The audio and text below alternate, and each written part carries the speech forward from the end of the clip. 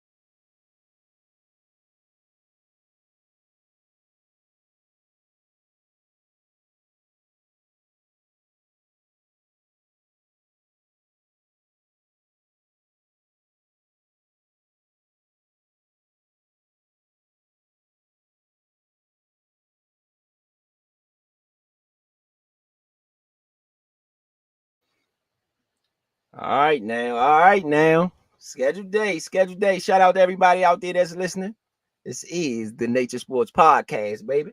You got ETA Money Road Point B in the building. You know, we should have Uptown Vito and Big Son in today, our normal host. You know what I'm saying? So we're gonna shout them out right now. Shout out to Vito, shout out to Big Son. Point Yeah, B. for sure.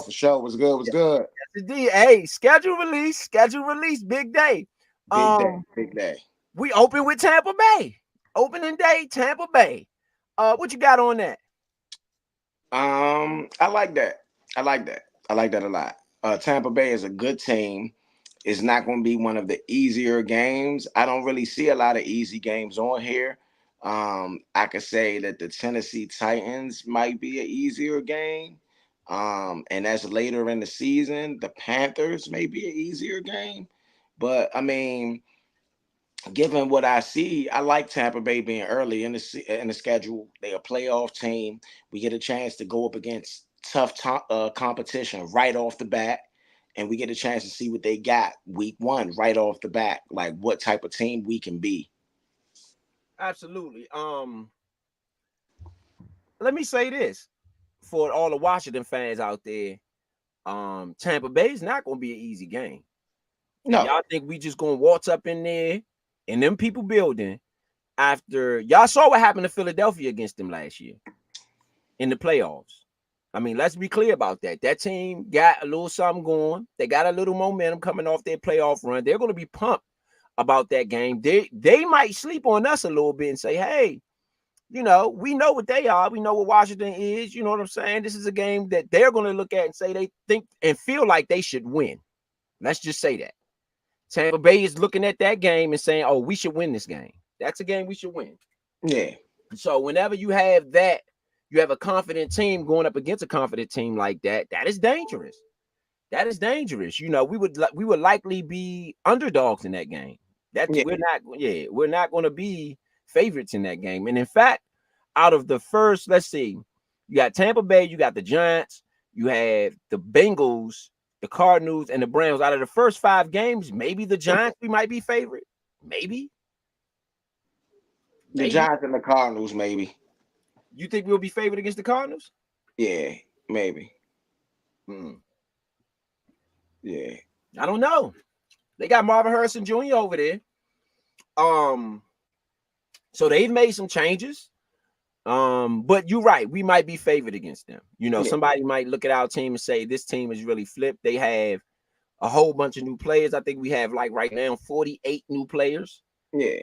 And I would say it also depends. It also depends on it also depends on how well we do those first 3 games. Right, You right, know, right. it definitely depends, or how bad they do the first 3 games. Might not even do well. They might just do really bad, and then we could be favored, or we could do really well. And they can do okay, but we doing really well, so we can still be favored in that situation. But it can be flipped the other way as well. I agree. I agree. Out of this so far on the schedule, what shoots out to you? What things do you notice? What do you foresee? Just the overall overview, nothing too much, because we'll go into some details without this program. And then again, I want, throughout the program for everybody listening, it's the Nature Sports Podcast. We do live broadcast. So I want to, we'll throw in here and there throughout the broadcast an opportunity for you guys to hear exactly what we do and the way we do it throughout the season. So as far as the schedule point, what you got on this? What do you have on this schedule? Just whatever shoots out, whatever you notice, just anything you might have, or your initial thoughts when you first saw the schedule. What did you think? It's a pretty tough schedule, to be honest. I look at you. Of course, you're gonna look at the playoff teams, right? You're gonna look at Baltimore. You're gonna look at Philly. You're gonna look at Dallas. You know what I mean? You look at those playoff teams right there, and you say, okay, and Tampa Bay. Excuse me, not to leave them out. You look at them and say, okay, those are tough teams. Um, then you look at like Pittsburgh. You look at you look at a team that's like for me, Pittsburgh is one of those teams. You look at somebody like Chicago. Yeah, You know what I mean? Those two teams fully like not revamped, but I mean, let's be real, they got some new energy and some new life there. yeah, You know, Chicago scares me. Quickly saying it. I think the easiest stretch, just looking at the schedule right now, like foresight, the easiest stretch we may have may be that after the Ravens game, where we got Carolina, we got Chicago, we got New York. You know what I mean? yeah, yeah. And that might be the easiest stretch we got. Or you could look at late in the season where but we have the Eagles in between that, but we got Tennessee, we got New Orleans, then we got the Eagles, and then Atlanta. You know what I mean? So those two spots, um, I feel like could be gold for us. You know what I mean? Not saying that any of the other teams are bad, but I mean like if we could win, like I said, if we can win that let's say Carolina game, that's Carolina, Chicago, New York. That's 3 wins right there. Then if we can do it late in the season, Tennessee, New Orleans, even if we and if we split with Philly, that would be the game I would like to win. You know what I mean? Because that could put us on a 4 game. That'd be 7 games right there that we can win. Um, and 2 of them being division opponents. Absolutely, absolutely. I'm gonna tell you what shout out to me is it reminds me a lot of that RG3 season. And it almost seemed like the NFL tried to recreate that season because if you remember, for all the fans out there listening who can go back to 2012, the 2012 season, we opened up with an NFC South opponent who had been to the playoffs, um, which was the New Orleans Saints. This time it's the Tampa Bay Buccaneers. Um, the last game of the season was against the Dallas Cowboys. If y'all remember, we played the Philadelphia Eagles one, I believe, the week before the last game of the season. The same way as the, it's similar in similar spots. We played Dallas on Thanksgiving. We don't play them on Thanksgiving this year, but we play them the week before Thanksgiving, like that weekend, that Sunday, and then Thanksgiving's that Thursday. So we play them there in that spot.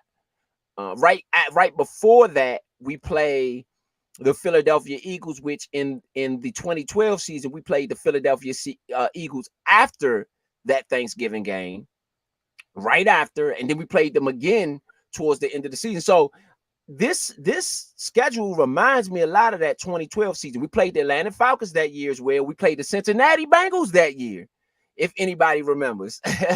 We played the Cincinnati Bengals as well that year. So this schedule, and I'm gonna pull the 2012 schedule up so I can, we can compare. But this schedule reminds me a lot of that 2012 season. It reminds me a lot of that 2012 season for everybody out there watching. And I don't want to compare this team to the 2012 team either.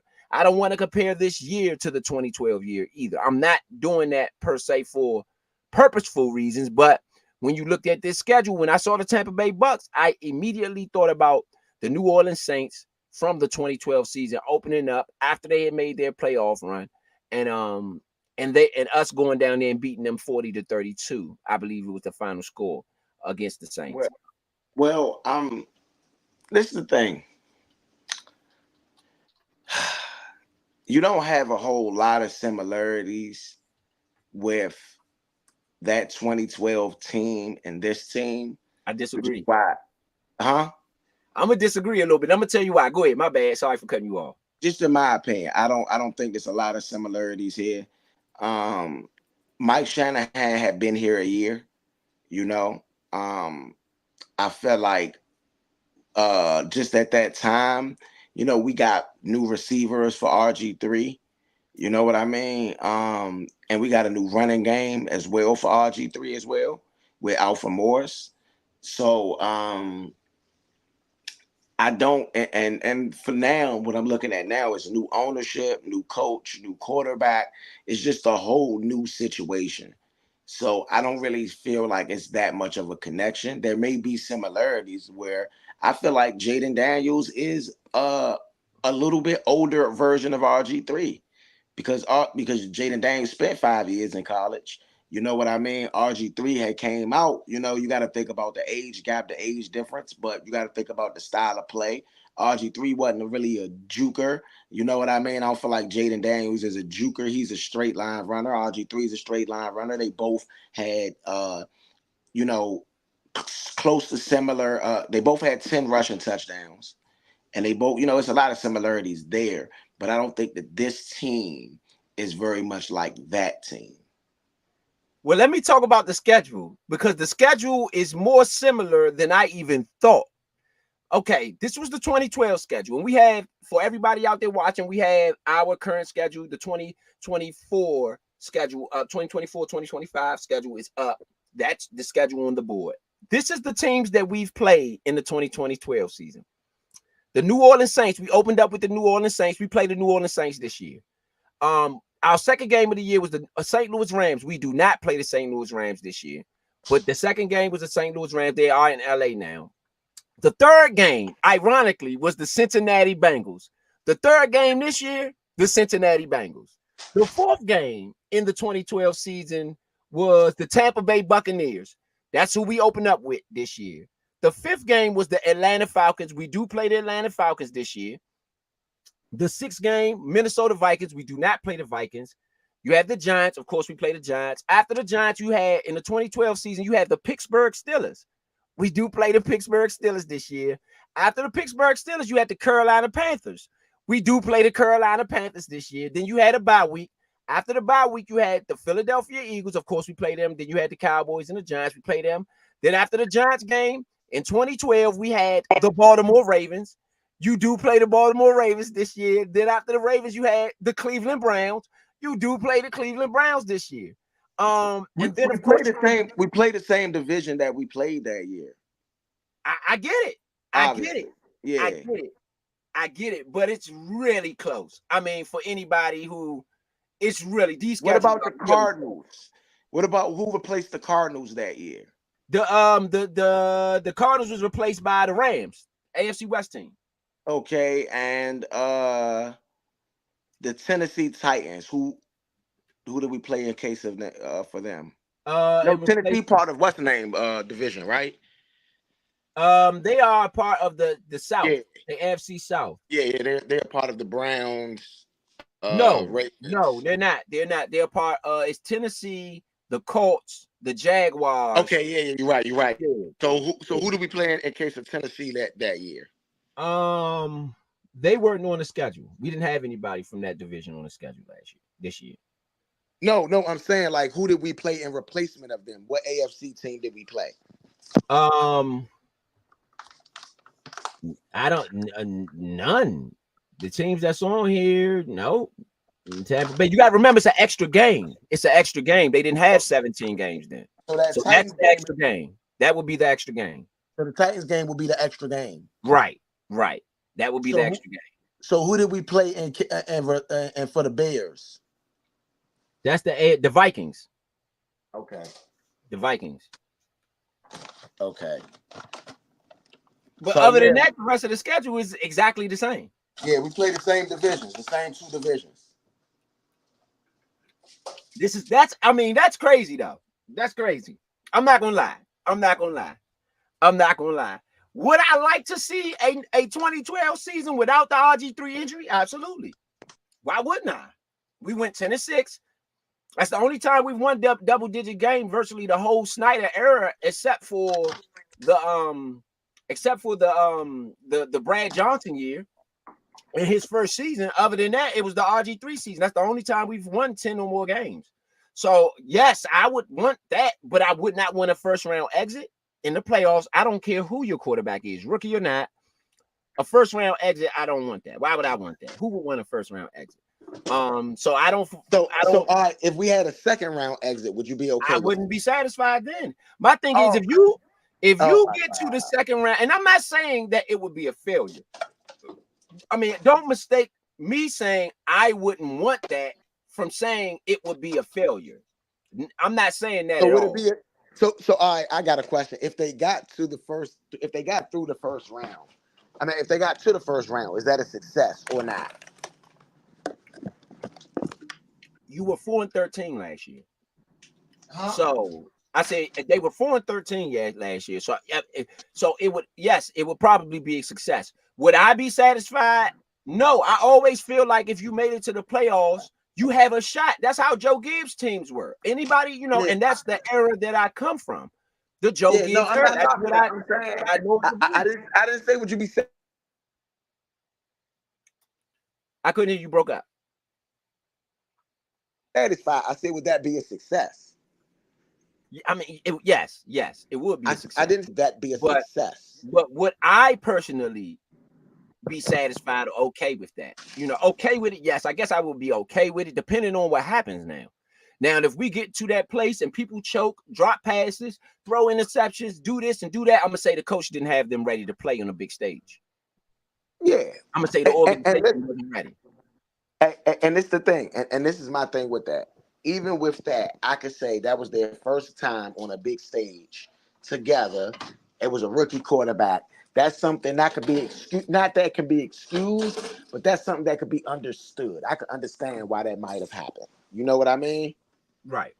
I can understand why that might have happened. Not that it's an excuse, but like, okay, this is a different situation for everybody. I get it. You know what I mean? Well, it shouldn't be for Dan Quinn. He's been to a suite. This is where the coaching staff, that veteran coaching staff that you have Tom Izzo, the special team coach, who as a player has 3 rings. So this stage, so to me, that should not be too big of a stage for the staff that you brought in. No way. You have a in your, what was it, our linebackers coach?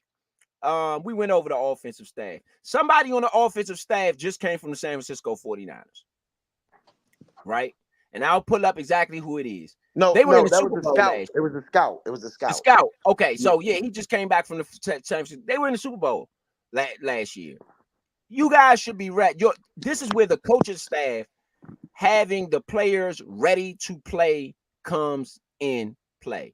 You got why would you? A veteran staff should have these guys ready. That's in my opinion. Everybody feels differently, but I feel like a veteran staff should have those guys ready to go in moments like that. Yeah, I agree. Listen, this is the thing though. This is still a young team. I understand it's a veteran staff, but these players haven't been there yet. Bobby Wagner has. Bobby Wagner has, but I'm talking about like Jaden Daniels. Terry McLaurin's been to the playoffs. So I'm not going to say it's not on Terry, but Jahan Dotson hasn't. A lot of our people. Don't get me wrong. I don't expect them to just flop, or you know what I mean. But if there's understandable mistakes because you just haven't done it before, I can understand that. That's what I'm saying. Man, I don't know. I'm still looking at the coaching staff and say you guys should have done a better job. Probably I am going to say that, but at the same time, I'm not going to be as mad if they get to the playoffs after being 4-13.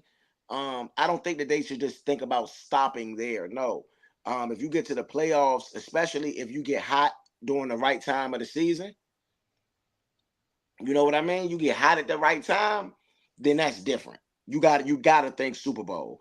And I would be disappointed if we didn't get to the Super Bowl, but I would not feel like it wasn't a successful year if we went to the playoffs, if we got to the wild card, if we get past the wild card, even if we get to an NFC championship, rookie year, rookie quarterback, rookie coach for our organization, you know what I mean? Right. I would be proud, and honestly, because I have not claimed to be a Commanders fan yet, I keep saying this, I will not, I'm not. I'm just not with it. You got to earn my support. I'll be the first person to say it. You got to earn the support of not just me, but the support of all of these fans that come from Redskin heritage. People that love the Redskins. You can't just change the name and think we're going to support you just because it was those. No. And shout out to Dan Quinn for wearing the shirt. Anybody that don't like it, oh well. Oh well. Yeah. I'm all for bringing the name back. All the fans who know, all the Redskin Nation out there who listening. Shout out to everybody out there, Redskin Nation. You know, we see y'all. We see y'all. Shout out to everybody out there in Redskin Nation. I'm all for bringing the name back. So yeah, we gonna end it. We ain't gonna go into it too deep, but I'm all for bringing the name back. You know what I'm saying? Yeah. I'm all for bringing the name back. Now, when we look at this schedule, let's see what we looking like. Let's really dive into this schedule a little bit and see what we're looking like. Week 1, you got the Tampa Bay Buccaneers, right? So the Tampa Bay Buccaneers last year they ended the season 9-8. Todd Bowles is their coach. And their offense was ranked 20th last year. They scored 20 points a game.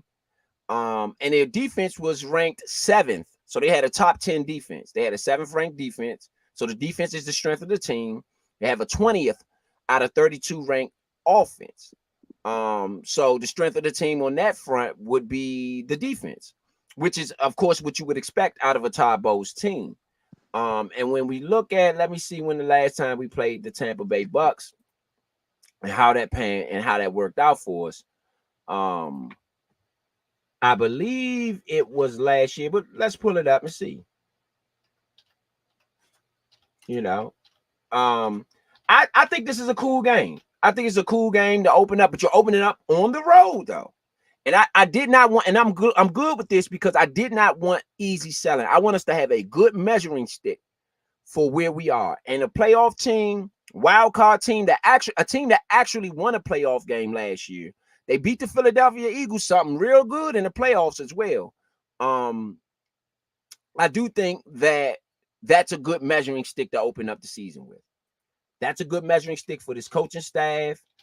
That's a good measuring stick for Jayden Daniels against a top 10 defense. That's another thing. Jayden Daniels opens up this season against a top 10 defense. He opens up the season against a top 10 defense. You know, the running game will be. Go ahead. I don't know, man. I don't think that's a bad thing, though. You know what I mean? I don't think that's a bad thing. I think Jayden Daniels, if he starts week 1, right now he is not slated to starter, and I mean that's normal NFL protocol in my opinion. You know, I think that we got into this new rookie must start game 1, day 1 thing over the last, let's say, after the Michael Vick era, you know? Right. You had some guys, you had some Peyton Mannings and some guys like that, you know? You always got those guys. But usually they used to have the people sitting on the bench for a year. Learn how the NFL work. I personally would like to see him start week 1 because if he starts week 1, then this offense that, I mean, you brought to me, and maybe I'm wrong, but based on the staff that you brought in a staff that's worked with Lamar Jackson, that has worked with Daniel Jones, that has worked with a lot of running quarterbacks. So to my own guess, you brought in a staff that specifically for Jayden Daniels because you knew you were going to draft him. Based on the staff and the offensive staff that you have, you brought them in geared around what Jayden Daniels done. So for you to then start Marcus Mariota, what good does that do for Jayden Daniels? Well, I just think it's like this. You put the kid out there when the kid is ready and not a moment before. I think we don't have to rush this when it comes to Jayden Daniels. You know, and I think that a lot of people are used to NFL teams rushing it. Right? But let's say if it takes 2 years for Jayden Daniels to become the absolute monster, the MVP potential candidate, because that's what type of skill set he has. Like Lamar is an MVP candidate every year. You know what I mean? So if it takes 2 or 3 years for that, I don't mind. I do. That's if Jayden Daniels is that guy. If he gonna keep running off MVP candidate years for the next 5 years after 2 or 3 years of a rough years, then I don't mind. I'm not gonna be happy, but I would say that's why you picked him that early during that draft. You know what I mean? Absolutely. So like, let's say he don't come into fruition until 27 or 28. Okay. He's 25 now. You know, you still got at least till he 33, 34 years old at that point. You get what I mean? Right. So his age and but this the thing, I do think he will, and I'm saying this not to say that I don't think he'll start week one. I think absolutely he starts week one. You know, I don't think it's a doubt in my mind that he starts week one, but I just want to, if he's ready. So if he's not ready, I can see him starting around week 4. You get what I'm saying? Right. And Right. so they're gonna get. They only got man less than 100 days. You know, they got less than 100 days to make sure that he's ready for week one. That's not a lot of time. You know Yeah, what I mean? I mean, but you knew you were going to draft him. But you couldn't give him the playbook. It's not like he could have, it's not like he could have learned the playbook before Right. he got to the team, So like theoretically, he only got less than 100 days to get this right. If he shows that he's taking those leaps and bounds, which everybody is saying that he is. So I've watched a lot of interviews in the OTAs. I watched Jahan Dotson. I watched Dan Quinn talk. I watched Cliff Kingsbury talk. I've watched all of these interviews and all of them saying that he's doing the things that he's supposed to do, meaning he's meeting the marks that they have set out for him so he can start week one. Right. But let's say that there's something that he doesn't get. I don't want him getting blown up on the field because we didn't have that boy prepared to go out there. I don't think he would necessarily get blown up on the field because we didn't have him ready to go out there. If he gets blown up on the field, it's gonna be because he was always gonna get blown up in this field. That's just my on the field. That was my personal opinion. That's my personal. I don't know because you got to think about it. He was sacked when being blitzed. He was sacked the highest rate in college football last year. Right. And so, Jaden Daniels was. Yes. Oh, that's sad. I didn't know that. I didn't know that. All right, Redskins fans out there. I think you missed it last show. I said it last show. 29% was the highest, and it was him. Wow. Now that's alarming. That's alarming. Now that is alarming, but I would say with this situation, that's why I want to slow walk him because you got that percentage, right? And he still scored 50 touchdowns. But still, you get me? He can't take those types of hits in the NFL. The guys are bigger. Exactly. So if we can get that same 50 touchdown production out of, which I don't say 50 touchdowns. I don't think he's gonna get 50 touchdowns in the NFL. Not yet, at least, But let's say the production of it, the 30 touchdown passes or 40 touchdown passes and the 10 rushing touchdowns. You know what I mean? Right. We can get that out of him without him getting sacked as much, then we win games. You get what I mean? And so I'm saying that if he's ready to catch the blitz, if he's ready to call it out, if he's ready to switch the protection a little bit, you know what I mean? If he's ready to do those little nuances, then I would like to put him out there. But if he's not, don't put him out there to where he get banged up. And now your future is in stake right now. When you could probably put Mariota out there, no offense, let Mariota get a little banged up and then get it right with Jaden Daniels. Then come week, let's say 4 against Arizona or week 5 against Cleveland, you could roll them out before we play Baltimore. Well, I'm a proponent that you have to be on the field in order to get better in situations like that. That's just me. I'm a proponent. I think when you look at Jordan Love and you look at him in week 1, week 2, week 3, week 4, then you look at him in the Dallas game in the playoffs, I think that came with him being on the field. It's a much bigger difference, Yes, but I'm saying that if you can't even get the basics of whatever is necessary right at that time, that's what I'm saying. If he got the basics right, put him out there, let him have his learning curve. But if he don't even got the basics, you get what I mean? Right. That's what I mean, if he's not ready. So right now, like I said, he's checking the marks from what they say. So if he continues to check the marks, like I said, I see him going out there week 1. And realistically, he's a rookie. He is going to have growing pains, okay?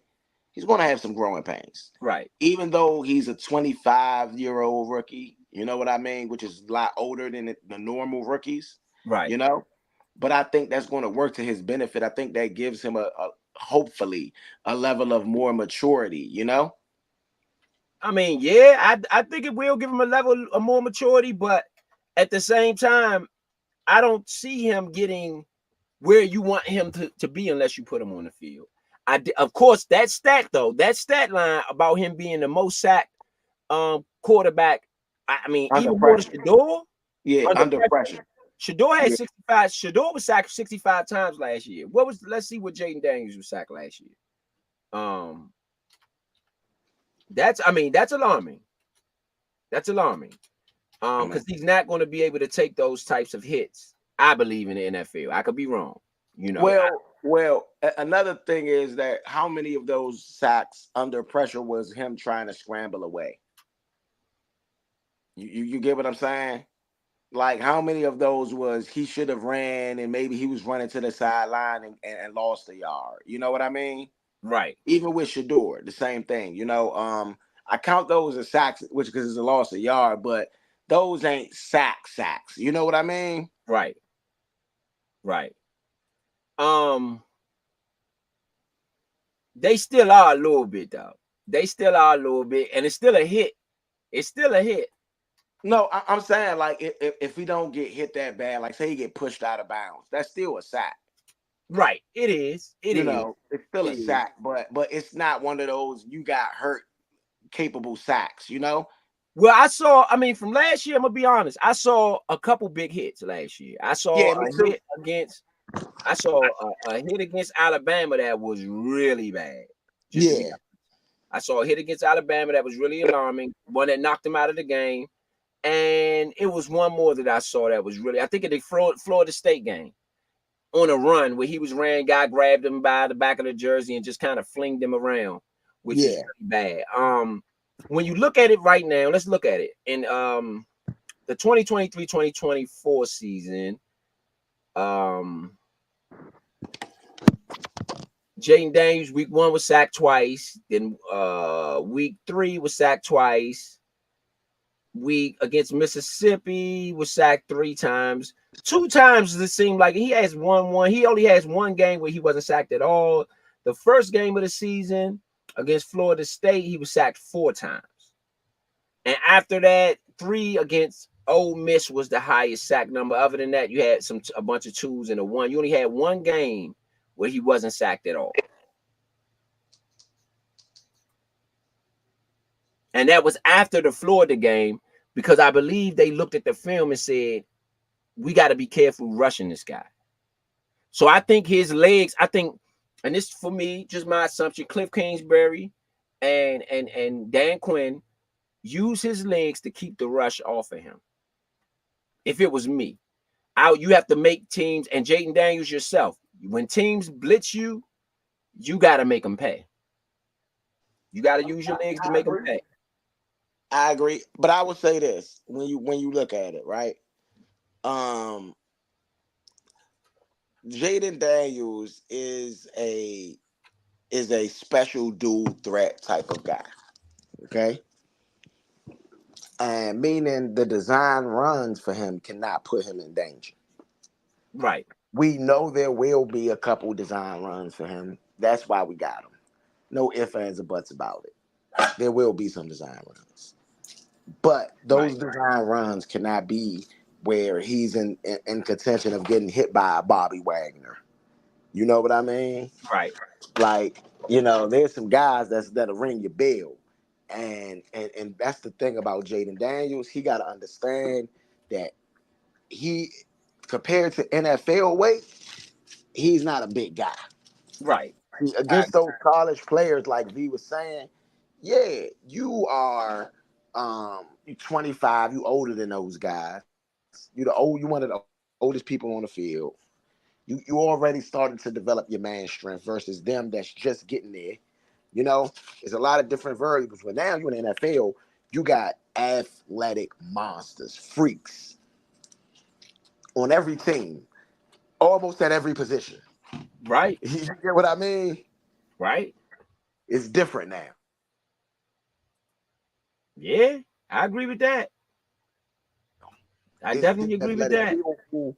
They are one of the most skillful people, because you don't have to be super athletic to be in the NFL. No, you could be a skillful ass person. Just know the game, know where to be, know how to get in between the zones, know where to cut players off, know how to bump and run, know how to do something. You know what I mean? And not only can they do it, they can do it at the highest level, and they're good at it. I You know? agree. It was very. Let me say this. It was very. It was very alarming how many sacks we got last year. Um, do you think Daniels could survive a season like that, like we Hell had no. last year in regards to sacks? Hell no. But I don't think we will have that type of season this year either, though. Well, I, let's I say don't. you do. No, I think that was abuse. That was Sam Howell abuse.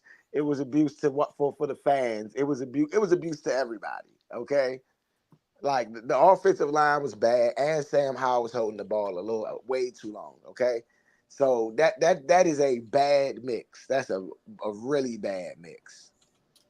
I agree. I think that they didn't use the running game to protect Sam Howell either, though. I just No, think they didn't. They didn't. Honestly, I could see Kingsbury throwing the ball a lot with Jaden Daniels, but at the same time, I think that with Brian Robinson, this is the thing. I do look at Kingsbury as being somebody that can see the game and say, okay, this person is doing this on the field, so we got to get this person the ball. right. I've listened to Kingsbury, most of his interviews, and he said, hey, I'm not one of those coaches, and I feel like these are Eric Bieniemy shots. Okay, I'm not one of these coaches that's not going to listen to That's not gonna listen to what? I didn't his hear that home. last one. I'll listen to. Okay. He said, I'm not one of those people. He said, I'm not one of those people that's not going to listen to my players. I am going to listen to my players. Now, that doesn't mean that I'm going to agree and we're going to do it, but I'm at least hear you out about what you're good at or what you see, what you don't see, you know? And Right. so I feel like that's a little bit of a shot at Eric Bieniemy because he's like, do as I say right now, nigga. Right. That's that type of person he is. But at the same time, I think Kingsbury is willing to listen a little bit more. And I feel like if something's working, he'll be able to adapt and say that's what's working for our organization, for our team. Yeah, I can see that. Tampa Bay Buccaneers last year, when you look at their sacks specifically, they had 6 sacks against the Indianapolis Colts, 5 sacks against the Green Bay Packers. So those were 2 young quarterbacks. Let me make sure Anthony Richardson played in the Tampa Bay, in the Tampa Bay game. Or was it Gardner Minshew? It was Gardner Minshew. So that wasn't a young quarterback. They had Justin Fields though, in which they didn't have any sacks. So that's closer to what they would see, I would think. They played the Bears in week 2. And they didn't have any sacks. They played the Philadelphia Eagles after that, which is Jalen Hurts can run around a little bit. They had 2 sacks. They played the Buffalo Bills. They had 3 sacks. So nothing outlandish though. Nothing outlandish. It seems like even when they had the rookie, the younger quarterbacks, they played the Carolina Panthers last game of the season, they had 3 sacks. So I could see that. 3 sacks a game. What do you think about that? Does that work or is that too much? That's too much. That's too much. We can't afford to let Jaden Daniels get sacked. So what's the quota? What's the sack quota? It's 2 a game? I would say at most, I don't want to see Jaden Daniels get sacked more than I don't want to see him get sacked more than 4 times in any game this season. 4 times is too much. So 3 times is the absolute max. And I would say per game, maybe 1 sack per game, maybe on 1 sack average. a So game. maybe about a total, maybe 20 sacks at the most. So we are expecting this offensive line to go from 65 sacks, 65 sacks in one season to 1 sack a game. Is that what we're doing? I mean, I know it sounds unrealistic, but I'm saying to protect Jaden Daniels, and hopefully he's getting the ball out fast. I mean, maybe 25 sacks at the most. I think in order to do that. Now, let me say this: it's not impossible. We have an 17 game schedule.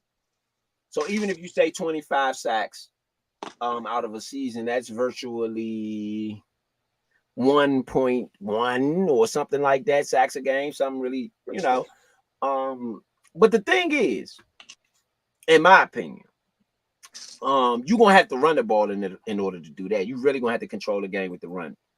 If you're talking about that little bit of sacks, because you would effectively have to weigh a defense down, before you start tossing the ball around a little bit. Because if they fresh legs early in the game, I think you'll get the most out of a defense, early in the game. Look, how about this?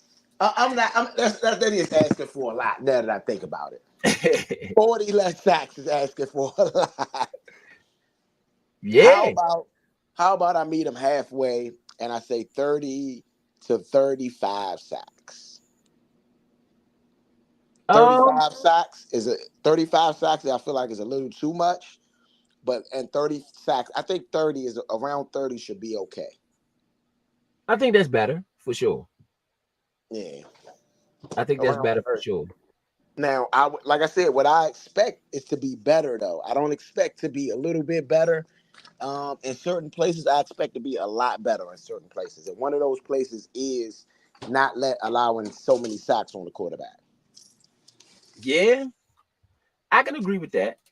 I mean, but that again, I believe that the running game plays a big part of that. A lot of people might not agree with me. They think the offensive line plays a part in that, and they do. They have to be good at pass blocking. Of course, we do have Coleman. We didn't have Coleman last year, so you did, and we don't know if he starts or not. But I do think that the running game is really important when it comes to slowing down that pass rush. I do feel like that. I feel like the running game is extremely important, and I don't mean Jaden Daniels with his own legs running. I mean with Brian Robinson and Austin Eckler. I think you really got to do things out of the backfield in order to slow down that pass rush a little bit. Second game of the year, New York Giants, week 2. The Giants had 35 sacks last year.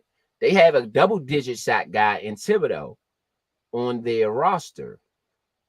The outside linebacker who they drafted, I believe, 2 years ago, he had 11 and a half sacks. They also had Jahid Ward, he's outside linebacker as well. He had 5 sacks last year. So I think those the edges. That's the edges. So your edges will be tested early in the season. Your edges will be tested. Now, I do not think Tampa Bay has Shaq Barrett anymore. I believe he's not with the Tampa Bay Buccaneers anymore. Let's see where Shaq Barrett went. Did he go to Tennessee? Shaq Barrett is with the Miami Dolphins. Okay. He's with the Miami Dolphins. And they said that we are in trade talks with Miami, actually, but they didn't say with who. I heard speculation about Dyami Brown, though.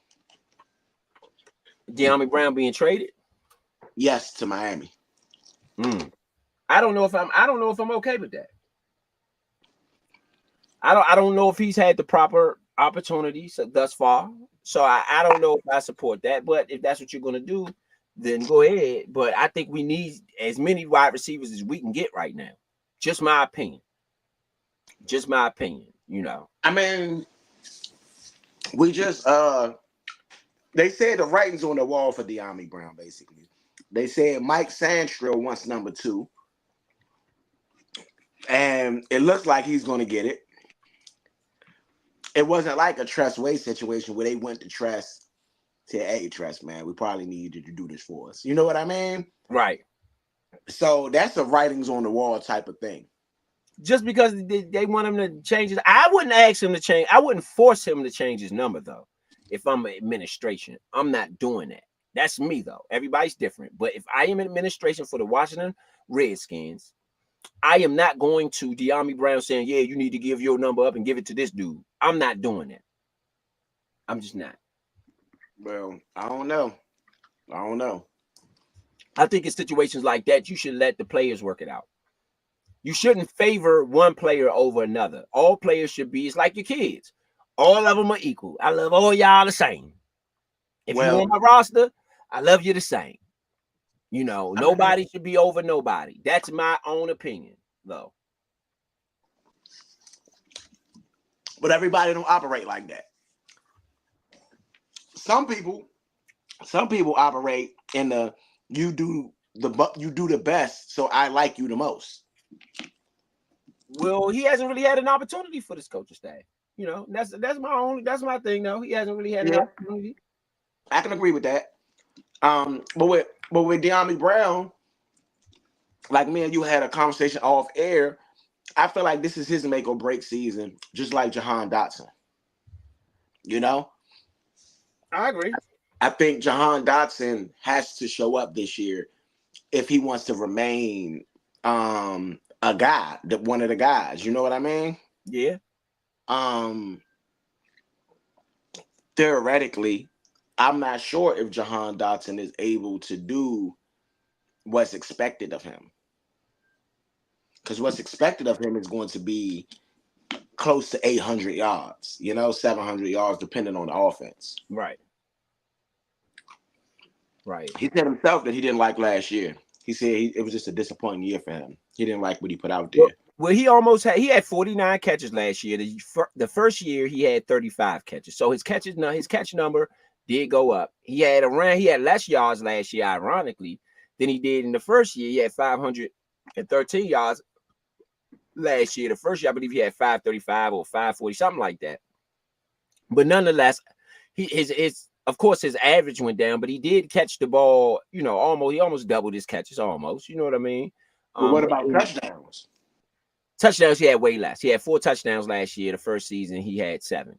So yes, that was disappointing for him. I'm pretty sure. Average and touchdowns went down. So I would probably be a little disappointed in that situation too, even though I caught a couple more passes. Right. Understandable for him. I totally agree. It is a make or break season for Dyami Brown. Jahan Dotson. However, I'm not sure that I blame them for much of what happened last year either, though. That's the whole thing, because they did not run the ball. So I'm not sure that the opportunities, defenses came in knowing we wouldn't run the ball. It's easy to play defense when you know what the other team is going to do. And they knew we wouldn't run the ball. So they basically put 5 back there, even with Sam Howell's interceptions. I think that was attributed to Eric Bieniemy refusing to run the ball. I can agree. So I think if you run the ball a little bit more, you give your chance. You get one-dimensional. Getting one-dimensional in football, I don't care if you're on offense or defense, or even special teams in a lot of ways. Getting one-dimensional is never a good thing. It's never a good thing. You're not going to have good results when you're one-dimensional. And I believe we got one-dimensional on offense. We refused to run the ball. And that's why you saw the results that you saw. So it's hard for me to blame Jahan Dotson and Dyami Brown for some of the stuff that happened last year, because I just feel like more than anything, even when it came to the sacks against Sam Howell, you drop back more times than any other team in the NFL. You're probably going to get sacked more than any other team in the NFL. So I just think that was a result of what Eric Bieniemy was doing. Working. Well, if they know you're going to drop back, we were dropping back on 4th and 1 on multiple occasions. Like, come on now. 3rd and 1, 4th and 1. You're not even running the ball then. You're not even attempting to run the ball. And that's the problem. I can see if you've been running the ball and then you threw a pass. Okay. Right. But you never even gave it a try. Yeah. So that for me is where I don't blame them. I just think that people, it was easy to play defense because they knew what you wanted to do. They knew what you were going to do, which was not run the ball. So they just called games based on that. And I think it was a little bit of tanking going on. Y'all already know how I feel about that. If you don't, go back and watch some of the older shows. Y'all know how I feel. I think it was a little bit of tanking going on. So I think that didn't help the cause either. Shout out to everybody out there listening to the Nature Sports Podcast. We are bringing you this schedule release show, going through the games, man, letting y'all see what time it is and at least hear some real perspective on what this season could bring, might bring, and will bring here on the Nature Sports Podcast. So I got a question, man. What do you think Neighbors does in that first game versus us in week 2? I think he's going to have a good. I can't say, because now this is what I'm gonna take Dan Quinn in Dallas. They really played well against bad teams. They beat up on the Giants pretty good last year, the Dallas Cowboys, and that defense beat up on the Giants pretty good. Now we don't have a Micah Parsons either. Period. No disrespect to the guys we do got. I love Bobby Wagner, Luvu, and Jamin Davis. Y'all know I'm a Jamin Davis fan. I'm in support of Jamin Davis. We don't have a Micah Parsons though, and so I don't think we have a double-digit sack guy on our team. In fact, I don't. Outside of the guy we got from Dallas, what's his name? Armstrong, Dorrance Armstrong. I think he had 7.5 sacks. Nobody else had 5 sacks last year. I think Jonathan Allen and Deron Payne probably have both close to double-digit sacks, if not double-digit sacks this year. Okay. Bold prediction. That is a bold prediction. But this is why for me, a lot of Redskin fans might not. We did it. Honestly, we might not to cut you off, but we did it the year that they went to the Pro Bowl. Right, but you had Young and Sweat on the roster. So I'm not sure you have a threat on the outside like that. Now, again, the guys who are there got to prove themselves. But I think we're going to do edge rusher by committee. So the whole edge rusher, when we say Fowler, we say, Dorrance Armstrong, like all of those guys may get 5 or 6 sacks. None of them have 10. They might get 4. You know what I mean? Right. But Allen and Payne, I think we'll get the 10s. We'll get the double digits. So the edge rushers, I don't think will have as many sacks as few as pass. You know what I mean? Well, let me say this: if the edge rushers are getting blocked with one man, Allen and Payne are not going to have double-digit sacks.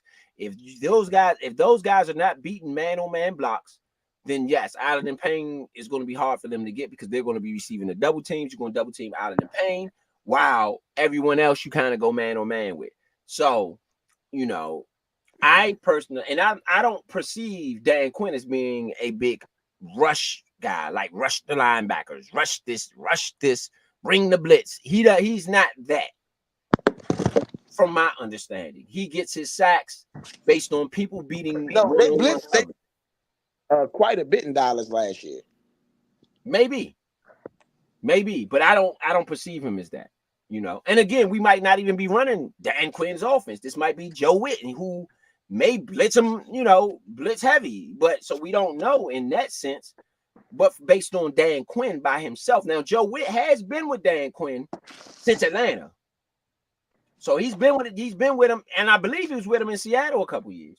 So he's been with him for a while, and you still do got Bobby Wagner calling the plays on the field. So if Bobby Wagner sees a veteran, so if he sees something that he wants to make an adjustment on, he's going to do that. If he sees something where you should blitz, I'm pretty sure he'll have the reins to do so.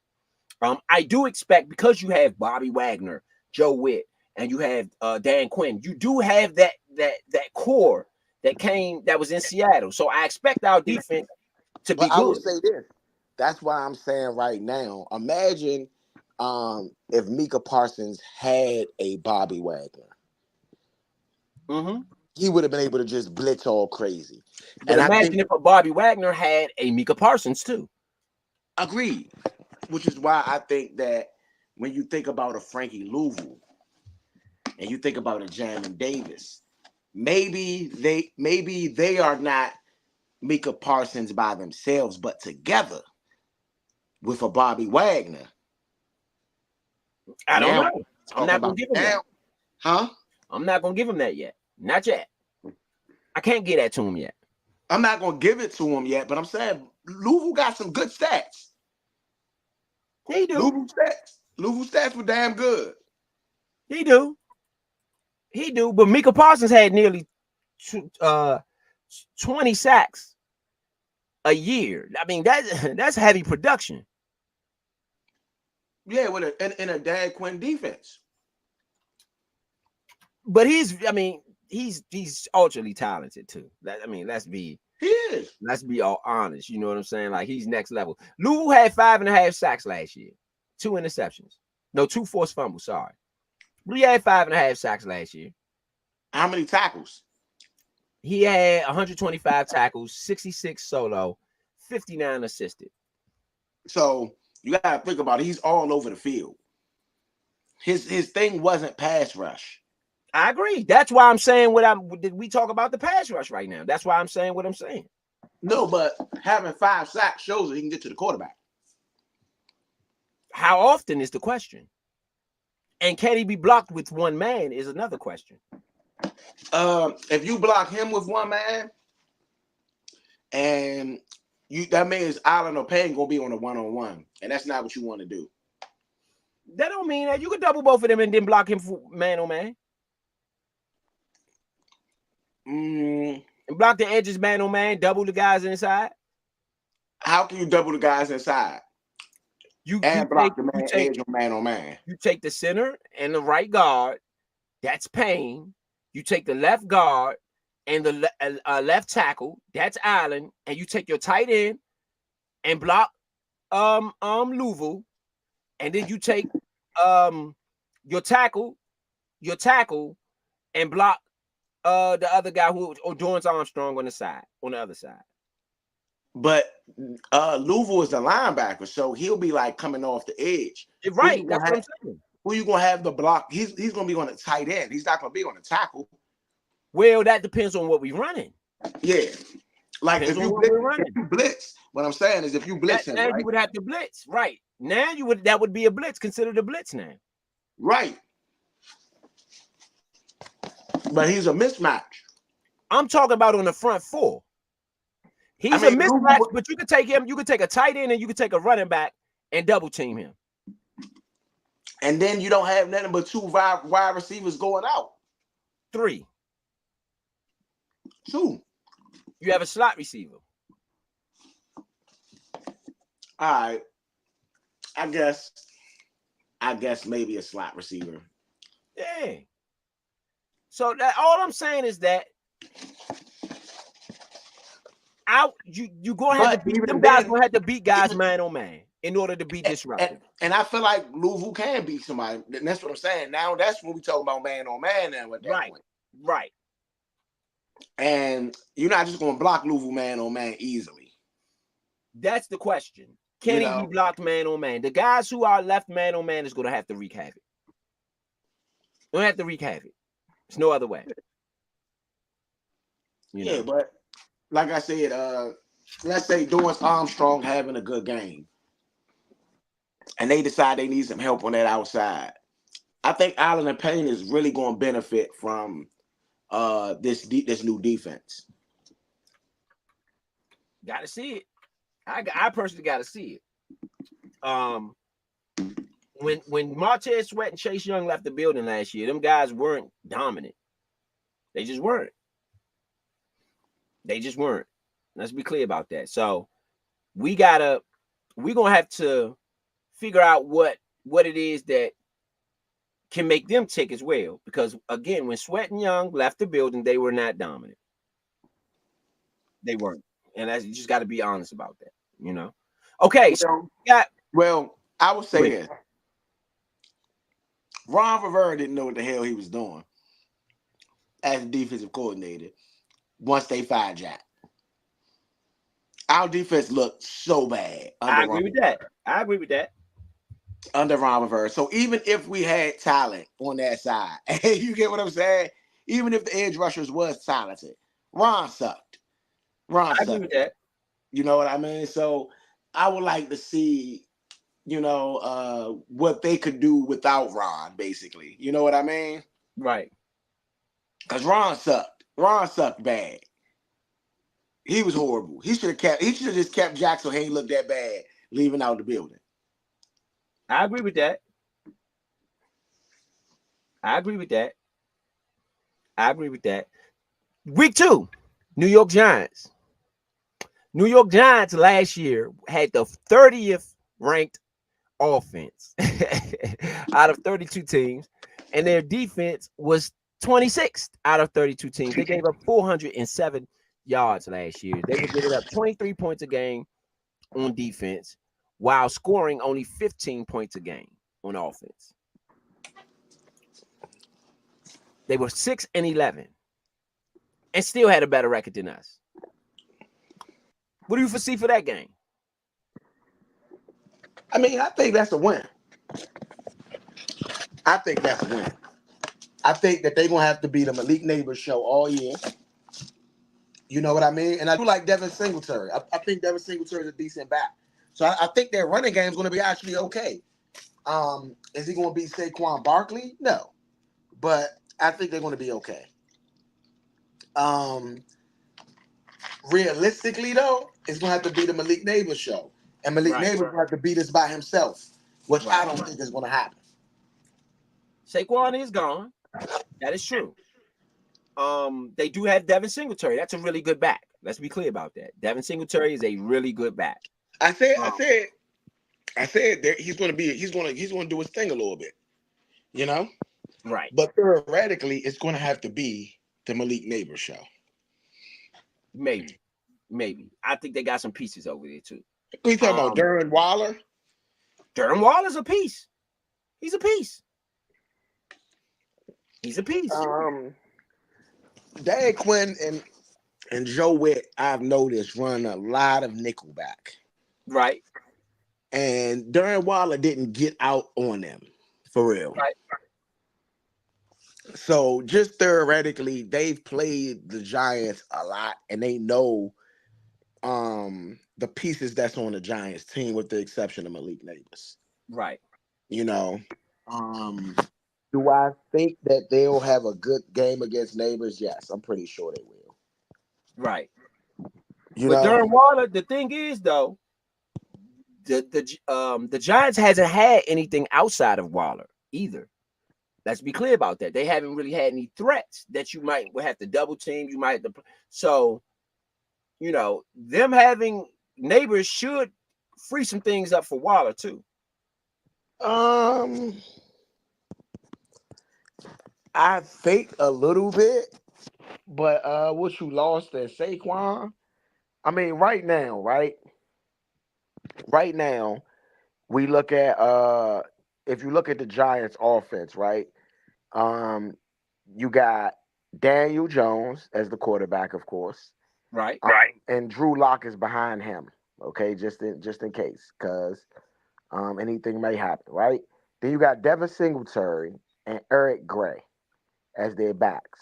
Right. You know? Not nothing to worry about.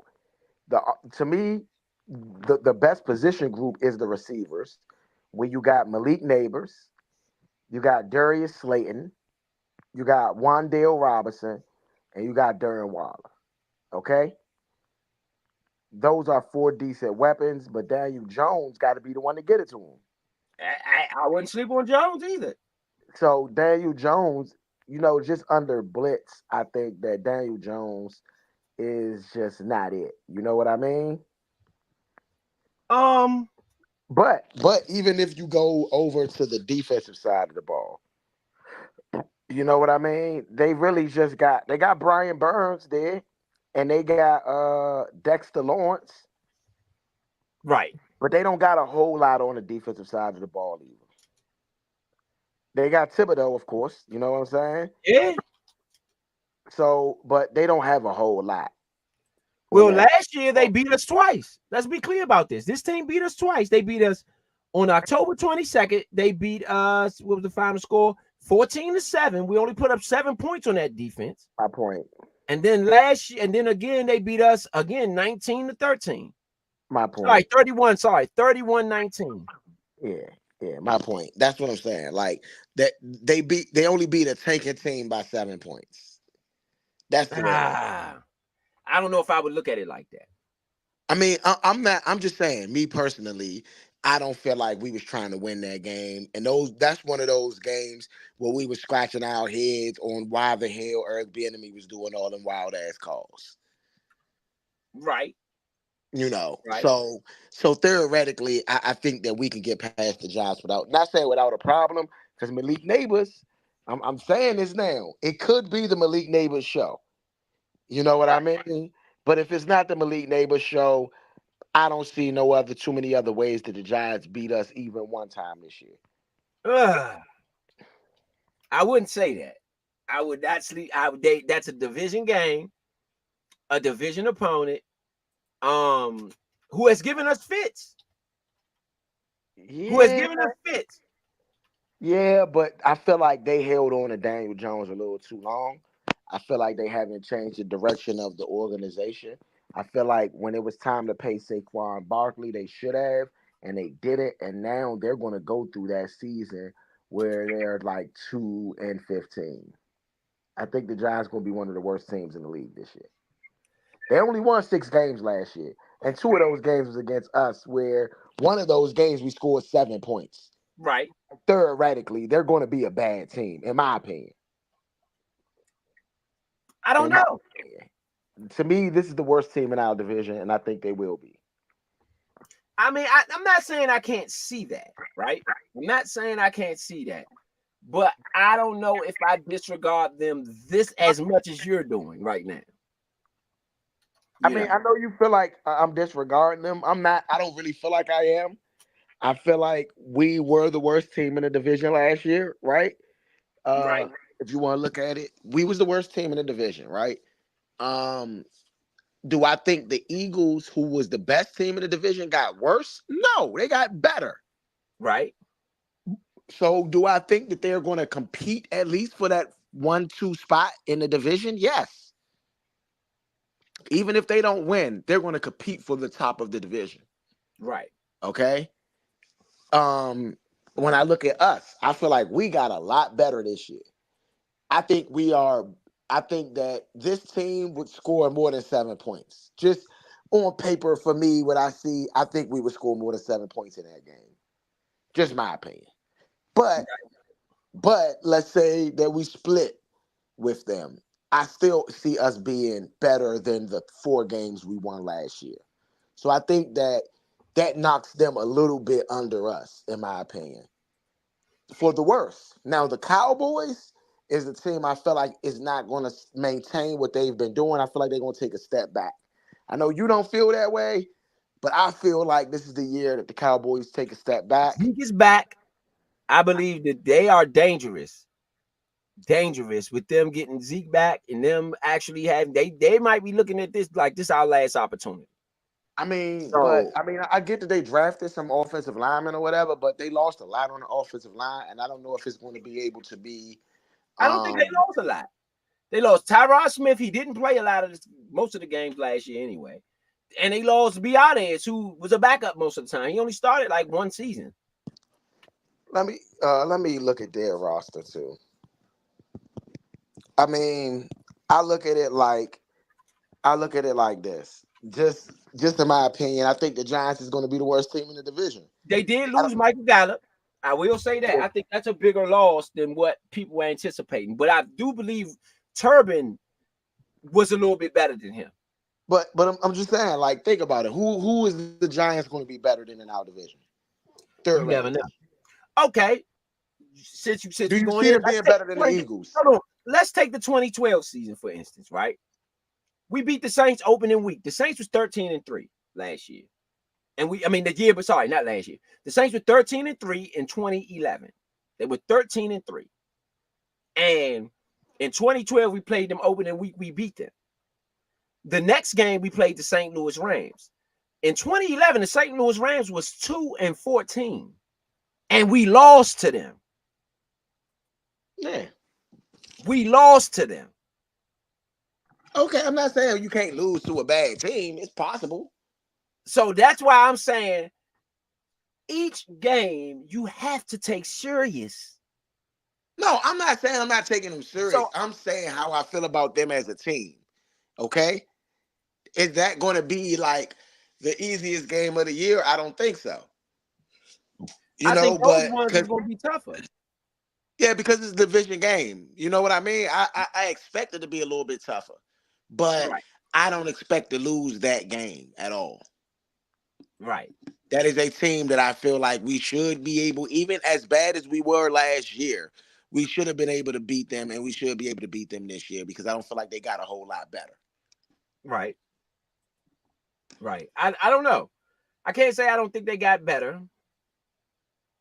Let me say that they had a tough season last year. And you come Where back did they hungry get? after them tough seasons. Okay. So is Malik Neighbors and Saquon Barkley an even trade-off? That goes to show, because honestly, those LSU receivers have panned out really well in the NFL. They have. They've panned out really well in the NFL. They have translated really well in the NFL. No, I agree, but I'm saying that. Do you think that that's a fair trade? I think that that's like. I'm With not Devin saying that. Singletary, hold up, Devin Singletary and Malik Neighbors. Yes. That's a fair trade-off. Yes. And in fact, I'll take Devin Singletary and Malik Neighbors in that.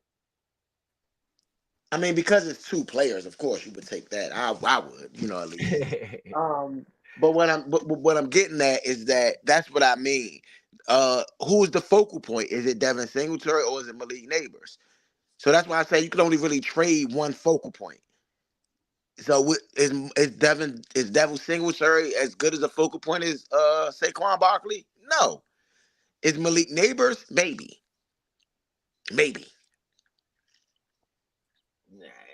I don't know. I'm not saying he is. I'm saying maybe. Maybe I can say Malik Neighbors would be a comparable focal point. You get what I'm saying? Right. Not even that he's better, but okay, we're gonna focus like right now. Our focal point should be Terry McLaurin. That's the best player on our offense. That is not a quarterback. You know what I mean? Hopefully Jaden Daniels transcends, and then that way we'll have Jaden Daniels still be the focal point. But like right now, you got in Baltimore, right now you got a new focal point. You got a Derrick Henry to run the ball to whenever times get tough. 31s, 32s. You know what I mean? Yeah. So that's what I mean by focal point. Like, which one is going to be a better focal point? I don't think you can replace a Saquon Barkley when it comes to something like that. I mean, again, I think Devin Singletary is suffice. I think he's suffice. I mean, that's your opinion, and I can't knock that. Yeah, I do think he's suffice. Moving on to the Cincinnati Bengals. Cincinnati Bengals last year had a really tough year. They had injuries to Carson Palmer. I'm sorry, I said Carson Palmer. That's how you know. Joe Burrow. Yeah, I was thinking 2012 season. Thinking the 2012 season. Yeah, smoking Joe Burrow. Yeah, they had injuries to Joe Burrow. And so they ended up, just to read off their stat line, they ended up 16th, middle of the pack offensively, 16 out of 32, averaging 21.5 points per game. Defensively, they were 22nd in the league. 21st in the league, giving up 22 points per game out of 32 teams. Their record was 9-8. Their offensive coordinator was Brian Callahan. And so I think that goes to show they will be running the ball when they come here. So we will have to strap up and play some good D when they come, because they will be running the ball. You dig? Yeah. Is Samaje Perine still on the team? You know? No, I do not believe he is there anymore. But let me make sure. Because I know they got rid of what's the name this year too. Mixon. Mixon, yeah. Let me make sure. Perine is still with them. No, he's not. Yeah. Yeah, he's not with them anymore. I really liked Samaje Perine, man, when he was here. I thought we should have kept him. And if anybody wants to know what Samaje Perine brings to the table, go look at that Kansas City Chiefs divisional playoffs with the Bengals when the Bengals knocked off the Chiefs. They really didn't have much in that first half outside of Perine. Yeah. You know, Perine really pulled them through it. Yeah, I rock with Samaje Perine. Shout out to him, man. Shout out to him. Yes, indeed. Shout out to Perine, man. Samaje Perine. Hey, again, this is going to be, I think this is more of an easier game than that Giants game. This game I'm more comfortable with than the Giants game. You crazy. Just my thoughts. I'm more comfortable with this than the Giants game. Absolutely not. That's me. I totally disagree. I totally disagree. What are Giants you game about, a division bro? game. I think this is what you talking about. This is one that I just feel a little confident in. I'm not, you know. What? This is one I feel we can go into Cincinnati and knock them off. I think we can do that. Tripping.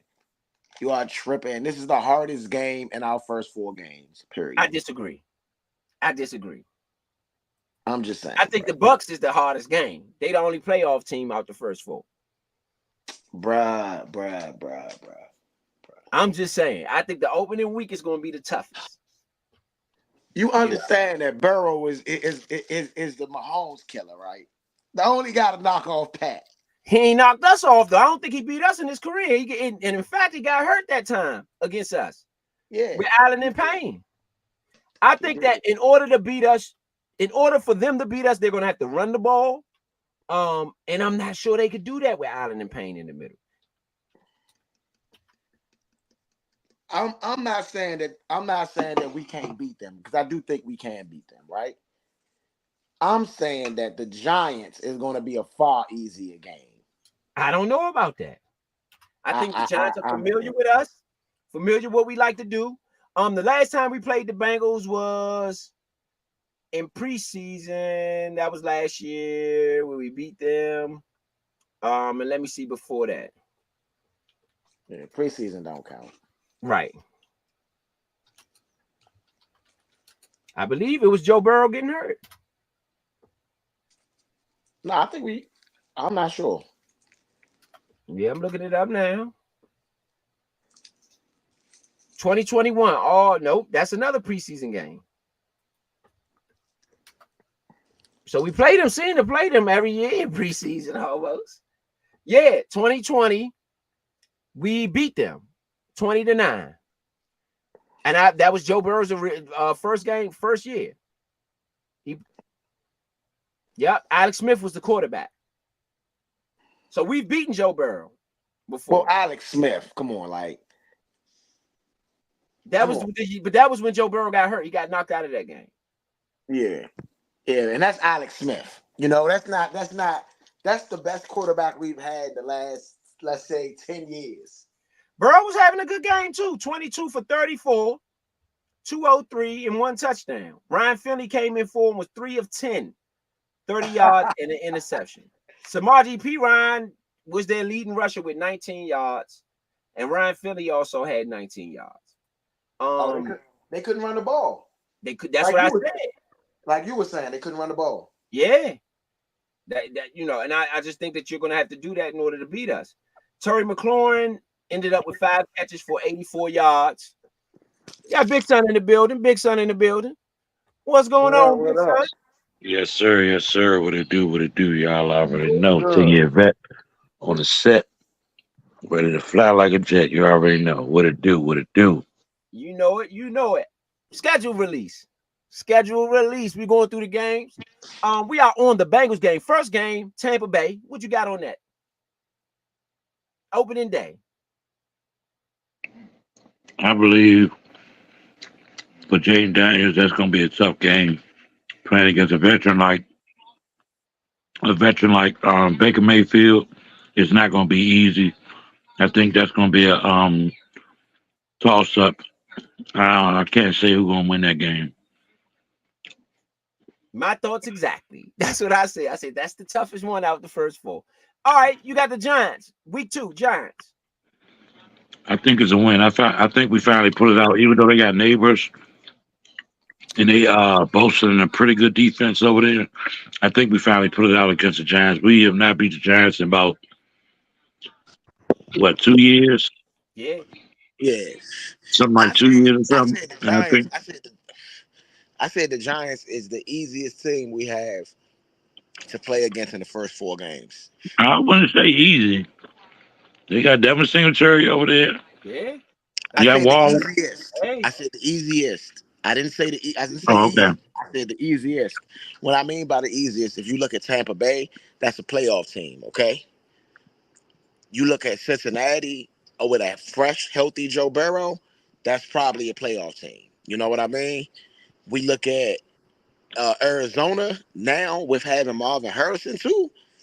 That's a tough game. You know what I mean? So I really think that the Giants, because we familiar with them, um, because we got because Dan Quinn is familiar with them, Joe Witt is familiar with them, um, even Brian Davis. I'm gonna say Brian Davis. What's his name? Brian Johnson. You know, is familiar with them. All of these people have played against the Giants. Are very familiar with those players. Familiar with the Slaytons. Familiar with the Daniel Jones. So Um, that's a great point. Um, well, even with the Cardinals game, I think that's a winnable game. I think the Cardinals is a winnable game too. I It thought might that be a tough one. That might be the first tough game that we have. That defensively, I think Tampa Bay, and what I meant by, let me clarify that. What I meant by, I think it's going to be a not easy game for Jaden. I think Jaden's going to have to earn that game. That's going to be an earn it game right there. You win that game, you earned it. You know what I'm saying? I think the Giants is going to be a given. I think this team is going to be so fired up, and Dan Quinn going to look around like we've been losing to these guys for the last 2 years. Yeah, right. Smack their head. You know what I'm saying? Cincinnati, Cincinnati. We all didn't we get lit by Cincinnati last time we played them? no, we won 20-9. That was when Joe Burrow got hurt. Oh, that was the season he got hurt. Okay. Yeah. Um, but Joe Burrow gonna be healthy. He ain't hurt this time, Mm-hmm. so it definitely won't be no 20-9. You know, That's what I'm saying. if we Joe could possibly Burrow. lose that game, to be honest with y'all, we could possibly lose that game. I say that's the toughest game we got, probably. I think we could beat them. I think that they're gonna have to run the ball because Ryan Callahan is now their coach, I believe. So oh no, he's not their coach. He's not there anymore. But I still do believe they're gonna have to run the ball to beat us. And I'm not sure that they're gonna be physical enough up front to be able to beat us. I do not think that Joe Burrow, after not playing for over close to a year, is going to come in week 2 and just do all of this amazing stuff. I Well, just that's don't after. See, that's the see it. thing. That's after 3 games. That's like after I'm he's about to been say comfortable. he's gonna be kind of getting You warmed know, up. and Yeah, yeah, he gonna be getting warmed up by then. I don't see it. I think that they're gonna I have to do. run the ball, in order to beat us. And I can't see that either. That's just me. That's my own opinion. I just don't see it. I think that So Allen I'm starting to see a pattern. I don't know if y'all see it or not. what? The last maybe 2, 3 seasons around here in Washington, we had 1 or 2 games in the first half of the season that are in our division, and then the last half of the season they load us up, or either they do a reverse. But the last 2 seasons, it has been on the second half of the season they load us up in the division. Yes. So that's a must. Them games right there, them second half division games, can't lose none of them. I don't Right, care who you are, right. Nah, can't but lose see, none this of them. this the thing this the thing I don't like about it. Um, Versus because you tend to be a lot healthier in the beginning of the season. You know what I mean? You tend to be a lot healthier by mid-season. People have been hurt, people been banged up, and now you're talking about giving us a bunch of division games at the end of the season, Right, which are the important games, the games that get you in the playoffs to keep you out of them. You know, right, right, so I don't necessarily like that. right, right. So we're on where we at? We are Game on 4, game game four. 4. Game 4, the Cleveland Browns. What y'all got on that one? Oh no, Mm. no, no. Game 4 is the Cardinals. Cardinals. Oh, sorry. Yeah, the Arizona Cardinals. At Arizona, in Arizona. What y'all got on that? I think that's going to be a hard game. I think that's going to be a tougher game than what anybody that's looking at the schedule was thinking. But that's the Kingsbury game. I expect Cliff Kingsbury to come dominate. I expect him to go out there and have his best game of the early season. Out of the first 4 games, I expect this to be the best offensive game. The reason being, I think that it should be the best offensive game more than anything is that when you think about it, this is his old team, and he knows that offense very well. He knows those offensive players. But not beside of him knowing the offensive players because he's playing against the defense. A lot of those defensive guys are also his guys that he scouted, guys that he should know. You know what I mean? And so looking at that, it's still a lot of hangover from when Kingsbury was there. So I think that this should be Kingsbury's game. He should be able to do enough on the offensive side where the defense don't even matter, even if it's a shootout. Washington signs Damiere Byrd, just to throw that out there, the wide Yeah. receiver from Atlanta. He's fast, but that's pretty much all I got is we got a bunch of little fast guys. I don't know how I feel about that, but go ahead. Back to the Cardinals. But yeah, that's what I think. I think that when you think about it, that should be the Kingsbury game. That What you should be the got on that, Big Kingsbury Son? game. On the Cardinals in Arizona. yeah, I said that's a wonderful game, but it's not going to be easy. Let's go through some of the Cardinal stats from last year and just see what they were looking like. I do think Cliff Kingsbury should really be pumped about that game. Do y'all think it's going to be telling if he loses that game? Is that something that's telling? No, No. It not depends necessarily, on because how the game sometimes goes. the student outgrows the teacher. Well, I think that that's a game that Arizona could also win too. When they look at the schedule, they looking at it like a rookie coach, first time coach, and not only a first time coach, but you also looking at the fact that Kingsbury is there, and they know how, and they might not know the offense we're going to run, but they may know what Kingsbury thinks like. Well, Okay, last year, I think that in that game, we're still going to be underdogs. I think the first 5 games, we're going to be underdogs in every single one. Maybe I don't know. I they don't were know. 4-13 last year. So even when you said that the Giants was the easiest game, I don't know. They were 4-13 last year. Their coach right now is Jonathan Gannon. He's in his first, I guess that's his second season with them. They were 4-13 offensively. They were 24th out of 32. Defensively, they were 31st out of 32. Our defense was the only defense that was worse than theirs last year. Well, see, but that's the thing. They didn't have a Marvin Harrison last year on their offense. Well, what does that have to do with the 31st ranked defense? They gave up 455 points last year. No, I think that we made. That's why I said it might be an offensive shootout. Yeah, they might. They gonna. Yep.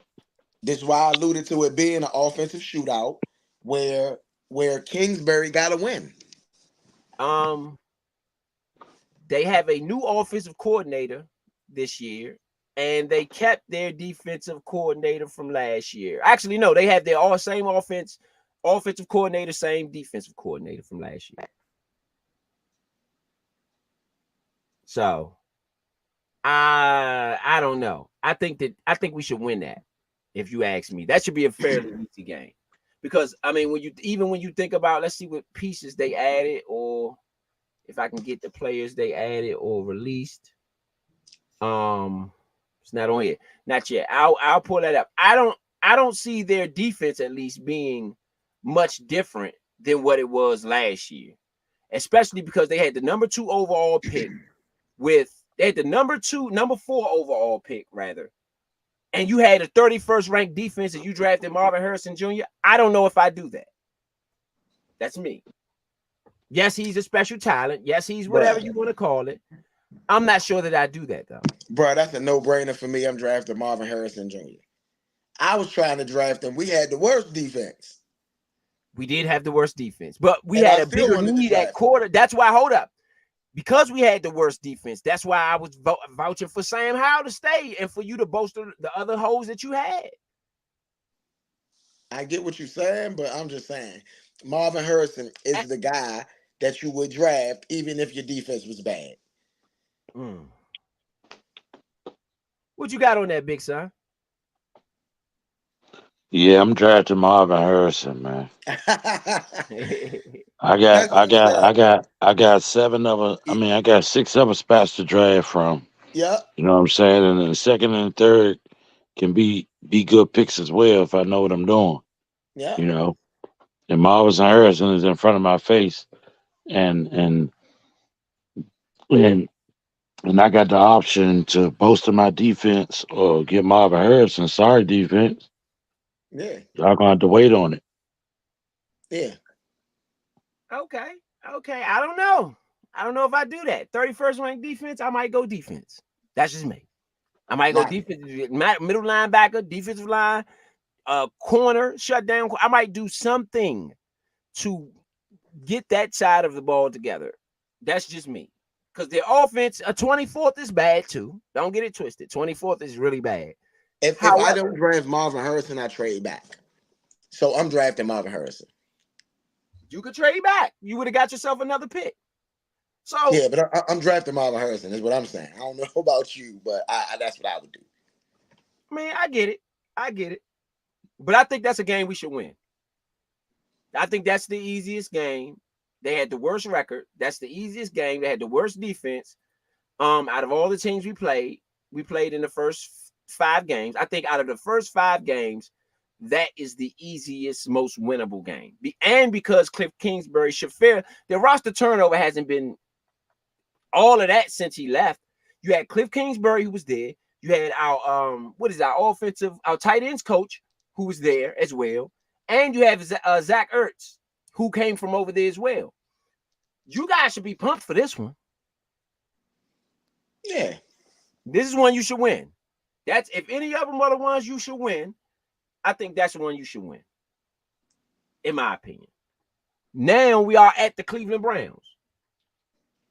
And not to cut you off real quick, but just watching some of the OTA stuff, and you have Forbes out there fielding punts. Yeah, that's interesting. Interesting. I don't know if I like that, but it is interesting. I mean, the kid does have special talent. I want to see him working on his technique and focusing on corner. He didn't do that well enough for me to put him at a returner. See, when you think about the cornerbacks who then went and returned punts, you think about Dion, you think about Darrell Green, you think about Champ Bailey, you think about amazing corners, guys who had already had that position sold up. And so, they could go and branch off and do other things. I haven't seen him play corner well enough to put him as a returner. That's just me, though. Well, maybe he's working with the hands team early on in training camp. That could be it. Which I wouldn't mind either. That could be it. He appears to be the only cornerback over there though, receiving them. Right. That could be it.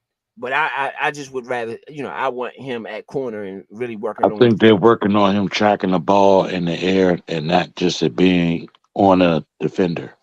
Right. They want him to track the ball well while it's in the air. You know Well, what the I'm saying? secondary is still getting ready, and he went over there to do some drills with the hands team, basically. I can live with that. Yeah, I can live with that. Cleveland Browns last year was 11-6. Kevin Stefanski is their coach. Their offense was 10th in the NFL out of 32. Their defense was 13th out of 32. This may be the toughest game in the first 5. Or does it go Well, first 4 and then you go to another 4? I would say go to an you could say 5, and then we could say 4 out of the 5. Um, yeah, yeah. I mean, you got 3 tough games though. When you look at that, you got Tampa. To me, you got the Bengals, and then you got Cleveland. So those are 3 tough games in the first 5, I think. I think Cleveland. I just feel as though the inconsistency with them. Like 1 week they playing Deshaun, the next week they playing the other guy. Like y'all got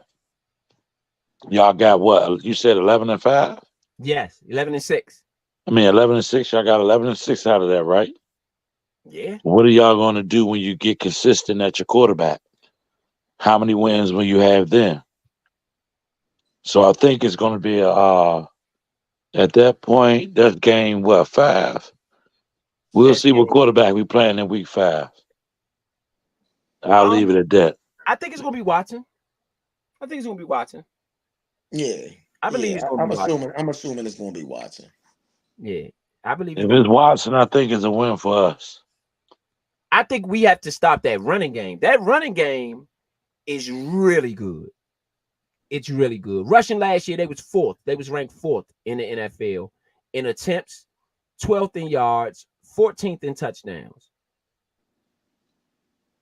That running game is really good with Kareem Hunt, and they should have. And Chubb will be Chubb should back. be back. Chubb should be back by then. Chubb will be back. You know, so and they still got Jerome Ford.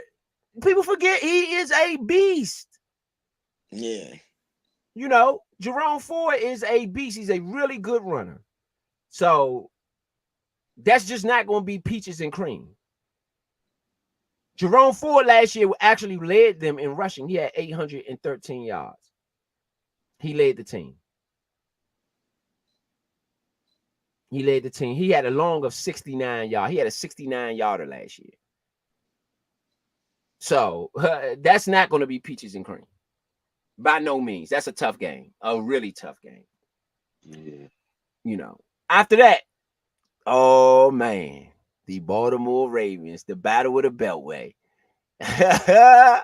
Which hold on, let's I don't even know. I don't even have to really go over what they did. Probably number 1 in everything. Lamar Jackson versus Jaden Daniels. Number 1. That's who a lot of people been comparing him to. Yes. And honestly, that's one of the people that he said he's trained with. Uh-oh. I don't like that. I don't like that. I'm gonna keep it real. I don't like that. I like that. I don't. Hey, bro, listen. He plays a similar style. Like I said, Lamar got more wiggle, but they do the same thing. This is I a don't want them to running get too close. quarterback. Not when we Huh? play them this year. Not when I don't need him analyzing what Jaden Daniels do, how he do, and running back to his defensive coaches. Not when we play them this year. No. Well, this was before. This was coming into the draft that he was We training. knew though. We knew who our opponents would be. We just didn't know what order they were going to go in. Well, I'm saying this is before Jaden Daniels was even on the team. Right. Okay. I can live with that. You know, somebody, but he is going to go to Lamar Jackson, and get some tips more than likely in I the pro. don't want nothing from him. We play him this year. Me personally. Baltimore Ravens had the number 1 defense in the league this year. I'm gonna say this. I do think that it is good to have a pro that's not on your team to talk to. Go find somebody. Go find a guy who's retired. Go find Brady. Go find Steve Young. Go find somebody who is not playing anymore.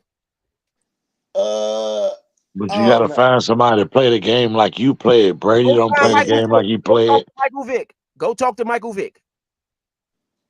maybe that's a good person to say. Go talk to Randall Cunningham. Go talk to somebody else. Do not talk to this man, and you got to play him this year. But this my thing is. So what if I talk to you? My skill outweigh that. Ah, You you can know never what I'm saw. doing. That's just like when the Hogs used to run the ball. People knew what we was doing. Like Russ Grimm and them saying, Jacoby and them say, hey, they knew what we doing, but they can't stop it. Have you You ever gotta stop seen it. I don't care if Kobe you know what I'm Bryant? doing, but can you stop it? Have you ever seen Kobe Bryant talking to let me see. Yes, Who? I would say yes before you Who? even finish. Who? Kobe was one of the biggest teachers in the league. Not teachers. Yeah, he'll talk to somebody else because but have you ever seen him going? And he don't get it twisted. Jordan was there. He got some advice from Jordan, right? On Yeah, Jordan's back end of his career, the last 3 years of his career. yeah, He got some back end joints from Jordan, right? But even then, Jordan said I didn't really answer the phone much in the beginning. And he had to keep yeah. calling. So you don't really you're not going to see Joe Gibbs going to Tom Landry. You never heard of him going to Tom Landry saying, yeah, give me some pointers. I don't like it. I I mean, personally don't like it. that's how you look at it. I personally disagree, but I mean, it is what it is. I don't like it. Even Tom Brady. You never heard of Tom Brady going to John Elway like, yeah, give me some pointers. Tom Brady had Bill Belichick to get pointers from. That's my thing. That's my thing, though. That is my total thing. Talk to But Joe Theismann. Go talk Bill to was Joe. a Joe different Theismann was breed. a running quarterback. No, he said he been talking to Doug Williams as well. So it's not like he's just talking to Lamar Jackson. I don't want him talking to Lamar Jackson. If I could help it, I would. I don't want him talking to no Lamar Jackson. That's competition. That's blood. Y'all might end up in the Super Bowl against each other. Then what? I feel like we could beat Baltimore, but I feel like this would be no matter what. If I looked at a loss on the schedule, I would say this would be the loss. They have the number one. Let me say this. You have the Browns, who had a really good defense last year. They were top. You had the Browns, really good defense. Yeah. You have the Tampa Bay Buccaneers. They were 7th, and then you got the Baltimore Ravens, who were number 1. You have some really good defenses coming in the beginning of this season. All right, I got a question, and I'm gonna say it right here on the Ravens pick, because if we went 16-1, right? 16-1. Who is the team with the best chances of giving us that one loss? Baltimore. So that's why I said what I'm saying. Yeah, Baltimore might be the toughest game this year. Pittsburgh is pretty tough too. They're gonna be really good this year, in my opinion. But Philadelphia, like I said, if it's one team that you would say that we would lose to in that sense, who would it be? And we all probably going to say Baltimore. That Baltimore game has been a disaster for us. I don't know. I ain't gonna say Baltimore. Who would it be? Who we got whooped by last year? 40 Burger put on out here on Thursday night. Dallas Cowboys. I think so too. I don't think the Cowboys. Nah. I'm just not feeling the Cowboys. Oh, you talking about Chicago? Not them, bro. Yeah. Oh no. Hey, nah, I disagree with Caleb. you. Nah, bro. Listen to me. They going to want Caleb to be the number 1 guy over Daniels. I can agree with that. But Daniels could play you, that's going to be the game right there. But this is the thing. Number 1 versus number 2. No, CJ Stroud outshowed Bryce Young last year. Remember that? Yeah, he did. Remember that? Number 2 guy won. And RG3 won Rookie of the Year over Andrew Luck. He did. He did, but guess what? We're talking about this game here. And y'all already know how the hype was built up against them. This one better than that one. You know what I'm saying? And they both run and scramble and all. Now I'm telling you, that Chicago joint gonna be the joint. Yeah, I think that's gonna be gonna be the joint. Yeah, All right, well, we but because got one game it's, to get there. We about to get to them. Let's go. Carolina Panthers, number 1 from last year, Bryce Young, against number 2 from this year, Jayden Daniels. What you got? Let's look at exactly what they did and see what they got. Because we're going about to get to the Chicago game. I I if think we're gonna disagree with stomp both of them. y'all. I no, think we're I gonna don't. stomp No, them. no. See, y'all. You see, we're not gonna stop them. We got to remember who their cornerback coach is, and they were allowing some of the fewest yards in the league last year, passing, not running, not rushing, passing. D'Angelo Hall is their cornerbacks coach. That is We're gonna not going to stomp be them. an easy game. We're gonna stomp them, in my opinion. This is gonna No, be a that might good be a game. 20-9 joint. Ain't gonna thump nothing. They, 20 to they have a 9. new coach, David Canals. They have a new coach, a new offensive coordinator, Brian Izadek, Adizik, and they have a new defensive coordinator, Ijaro Arrow. I don't know who these guys are. We're gonna stomp them. I don't know. I don't. It's alarming. Let me say that it's alarming. Not really. Look at my face when I say this. We're gonna stomp them.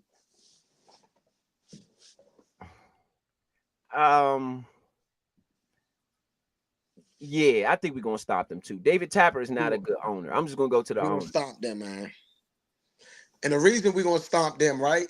The reason I think we're gonna stomp them more than anything, one, we took some of their best defensive players. Right. That's first and foremost. Right. Two, we are fully upgraded. And if there's a team that I don't know is going to have success immediately with a new regime, it's the Panthers. I think we're going to stomp them. Yeah, that's one of the I think our easier games. Yeah. That's one of the easier games in my opinion. This guy came from the Seattle Seahawks. This guy was with the Seattle Seahawks in 2010.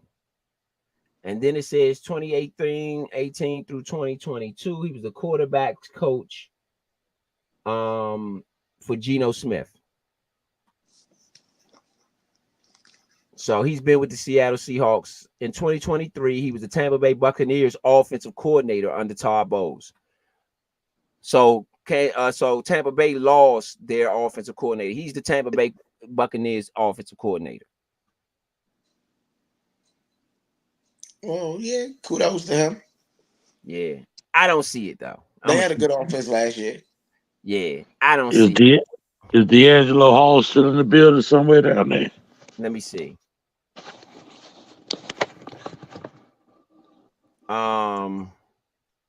I don't see his name come up as a notable, but I will check it out. But let's move right along while I check that out. The game y'all been talking about, Chicago Bears, number 1 versus number 2. I think that's going to be a really exciting game. That's the game I think we stomp. I think we stomp on that game. I don't think so. I don't think so. I think we stopped them out. No. I think we stopped them out. I think that's going to be a very close game. Didn't the Bears get Brian Thomas? As their coach? No. They got a No. Woozy. Oh yeah, Woozy. They got the that ain't gonna be no easy game. We couldn't even stop DJ Moore. I think we're gonna stomp him out. No. I think that's a stomp out. It ain't gonna be a stomp out. That's gonna be a shootout. Not only do they got get our revenge. Not only do they got Rome, but they win. And they got Coleman. Huh? And they got Coleman, right? I'm not sure. I'm about to pull their roster up. I think that's a stomp out. No, I was saying they got Keenan Allen as well, though. Mm-hmm. Last year they had the 18th ranked offense and the 20th ranked defense. Matt Eberflus was their coach last year.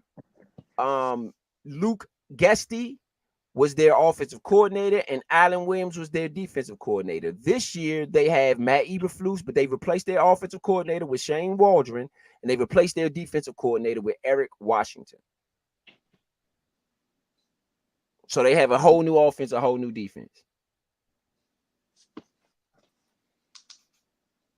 and let me look their roster up so that I think that's the stomp out though. What do y'all think?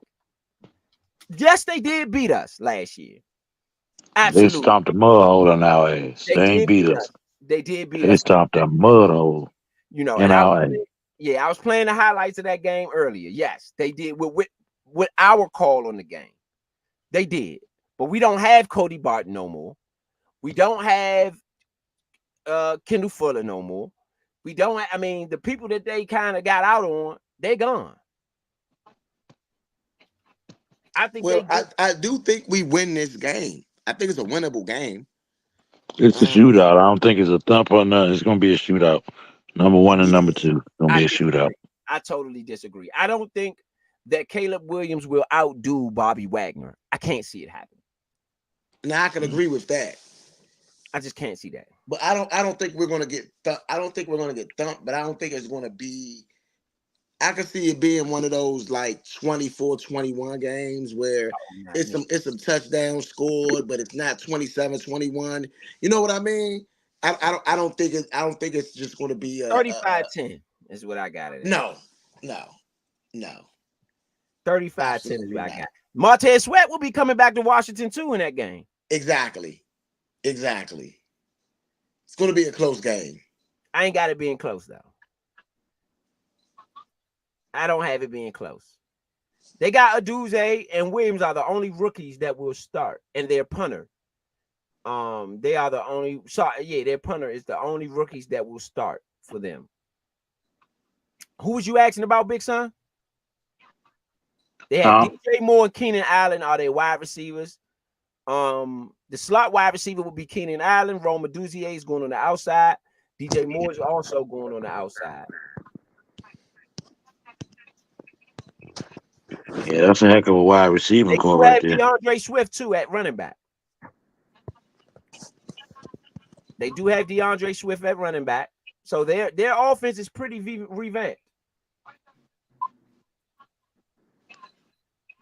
Dante Pettis, they got some people, they have some pieces, but I still think it's a stump. They got Tremaine. I don't think it's a stump. They still got Tremaine Edmonds as their middle linebacker. He's really good. I don't know. Is that a Thursday night game or what? Let's see if we got some specialties on that. I'm gonna pull it up now. Number 1 versus number 2. Number 1 versus number 2. If y'all want to chime in, and everybody out there listening here on the Nature Sports Podcast, make sure you chime in. Number 1 versus number 2. Caleb Williams versus JD5. Jaden Daniels, baby. JD. I don't this whole JD5 thing. Now y'all everything is back to RG3. RG3 JD5. Everything. If y'all don't want to, they've been calling him JD5 though. Since when? Since he's been in college. In Rockin' Nevada. JD5. Yeah. I don't know about that. I never heard it until he got here. Nah, brother, yeah. Jackson. They've been calling him that before he got to the NFL, way before the NFL. LJ, I believe they was calling Jackson LJ8. They don't call Lamar Jackson LJ8. They don't. Because it don't got no ring to it. They just call him Lamar. That's it. Right. Yeah. Right. They don't got no ring to it. I don't like the JD5. Let me say that. He got a ring to it. Oh, come up with his own juice. I don't like the JD5. I just don't like it. That's his juice, bro. That's his juice from college. What are you talking about? That's his juice. That's RG3 juice. Nah, he's JD5. RG3 is total different. Robert Griffin III. JD5, Jaden Daniels, Rocket, his number is 5. Total different. That's different. It is different. RG was 3. RG was 3 because his name. His number was 10. Remember? Right. His number was 10. You're right about that. You are right. You are right. He got his own lane, Mike. Nah, but this ain't. I don't know. It's a little close. It's close. JD5. It's close. It's close. What was the question you asked about Chicago? Was it on a Thursday night? Yeah. Let me see.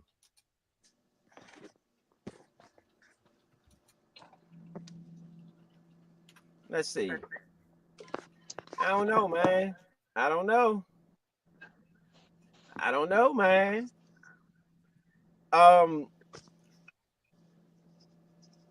What do y'all got on? Oh yeah, let's go. While we looking at that, let's go to the next one. The Giants again. Second game against the Giants. Sweeping them people, whooping out that broom. Y'all That think we're gonna sweep them? Brum. Yes. Yeah, whooping out that broom. Yes. I I told you. I don't think To be Giants. honest, for my vote, the whole NFC East got to get it. I told you. I thought the Giants would be getting. The Giants would be getting swept for sure. I don't know. I don't know about that. This is how I feel. And we almost beat the Eagles in both games, and we ain't have nowhere near the team we got right now. I don't know about that. I don't know about that either. We got better running backs. I mean, we got a better running back room now. We got a better defense. No, Eagles, I don't know if they're gonna be able to compete with that.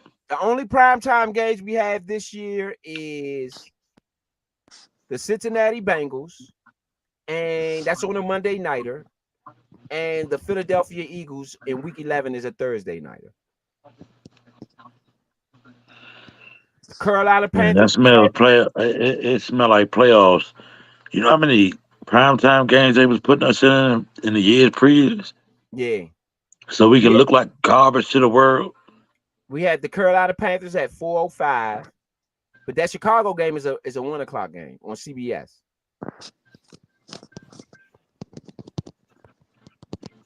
So we only got two or three primetime games for the season. Just one. I mean, we have two, and we have Arizona at 4:00 because that's in Arizona. And we have the opening game. The opening game is a 4:00 game in Tampa Bay. At Tampa Bay, that's 4:25, September 8th. Yeah, that ain't prime time now. It's not. No. So again, the only prime Yeah, we have is yeah, Philadelphia fellas, that smells like playoffs to me. and Cincinnati. Yep. It's I mean- it's a way for us to stay under the radar. I will say that. Yeah, and that's why they doing it like that. Yeah. It's a way for us to stay under the radar, and I like that. That is what I want out of this team, if anything. Keep us under the radar. Keep us under the radar. You know, keep the bettors from betting on us. Because if they bet on us, we're gonna lose. So keep them bettors from betting on us. Eric Bieniemy came here and bought all the bettors with us, and we started losing, tanking. So keep them bettors betting on everybody but us. Fact. You know, do not let them bet on us. We don't need you. Bet on somebody. Bet against us. That's what we want you to do all year long. Bet against us. Bet with somebody else. If y'all would have did it last year, and you know that's actually good advice, because if y'all would have did it last year, you would have won a lot of money betting against us. Yeah. Just to be honest, we was 4-13. You would have hit the bank betting against us last year. So hey, go back to the well. Go ahead, right all back to the well. So y'all got the sweep of the Giants, right? So now, okay, so it's halfway through the season. What do y'all have as far as the record being halfway through the season after that Giants game? You got a sweep of the Giants, so that's 2-0. Point what you say on that Tampa Bay game? I did not make a prediction on any of the games, actually. You just said a sweep of the Giants. That's a prediction. Other than the Giants. I did say we was going to thump the Giants because I feel like you said we would lose to Baltimore. Yeah. No, okay, what you got on the Panthers? No. Correction. I did not say we would lose to Baltimore. What I said is that if we do lose a game, it will be the Baltimore Ravens game that we lose out of the first couple games, is what I said. To clear it up. I have not really made a prediction other than the fact that I do think that we are going to beat the Giants twice this year. Okay. So I'm going to make a prediction. I'm going to say we beat the Panthers. I believe we're going to beat the Panthers. I think we're going to beat the Bears. Let's say we lose to the Ravens in a close one. No, I'm not going to say that. We beat the Ravens. We lose to the Browns, though. right? I think we beat the Cardinals. I think after the first half of the season, I'm gonna say 1, 2, 3, 4, 5, 6, 7, 8. I'm gonna say 6-2. I'm gonna say 6-2. I'm gonna say you lose to one either the Ravens or the Browns. And you might lose the opener, Tampa Bay.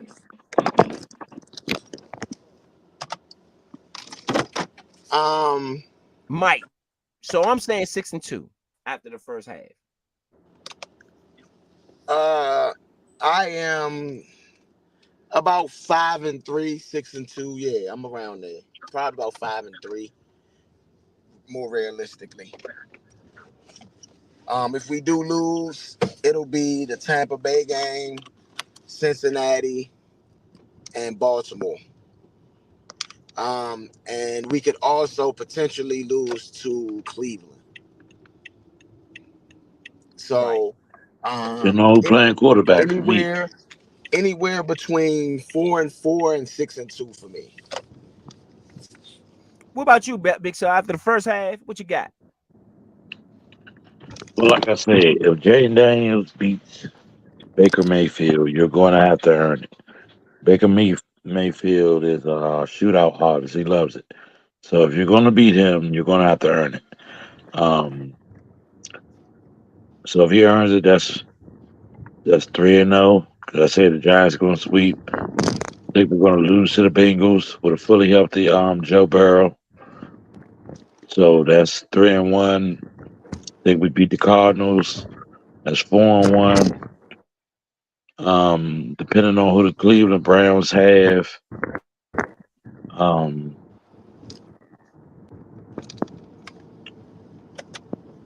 I would say if Deshaun Watson is starting, that's a win. If he's not, it's a loss. Um, so that's 5 games right there. So I said no. That's the Giants. Hold on, where's the Giants' second one?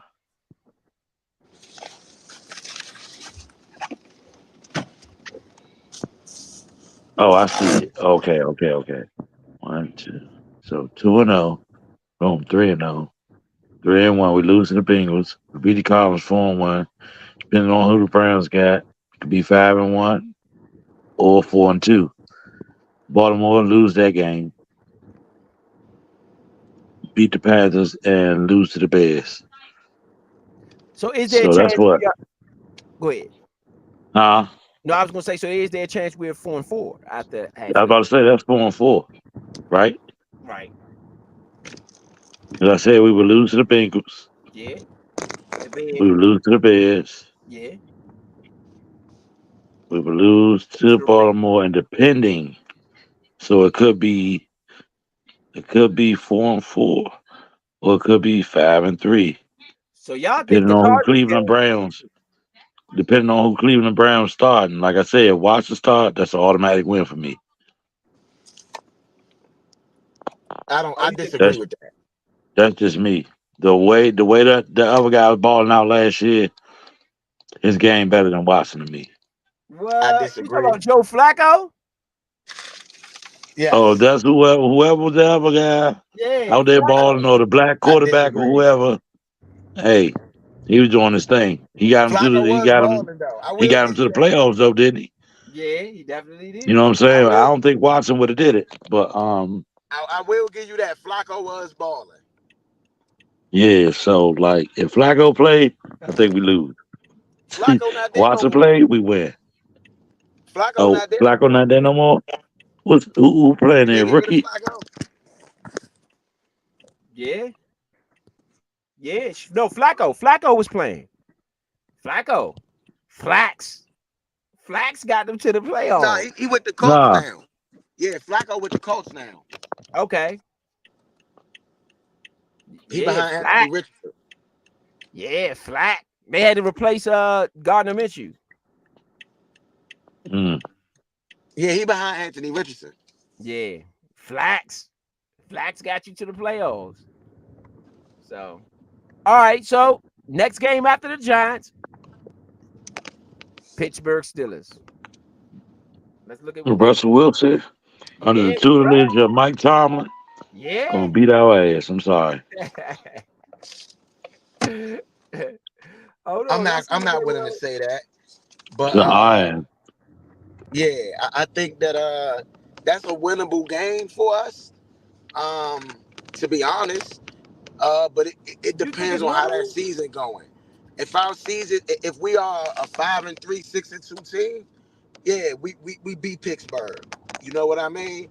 If we a 4-4 team, I can see we losing us losing to Pittsburgh, going down to 4-5.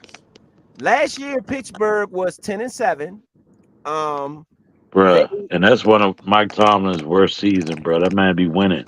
yeah, they were 10-7. Their points per was 28th out of 32 in points per game. They were 6th in the league in defense, though. So that's another top 10 Hmm. defense. We Hmm. have a Hmm. number of top 10 defenses that Hmm. were playing in these first 8 or 9 games. That's another thing too. Jaden Daniels and them will have. Man, they gonna whoop our ass, man. Nah, it I'm depends. sorry, Mike. Hey, Mike Big just a Son. different breed, man. I just Hey, gotta give Big it up to Son. Mike. And I'm If not we, taking nothing away from Daniel Quinn and the staff that we have here. But Mike Tomlin's just a different breed. He told hey, Chase Young, I don't ever want to lose that much to get a player like you. hey, bruh, I'm just my opinion. If we are having that Jaden Daniels breakout rookie of the year season, we're gonna beat Pittsburgh. Straight up. If we are having an up and down season, then it's no way we beat Pittsburgh. Pittsburgh will beat us for sure. Well, the Pittsburgh has a new offensive coordinator. Last year was Matt Canada, and Eddie Faulkner. This year they have a new offensive coordinator. They have Arthur Smith is their offensive coordinator. So, and Eddie Faulkner moved to an assistant. So they do have a new offensive coordinator with this whole Russell Wilson. What's the other guy from Chicago? Yeah, with this whole new regime they do have a new offensive coordinator. They are ushering in a new offense. But by week 9, they should have it down pack as to what they want to do. Yeah. You know. So Big Son, you Yeah, I say that's agree. a loss. Yeah, that's a loss. We're gonna get our behind handed to us. Like we came in late, the street lights was on. Okay. So this gets into the last 6 games of the schedule. This is the meat of the schedule. This is the gusto, the huma of the schedule. We start the huma of the schedule with the Philadelphia Eagles. What do you have on that one? At Philadelphia. I feel like we usually play well in Philly. So if we're going to beat Philly, it's going to be this game right here where we beat Philly. But I don't know. So because I think things is switching around a little bit, I'm gonna take Philly in this game. I'm gonna take Philly in this game.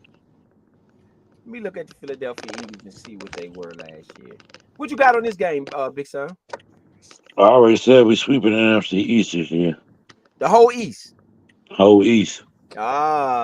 Those are big. Those take some big predictions right there. If we lose to any team in the East, it'll be the Eagles. I think we'll beat Dallas. I don't think it'll be Eagles. Like I say, Nah, we almost beat the we gonna Eagles sweep both Dallas. games we played with them, bro. And we didn't have nowhere near the team that we had coming back this year. We And gonna we sweep. almost We beat gonna them. sweep We took Dallas. them people to overtime one game, and we almost beat them the other. Well, Yeah, We was Leo right is on their saying, heels. well, Point is saying we're going to sweep Dallas based on Dan Quinn. I would assume. not just based on Dan Quinn, based on like a lot of stuff that I seen. They lost Gallup. They lost their left tackle. They lost their center. They bought They Zeke went out and got Fraction. Guyton though. They replaced their left tackle. They went and got Guyton from Oklahoma. Yeah, but Guyton is still a rookie. What Okay. that mean? He's Okay. still a rookie. Trent was once a rookie. Okay. Yeah, but that don't mean that. I'm saying Guyton gotta prove it. Let me say this. I might be with who's saying we're going to sweep the Eagles? Which one of y'all said we're going to sweep the Eagles? Me, Me, I'm with Big Son on this one. Big Son. And let me tell you why. Several reasons. He might be right about sweeping this East thing. Brian Johnson, the Brian Johnson that we have as our passing game coordinators, I was actually the offensive coordinator for the Philadelphia Eagles last year, the full offensive coordinator. I did not know that. And we went and got somebody from everybody's team in the division, not just one, everybody. Last year. And guess who their replacement is for Brian Johnson? Ooh. Kellen Moore. I got us beat them. I'm sorry. I just can't. Kellen Moore is replacing Brian Johnson. I don't know who made that decision out there or why, but I put him on the same level that I put Scott Turner. That's like if they was being coached by Scott Turner. I'm not going to bet with them. I can't see. But you're forgetting Kellen Moore was out there with Justin Herbert, and they were not that good under him. They was all right. Let's see. I think Justin Herbert just wasn't that good. He got hurt. No, Justin Herbert actually got hurt midway through. Yeah, he did get hurt. So, I don't perceive Kellen Moore as is going to outwit. I don't think he's going to outwit Dan Quinn. Dan Quinn probably knows him very well. They coached together 1 year in Dallas. And Joe Witt was there as well. They know that offense they practice against that offense every day. And the juggernaut, they both were good though when he was there. They both were good. One wasn't good or the other one. They both were good. However, I think that the Cowboys was the defense of the Cowboys was a little bit better. Yeah. Last year their offense was 21 out of 32. Kellen Moore was the offensive coordinator there, but they were 21 out of 32. So, and let's say when Herbert, let me see when Herbert was there. What his numbers when he did play. Justin Herbert last year, he played 13 games actually. Yes, he did. He played 13 games, Justin Herbert, last year. He missed 4 games. He missed 4 games. Yep. But he did play 13 games. Let me see what his numbers look like. Herbert. He was 5-8 as a starter. So he was 5-8 as a starter. Not that good. His passing percentage was 65%. That's really good. 31-34, 20 touchdowns, 7 interceptions. Those are all good numbers. Yeah. So it wasn't him for his real. record, but those are the same thing. It reminds me of Dak Prescott. Good numbers, bad record. You can say that. So you could get some little garbage time Mookie points. Mookie, you know what I'm saying? Hey, let me get this Mookie while we down by 21 to make it look like something. But the record, the record as a starter, 5-8. I mean, that's bad. That's bad, but whose fault exactly was it? Justin Herbert. Who you talking about, Levis? If he wasn't turning the ball over, what made it his fault? Not getting first downs, obviously. Oh man, I don't know. You talking about Will Levis? No, we talking about Justin Herbert, the Chargers. Oh, I mean, I think when he got hurt, it began a struggle, but I think it was before that. It starts with the mental. He only threw 7 picks. Well, they didn't run the ball enough. They were 24th in attempts in rushing and 25th in yards. Who's that on? Kellen Moore. That's on Kellen Moore. It's on Austin Eckler. I mean, his numbers wasn't great either, but that's on Kellen Moore. Yeah, no, that's on Kellen Moore. I can say that. The running game of it, yeah. I don't think he had that problem with Saquon Barkley, but remember this, he had Zeke for a number of years too, and he never got the most out of Zeke either. I can agree with that. So based on Kellen Moore, I'm going to pick. In fact, I think now seeing that and seeing who their coordinators are, I think Philly might be the worst team in the division.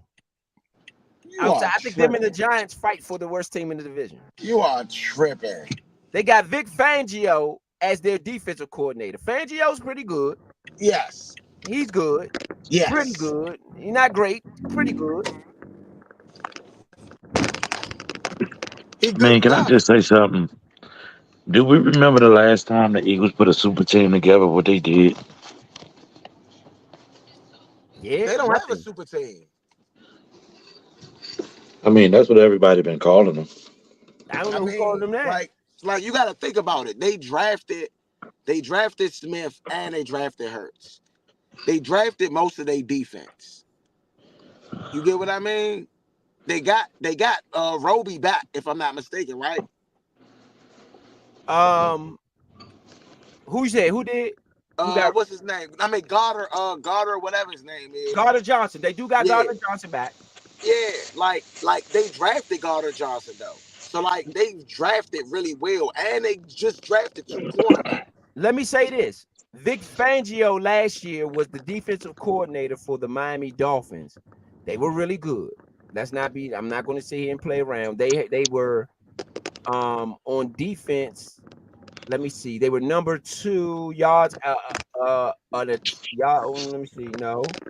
Defense and yards, they were number 10. In points, they were 22 though. And before that, that was the last time he was a defensive coordinator. Before that, he was the coach in Denver in 2021, and they weren't that good. He was the coach in 2022. I mean, 2020, they weren't that good. 2019, they weren't that good. He was a defensive coordinator in 2018 for the Chicago Bears. They had the number one. They gave up they were number 1 in points that year. In 2018, they were number 1 in points, number 3 in yards. That's really good. Yeah. And 2017, they were number 10 and number 9 points and yards. 2016, they were 15th and 24. So he built that defense up over amount of years. He was the defensive coordinator for those John Harbaugh's San Francisco teams as well. That's how we got to know him, and he really made his name. Which they were number 2 in points, number 4 in yards, number 2 in points, number 3 in yards, number 3 in points, number 5 in yards, number 10 in points that last season there, and number 5 in yards. The defense with Vic Fangio. So he's decent. He's decent. I'm not gonna call him a bum. He's not a bum. He's not a bum. But is that defense going to be good? Do they have the pieces? That's another thing. Do they have the pieces in order for them to hold it down? Because I don't think they're going to get much out of that offense with Kellen Moore as the offensive coordinator. I just don't see it. I just don't see it. Yeah. The Philadelphia Eagles sweep them. Go ahead. Gonna sweep them. I think that might be a sweep. Philadelphia Eagles was 7th in points last year. Defense points against, they were 30th out of 32. Can Vic Fangio in 1 year turn that defense around?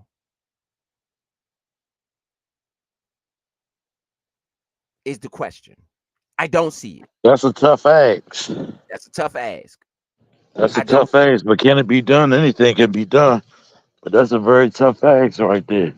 Yeah.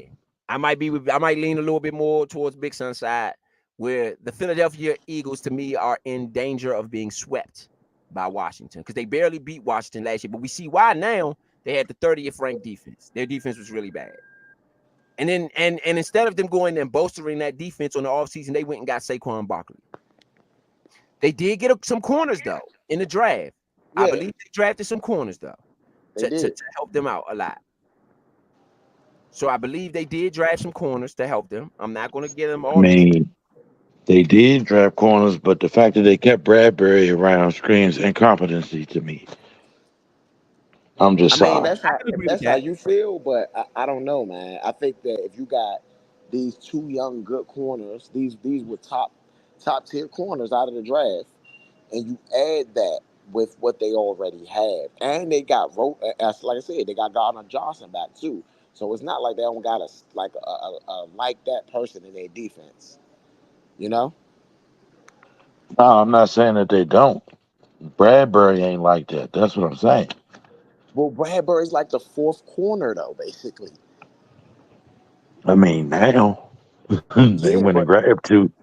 What I'm saying is, you shouldn't even let them stay in your building. Go get somebody else. You was already going to draft them two guys. I mean, I Get don't somebody know. else. I mean, when you talking about that, now you're talking about contracts as well. So maybe it's easier to keep them on the team. Let's not burn out our contract with them. You know what I mean? And maybe we can get a trade for them sometime later in the season, especially if these young corners working out. At cornerback, they have Sweat and Slay, not Josh Sweat. They have Slay, and then they got the rookie, Quinyon Mitchell. The nose defensive back is DeJon Cooper, and And I they like do, I like Quinyon Mitchell. Quinyon yeah, Mitchell like that. yeah, and they do have Bradbury. James Bradbury is still there, as Big Son was alluding to, and Avonte Maddox. Which Maddox is okay too. Yeah, yeah. Um, I don't know. I think they I'm get just swept. saying, out of all of that talent that was out there in free agency, you couldn't find nobody better than Bradbury. Right. I mean, maybe not, but I'm saying Better than your fourth contractually. corner. Think about how much money you might have to eat contractually if you get rid of Bradbury. What if I that's too don't know. much I to hope eat? that's I'm hoping that's the reason. Yeah, what if They that's too much to eat? they right now they have Jalen Carter, Jordan Davis and Jalen Carter bottom next to each other. Then they have um Milton Williams as they defense on a defensive front as well. Um, I just don't see it. I just No, don't I see mean I agree with you about Kellen Moore. I agree with you about that. Man, it. I don't know what the hell they was thinking. Keep it healthy, but but theoretically, man, I don't know what they was thinking. They definitely should have got rid of him. Yeah, I mean, they would. I don't know. Maybe they felt like they were out of options. Maybe they wanted to combat. Maybe they wanted to combat the hiring of They did what we said. Y'all stole our man. We gonna get Kellen Moore for Dan Quinn. Man, they should have picked somebody else. They should have went another route. You know, I'm just saying. We did get Brian Johnson. That was a really good pickup. Now I see what y'all Yeah, mean. That was a really good pickup. yeah, that's why I was saying Brian Johnson was a good pickup. I see And why we grabbed Brian Johnson. I don't see why they grabbed Kellen Moore though. Right. and looking at things, I'm starting to see why they kept on going for it on fourth down because their defense was garbage. Yeah. Yeah. Yeah. Yeah. All right. So we got through the Philadelphia Eagles. Next, the vaunted Dallas Cowboys. Dan Quinn versus his old team. What date is that game? That is November 24th. That is a Sunday. Thanksgiving again. No, that's not Thanksgiving. That's not. That's the week of. That's the week Gotta of. be. You said Right November before 24th. Thanksgiving. Right before Thanksgiving. Right No, before after. Thanksgiving. It's usually 25th, so that gotta be after. No, I think it's before Thanksgiving. Hold on, let me check it out. 'Cause Thanksgiving is usually like that third week. Thanksgiving is on November 28th. Yeah, no, that's the Sunday before Thanksgiving. Yeah. Oh, okay. Yeah, so Dallas got a back to back. I think Dallas looks ahead. What's up, Pounds? Shout out to Pounds, man. So what it do, Pounds? I see you in there. He said, yeah, he taking Marvin at the pick. That's what he said earlier. He said Tracy McGrady. I don't know what he meant by that. Shout out to Pounds, man. Pounds was in there, man. I had to just check it out. A little late on your Pounds, but I got you in there. Dallas Cowboys. We at the Dallas Cowboys. Let's see what they got for that. Let's see what it was for last year for the Dallas Cowboys. Let's see what it is with last year for the Dallas Cowboys and who they got to replace their people. I mean, again, Kellen Moore, maybe they got him for Dallas. Maybe they playing the game we playing. And I think, see, this is the thing, though. That's why it's dangerous. If Joe Witt has a top end team as a defensive coordinator here, and let's say Dallas fires McCarthy after this season. McCarthy has a bad season. Dallas fires McCarthy. And they offer Witt the job. Does Witt take it? I don't think so. I'm gonna tell you why. I'm gonna tell you why he doesn't. I'm gonna tell you why he doesn't. Joe is further away from winning the Super Bowl as he takes that head job himself because he's not gonna have the same staff. It's not just about your head coaching position. You got to put a staff together. You also got to have a team that's halfway there, Joe, because we live in a day and age of show me now. So you're only going to get about 2 or 3 years to build you something, and then that 4th year, if you don't make it happen, you're out of there.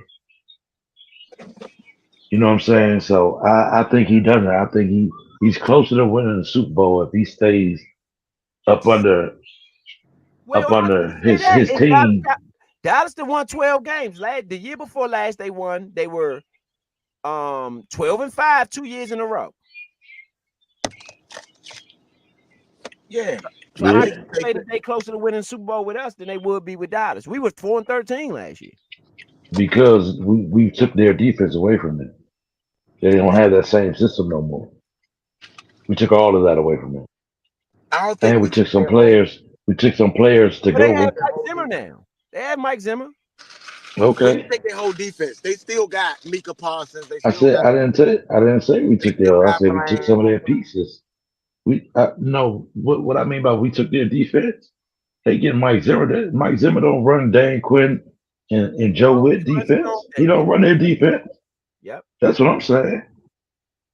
So I personally think that Joe Witt would benefit from staying together with his team now. And you win that bowl, for sure he gone out the door quickly. Somebody offered him a job. He got his bowl now. You know? So who cares? In his mind, who cares if I gotta take 2-3 years to build his team and in the 4th year if I don't do it? Okay, I got my Super Bowl. I'll draw this up. I'll take this as a hit on my chin and take it as a learned lesson. You know how to move about the next time that I get in this position. That's what I personally think Joe would do. I can see that. Dallas Cowboys.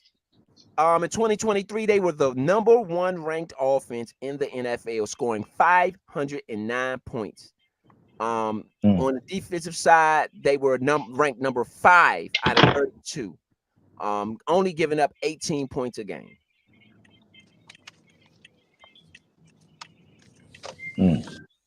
I think their offense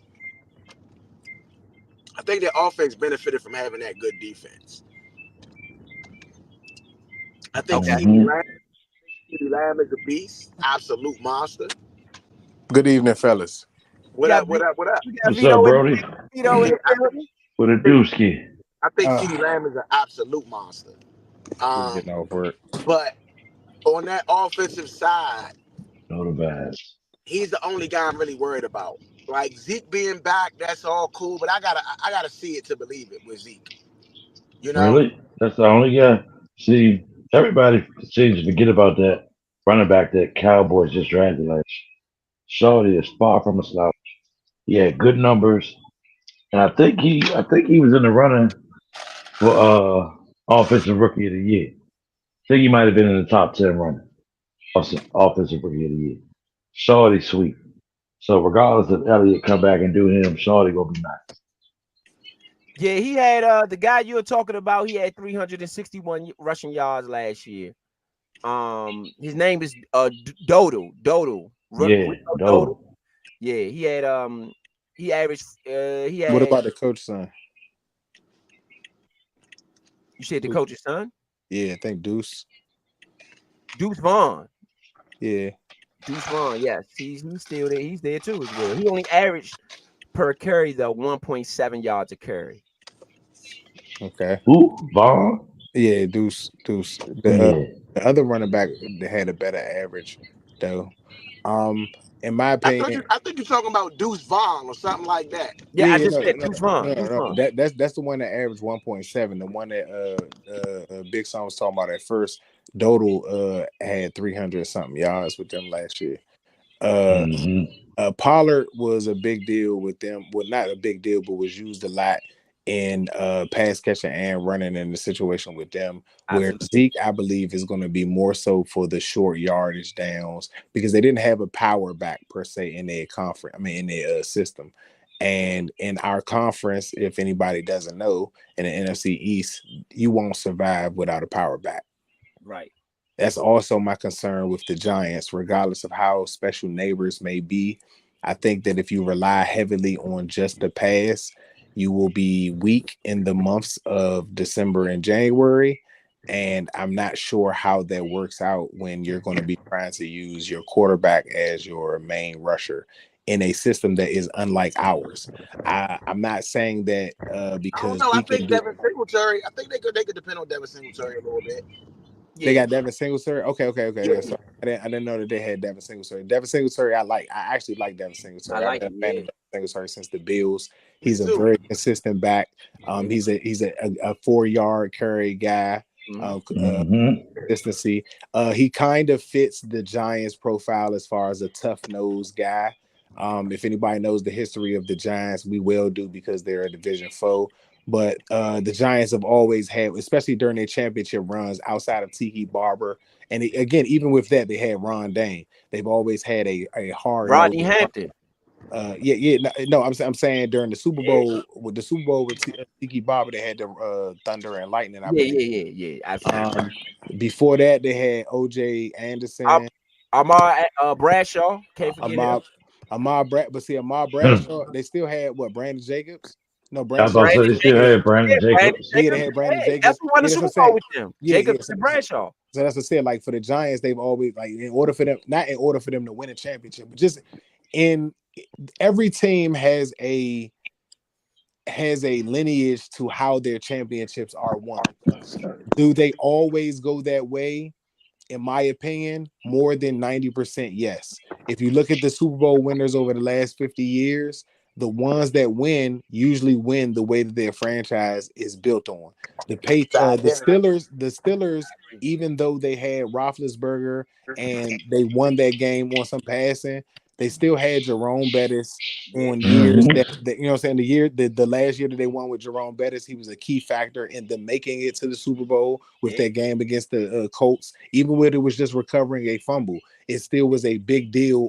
I think Roethlisberger recovered the fumble, but again, he was a big deal in that playoff game for them to make it to that point.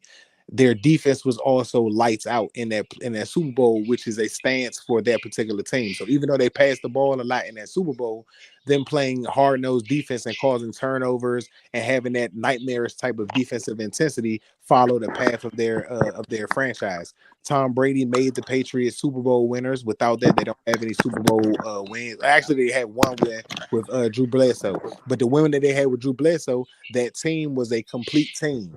It wasn't just one player that was a star player. Drew Bledsoe ain't win no damn Super Bowl. No, who was that? The Packers. They lost to the Packers. They lost to the Packers. Excuse me. My apologies. They lost to the Packers. They did. They would have won if Desmond Howard ain't run them 2 kicks back though. Let's not lie. Very true. But that did happen. What I'm saying is that team that almost won that Super Bowl still made the makeup of what the Tom Brady team was years later when they started winning championships. They still had the same makeup. They were no one player was a star. That's why it's not surprising to me after looking at it years later that the undefeated team with Randy Moss and the team that with Randy Moss was on after that didn't win the Super Bowl, because when they had superstars, they had less rings. When they had a basic team with Tom Brady being the superstar and then everybody else playing a major role, even though Gronk, I believe, is a superstar at his position. Outside of that, it was Terrence Branch is a Super Bowl MVP. Santana Holmes, Deion Branch, excuse me, is a Super Bowl MVP. Troy Brown, right? You know what I'm saying? Defense. Yeah, exactly. You know what I'm saying? That's what I'm saying. So it's a team effort with that team. So their makeup as far as their Super Bowl wins are usually around the same way. For the San Francisco 49ers, when they have Super Bowl wins, their team's makeup is usually the same thing or similar to what it has been in the past. Their recent Super Bowl losses is because, in my opinion, even though Purdy and Kaepernick were decent quarterbacks, Montana-esque quarterback has to be there, and they have to have a receiver that is dominant. Deebo Samuels is great. I don't take nothing from him, but the likes of Jerry Rice is not every day, and the likes of Deebo Samuels is not every day. So they have the framework of the team that could win the Super Bowl, defense and offense, because Roger Mhm. Craig and Christian McCaffrey are very similar as far as how they finish runs and just the explosiveness that they are able to provide for their team. I think that the San Francisco 49ers need another receiver because the 49ers back then, even though they had Jonathan Taylor and Jerry Rice, they were good at having a slot receiver or Roger Craig catching out the backfield. And they had a tight end. So and again, they have Kittle. So their makeups are usually around the same thing. I'm not going to stretch it out with every team in the NFL, but if y'all go look at it for yourselves, every team's makeup for winning Super Bowls, their makeup is usually based around the lineage of the franchise. I agree with that. That's why even with us and with Jayden Daniels, people forget we had a running quarterback before. Joe Theismann was a running quarterback. People don't even know he used to return punts when he couldn't get on the field because we had Sonny Jurgensen. He used to return punts, and we had Billy Kilmer. Joe Theismann was the punt returner just because he can get in the game. So Joe Theismann was very much a running quarterback. So running quarterbacks actually kind of go here in Washington, believe it or not. We've had some success with it. And that was our first Super Bowl winner. So I agree with Vito there. Vito, we on the Dallas Cowboys right now. We've done all the predictions. I'm gonna let you go back through the team for the current schedule. I don't know if you got a chance to peek at it. It's right there on the board. You can peek in when you get an opportunity. But right now, we talk about the Dallas Cowboys. We just got off the Philadelphia Eagles. Philadelphia Eagles has replaced Brian Johnson. And I'm gonna give you credit because you kept saying Brian Johnson was a good pickup. I did not know that Brian Johnson was their actual offensive coordinator last year. I thought he was their passing game coordinator, but he was not. He was the offensive coordinator last year, and we picked him up. That's a great pickup. He was our passing game coordinator, and I was the head coach. Yeah, he was but I'm talking about for the Eagles. He was he was the whole offensive coordinator. So that was a great pickup. And now they replaced him with Kellen Moore. So I don't think that Kellen Moore can outdo Dan Quinn and Joe Witt. I just don't see it. So that's why. So my opinion with that is that Kellen Moore, even though I think that he is a good play caller as far as order of plays, if that makes any sense, the order or when he calls plays, I think they're in a good order. The problem with Kellen Moore, the same that McCarthy had, he don't run the ball enough. There you go. And I don't see how you got Saquon Barkley. But remember, I told y'all that I have a worry about Saquon Barkley being able to run the ball out of the shotgun with Jalen Hurts. It has nothing to do with Jalen Hurts not being able to handle the ball off. It's a different point of attack for a running back to be standing still and have to create bursts rather than him standing 4 to 5 to 7 yards behind the quarterback and starting a pace of speed that is able to attack the line of scrimmage. I've never seen him be that running back at Penn State. I've never seen him be that with the Giants. And I think that some people are looking at the talent that he is and not understanding that DeAndre Swift and LaShawn McCoy have a different type of wiggle that I don't think Saquon Barkley has. I'm not taking away that he's a special back. He is a home run hitter. I will be the first to say that I am a very big fan of his, but not under center. I've never seen him do this. And it's not that he can't do it. I just have to be seeing this. And with a offensive coordinator like Kellen Moore, and with the history of us doing this show, coordinators are who they are. They do not become something different overnight. They are who they are. He does not run the ball enough, and I don't see 300 carries from Saquon Barkley this season. Yeah, I agree with that. And I think he does need that level of work in order to get the most out of him. He gets better as the game goes on. Remember, I said that he has to have 20 plus carries. He's going to get you 3 to 5 yards of carry, depending on play design. And because they have AJ Brown, like I said, that whole having to use a safety to protect that big play from happening, you may be able to have 5 in the box, 6 in the box at times where he can take advantage of it. He is a good back.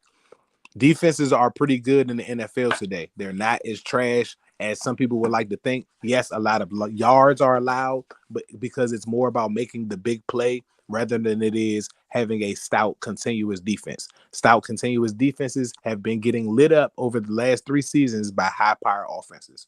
Anybody can go look it up. That has happened. But big play defenses have been getting yards put up on them, but they've made plays at the right time to take those offenses off the field. In my opinion, the Eagles have depended on the big play for the last 2 seasons. Anybody following our show? The first season that they went 15-1, I explained that the second season would be with Jalen Hurts having a full season with with everybody having film on their offense, on Sirianni's offense.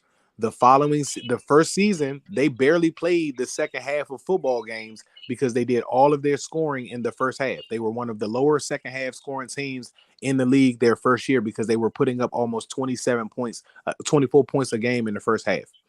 The second season on our show, I said that the Eagles are going to have trouble with scoring that many points in the first half. They're going to have to score in the second halves of games. Even though their record reflected winning, which I believe came from good coaching, I will not take that from them, but they won games by making plays late rather than having early leads and their defenses holding things down. They did improve on the secondary, in my opinion, as far as picking up a cornerback. He is a rookie, but they did address the needs that they had on defense in the secondary. I believe personally that was one of the weakest secondaries as far as safeties that the Eagles have had in years. They needed to upgrade in that area. They have. If that area does not see injuries and does well, I do think that they will be improved on the defensive side. The problem I have with that is that Fred Cox is retired. You have traded Hassan Reddick, who You mean was Fletcher Cox? Fletcher Cox, excuse me. Fletcher Yeah. Cox is retired. You've traded Hassan Reddick, who I think has been lights out since he's been drafted. It's not that you can't play well without those players, but we have seen how a Sweat or a Young removed from your roster, regardless of who they're replaced with, is just a different approach to how you bring pressure. And they're switching, and they're also switching. Just to not to cut you off, but to just throw that out there, they are switching philosophy. They've been a 4-3 up until this point. They're switching to a 3-4 with Jordan Davis, the 2 guys from Georgia, and then the new guy that they got. So they're switching their whole philosophy. They're going to absolutely 3-4. a mistake. They're going to have a troubling year this year. If anybody knows this, in my opinion. And Ro, you big on checking stuff. Please do it for me. I do not want to be wrong. Right. But anybody can check. The last team to make this switch and have immediate success was the Dallas Cowboys. Everybody that switches their defense from one thing to the next, a whole different scheme without picking players during the offseason for this, do not have immediate success. The Cowboys, when they drafted DeMarcus Ware, is my example that I'd like to use, that they were successful switching from the 4-3 to the 3-4 when they did that their first year. Outside of that, because we tried it as well, and several other teams tried it as well, and it was not successful the first year out. Yeah. I'm gonna check on the Denver Broncos because I think they might have done it when DeMarcus Ware went out there. They was already at a 3-4. Oh, they was already at a 3-4. Okay, so those are the only people that I would think who swapped out. The Packers went from 4-3 to went from 4-3 to a 3-4 when they got Preston Smith. They didn't have the best first year. They ended up switching back to the 4-3 in the middle of the season. The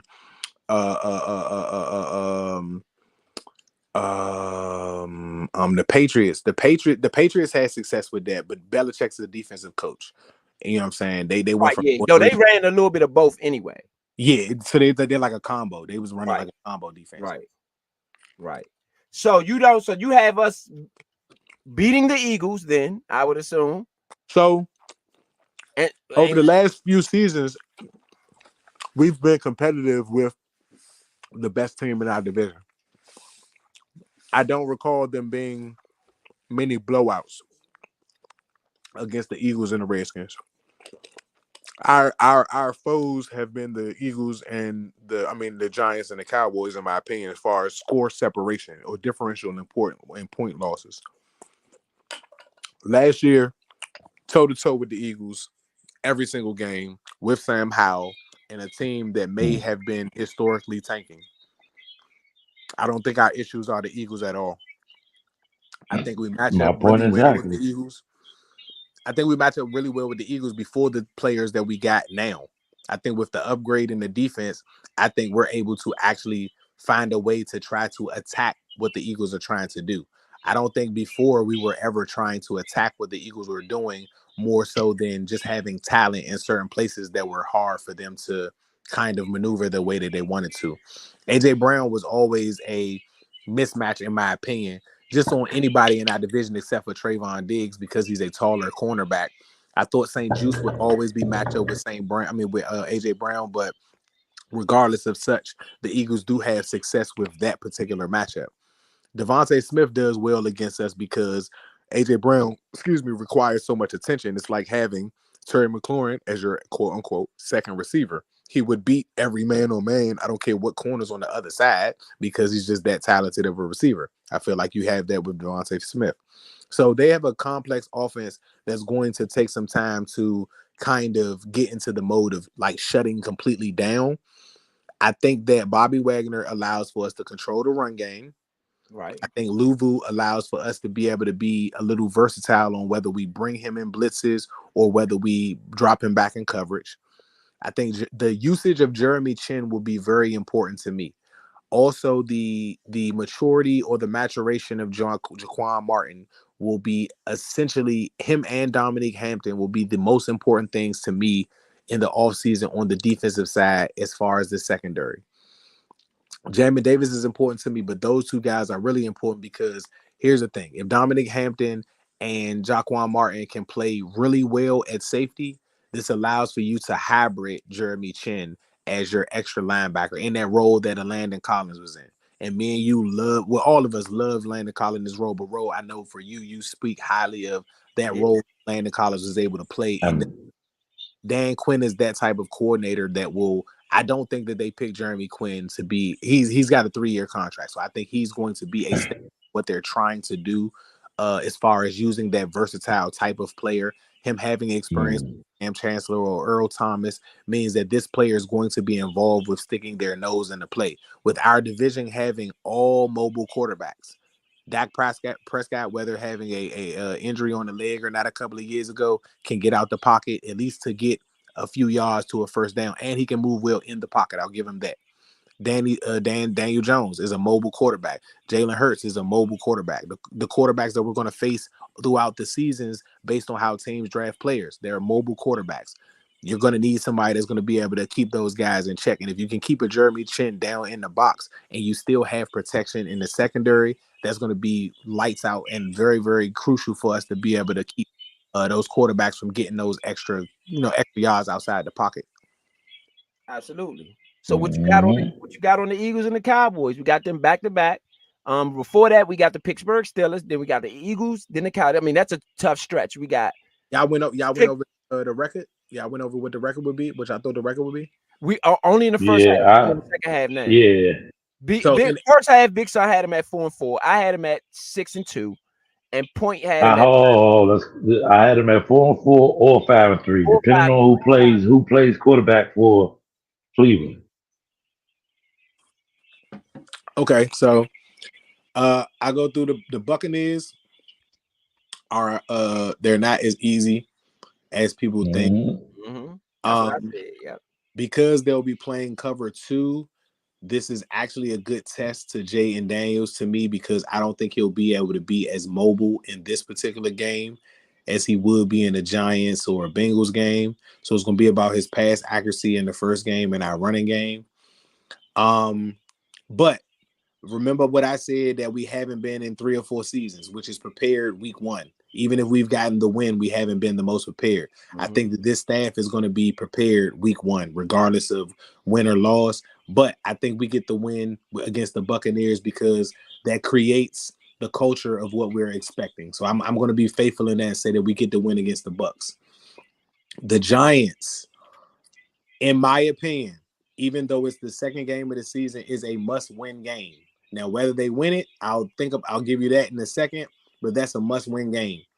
If this coaching staff wants to help the fans buy into what they're selling, you have to win that game. You can't lose that game. And I'm sorry, I really feel bad that the schedule people put that on there so early, because I really would have rather had 3 or 4 games before a division game. And that's crazy that that's the one division game before any other game. And then you play them. The second game you play them isn't as important as the first one. The reason why the first one is important is because it's at home. If you lose to the Giants at home, you're away for 2 more weeks, when you come back with Cleveland there, you're not going to have the fan support that you want, especially if those road games don't go the way that you like. I agree. Again, that's just being that's just giving analysis and being a reporter or a journalist in that way. But I personally think that in that matchup, that's still a win in my book. I think their defense has improved a lot. I am not a Daniel Jones fan, and I think that this will be the first year out of every year that he's been in the league playing against us that he'll play against a defense, and that's saying a lot because we had Jack Del Rio for at least 4 of those 5 of those seasons. I don't think he's seen a defense from us since he's been drafted. So this will be the first time I think he sees one. He better hope and pray that we beat the Buccaneers and we just bring regular defense, because if we lose against the Buccaneers, there may be hell to pay. So I'm gonna still say 2-0 to start the season off. 2-0 to start the season off, even if Mariota or Daniels is starting. I said to y'all in the message earlier that you sent about the wide receiver that came in point. Mariota's arm looked decent to me. As long as the play is called right and the situation is there, I think he can get the ball out downfield. Against the Giants, you're going to have to. The Giants play man a lot. So that's going to be about how well we do in the running game and whether Jaden can throw the ball. But he's going to have a chance to run against the Giants. Daniel Jones is only good at running because he can do it against their defense. So this will be an opportunity for us to actually see what Jaden can do on the ground, because they'll have situations where he's playing against a man-to-man based defense and have a chance to run if the play is not there. I see 2-0 to start off. The Bengals are interesting, but I still see that as a win too, because without Tyler Boyd, I'm not really sure how explosive without T. Higgins, I'm not sure how explosive the offense is with just him and Jamar Chase, and they don't have Joe Mixon, who I was a fan of, in my opinion.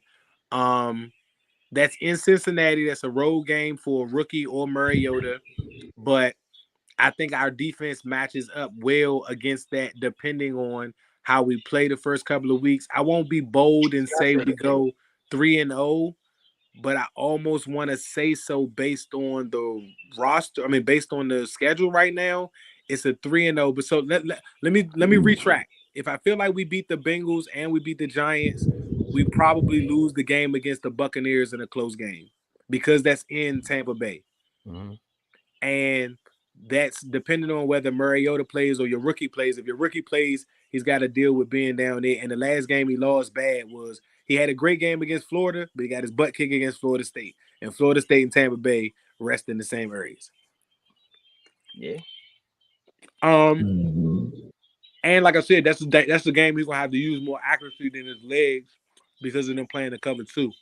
So let's say 2-1. Let's say we beat the Giants, we beat the Bengals, lose to the Bucks. I don't got the Cardinals beat. I don't think the Cardinals ready yet. So 3-1. I don't think the Browns ready. So I Quick think the question Browns about the Browns. Did they draft the quarterback? Even if Deshaun Watson not playing, their defense was number 1 last year. I'm not gonna act like they don't have the Ravens. Ravens was number 1. I mean number 2. They was number 2. Yeah. I'm not gonna act like their defense not certified. They play horribly against the Texans, but that's because Deshaun Watson wasn't playing. And honestly, they just didn't get the best out of Joe Flacco. He was on fire up until that game. So it's not necessarily who's playing at quarterback. And I guarantee you, Joe Flacco is not going to be the backup there this year. So if Deshaun Watson, he's not there. Joe in Indianapolis. So that's what I'm saying. If I believe that the backup should be a little bit more serviceable than Joe Flacco. Does the backup beat the defense that we have? I don't know. Deshaun Watson, I still believe is a special talent. Is he who he was with the Texans right now? I'm not sure because they had the number one. Just to correct you, they had the number one passing defense last year and the number one total defense in yards. So you were right. they was the In truth. points, though, in points they were 13th, but in yards they were number one. Passing defense they were number one. Time of possession they were number one. But the reason why I say what I said about if Deshaun plays, I think we'll beat them, is because I think we're going to have kind of coinciding what Vito said about Jeremy Chin playing down in the box. Then, like you say, like Jamin Davis, Luvu, we got some Roman linebackers, and we got a safety that can play linebackers if need be. And we're going to stop a lot of the mobility of the quarterbacks in my eyes. Let's be for real though. They have the best running back in the NFL right now. And Chubb. Bar none. If he was not hurt last year, he's probably the leading rusher in the NFL. I agree with that. As well as he was the year before last. He is a beast. Okay, and I absolutely no pun or no knock to us. Love Derrick Henry. I followed Derrick Henry since high school. He's one of my favorite running backs in NFL history. To be that size and move the way he does is just beautiful. And then the stiff arm is just famous. At this point, it's just probably should be the logo for some type of award or something like that. At the same time, Nick Chubb is the definition of you're going to get paid regardless of what they view running backs like. You're going to get your money no matter who needs a running back. If you go somewhere, they're paying you. Not a one-year deal. You get whatever you want. Okay, him and McCaffrey's and the Jonathan Taylors, they're walking tickets. They get whatever they want. Derrick Henry, I believe, could have got whatever he wanted too.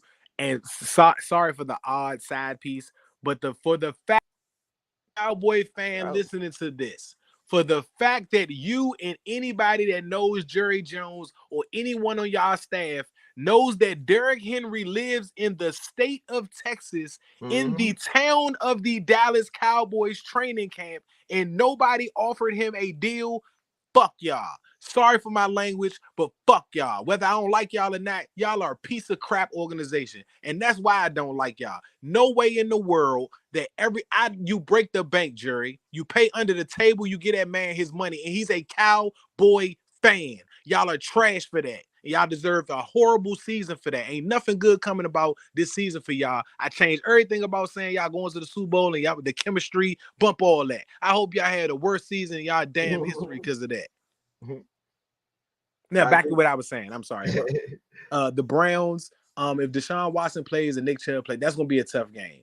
I'm gonna be critical here and say that again, as long as we compete, I'll take a give or take win on a field goal here or there.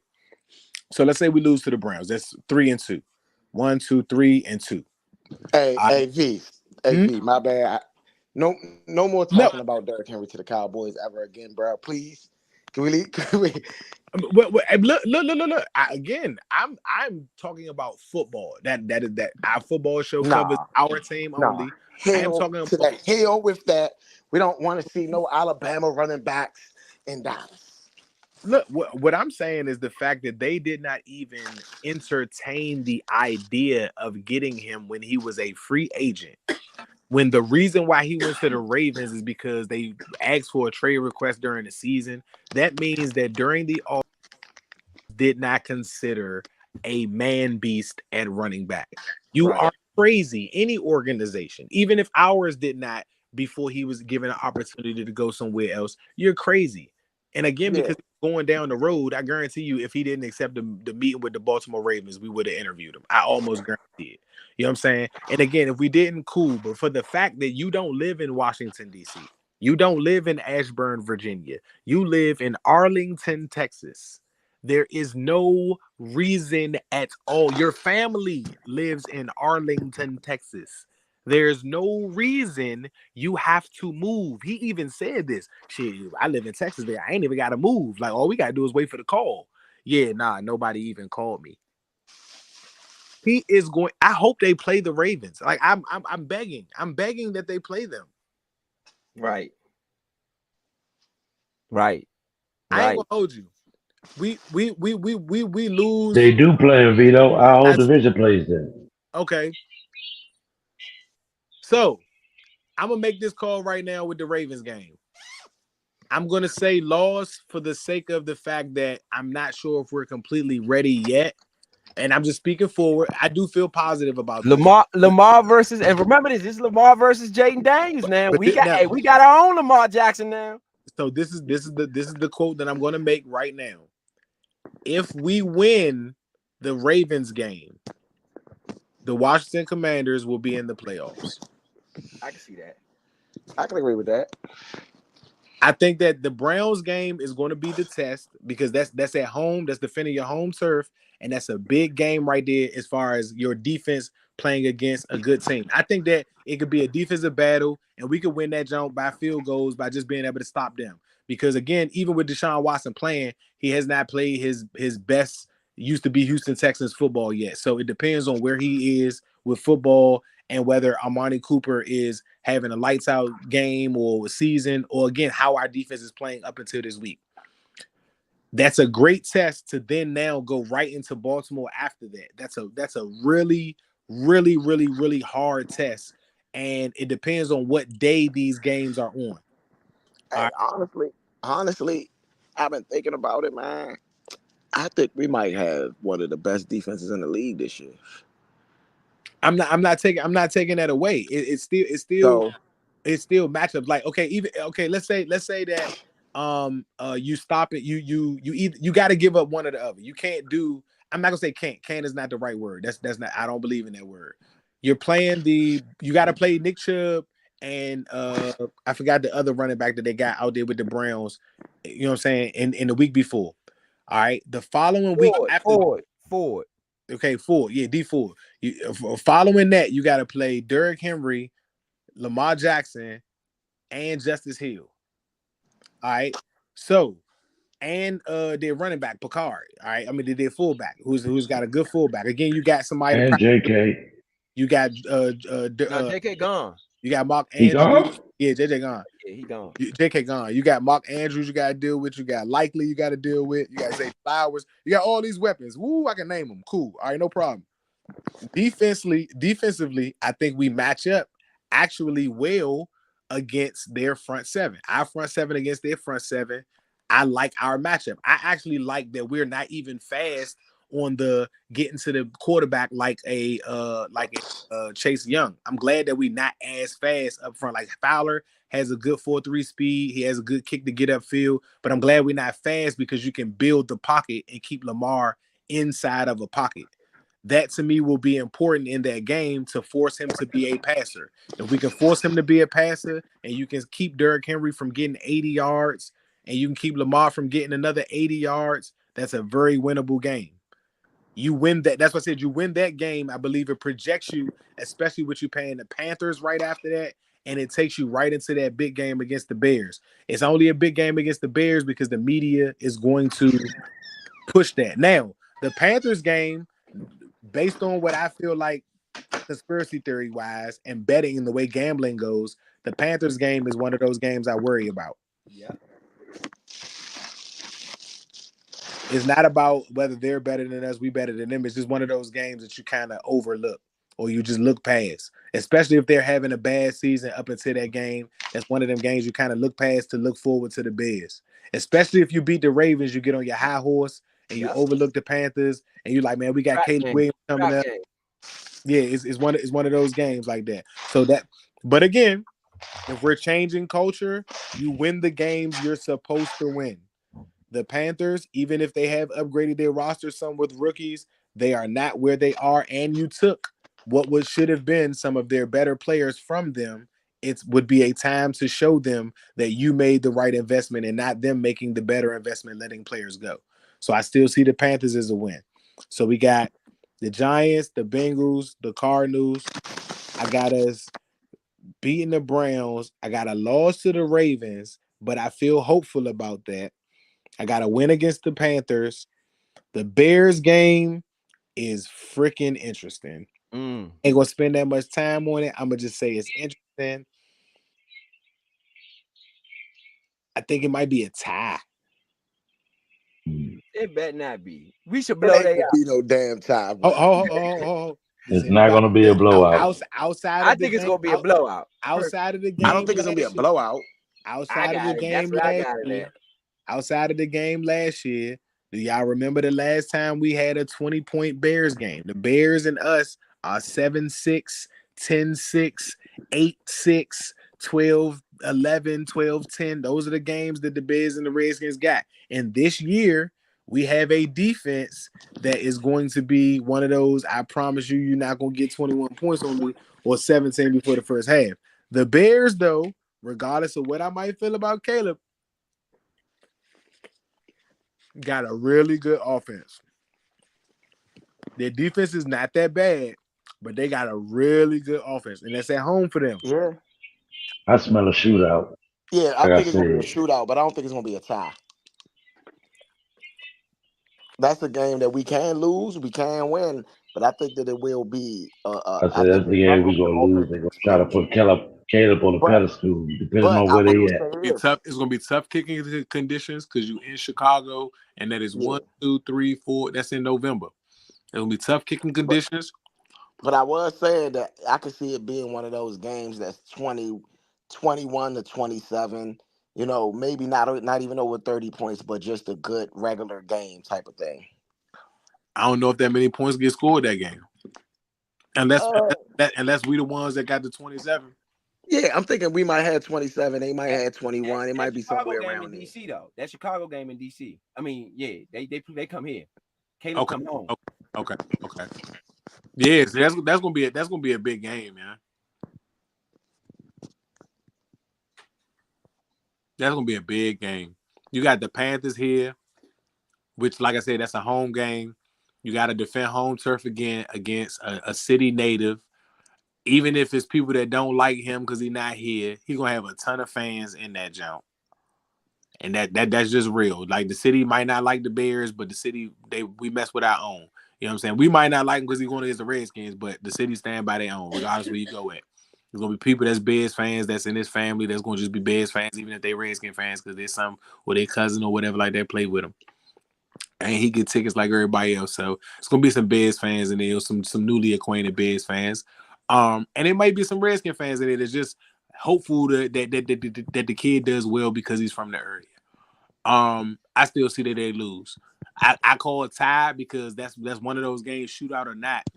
The Bears and us just always have had tight games. That game last year, again, I don't count it as much as, you know what I'm saying, everybody else does, but it's there. The New York Giants game in New York, I think we take it. I think we're gonna Again, sweep the Giants. yeah, that's what I said. That's the change of the culture to me. It's not beating them every season from here on out for the rest of Dan Quinn's career, which would be lovely. I'd love for you to do that. I'm not going to take that off my wish list or nothing. I'm just saying that the change of the culture is not sweeping the division, even though I would love for that to happen, but it is more so making the teams pay that don't deserve to be there. The Giants, even though they've upgraded their defense, which has played well, they upgraded the part that hasn't played bad.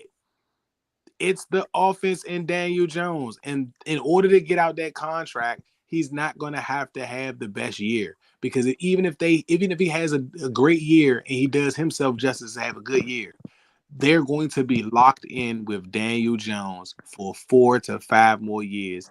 And they know, like everybody else does, low-key, that that's not what they want.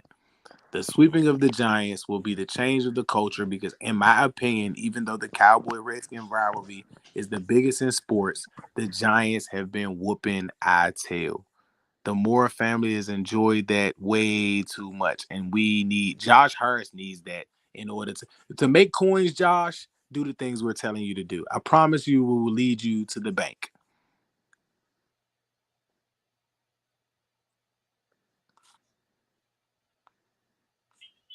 I hear that long pause right there. That's a pause of confirmation. Let's give it to y'all again. Yeah. So in the first half, I only got us to the Bucks, to the Ravens, and the Bears is a possible. So let's say 1, 2, 3, 4, 5, 6, 7, 8, 9, 6-3 in the first 9.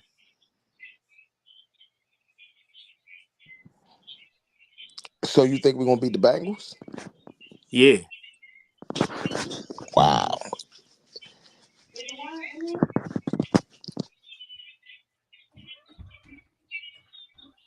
We beat the We Bengals with beat them. in a bad team, bro. That's We what I beat them said. without Joe too. I don't consider any Joe of got hurt that game. Burrow having. Now he got hurt that game, but I just me personally, not that the Bengals aren't good, because again, I think people sleeping on the Bengals. The Bengals probably end up in the playoffs again this year, because as long as Joe is on his feet, he's a really good quarterback. But our defense is our defense are scaring people before we even got on the field. Like it's not just talking. Like people are worried that things are going to happen bad to their teams. Like they're prepared. When is the last time a team prepared for the Redskins? Yeah. Like, and I'm saying that for all the fans that aren't Redskin fans that maybe find that funny, but for all of the fans that are Redskin fans and that are Commander fans, when is the last time somebody game planned against us? Like outside of the RG3 era, and again, he wasn't healthy enough for teams to really have to try to game plan against him. They were just trying what they could. Look at the Cowboys. Ask them. DeMarcus Ware was traded and got off their team, who was a legendary Hall of Fame Cowboy player who would have been there his whole career if it wasn't for RG3. RG3 came, he didn't get a sack against RG3. Everybody was hitting RG3 except for him. Yep. He couldn't handle that read option. It was too much. It exposed him. That's what I said. It just changed the whole trajectory of his career. And he took it out on Cam Newton in that Super Bowl. He's like, hey, I gotta, I get back here. So what you at? So where you at? You at Pittsburgh. What you think about the Pittsburgh game? That's a tough one right there. That's what I said. That's a tough one. Damn.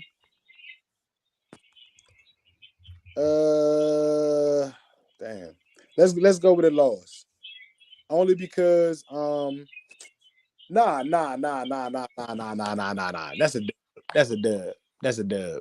I'm not scared of nothing over there. Just right now, even with Russell Wilson being a good quarterback, even with them having Justin Fields, I'm less worried about Russell Wilson than I am Justin Fields, to be honest. Under Mike Tomlin, especially, I'm less worried about Russell Wilson. Yeah, I am too. That's what I said. Number two, I don't believe that they have the receivers that like scare me. Like they don't alarm me that I don't feel like we can't handle the receivers. Hey, and Najee Harris just hasn't turned out to be what I think people would have wanted him to be. I don't know if they have another starter right now, but I don't. Pittsburgh is a dub, and that's at home. That's a dub. That one scares me because Russell Wilson, he finds a way on outdoor uncertainty to be a thorn. When we that will be the game that we have foes in the building. The Steelers will be in the building for that, Joe. Steelers fans are familiar with the area now, but again, that depends on what Josh Harris does. He did make sure Philadelphia fans had more seats in the playoff game. You know what I'm saying? Than some of the other rival teams. So it depends, but I do know that they'll have some support here in Washington. So I do feel you on that being a sketchy game, but I don't feel like if they win, it would just be a hard-nosed game. I don't feel like they defensively, Mike Tomlin always has them prepared.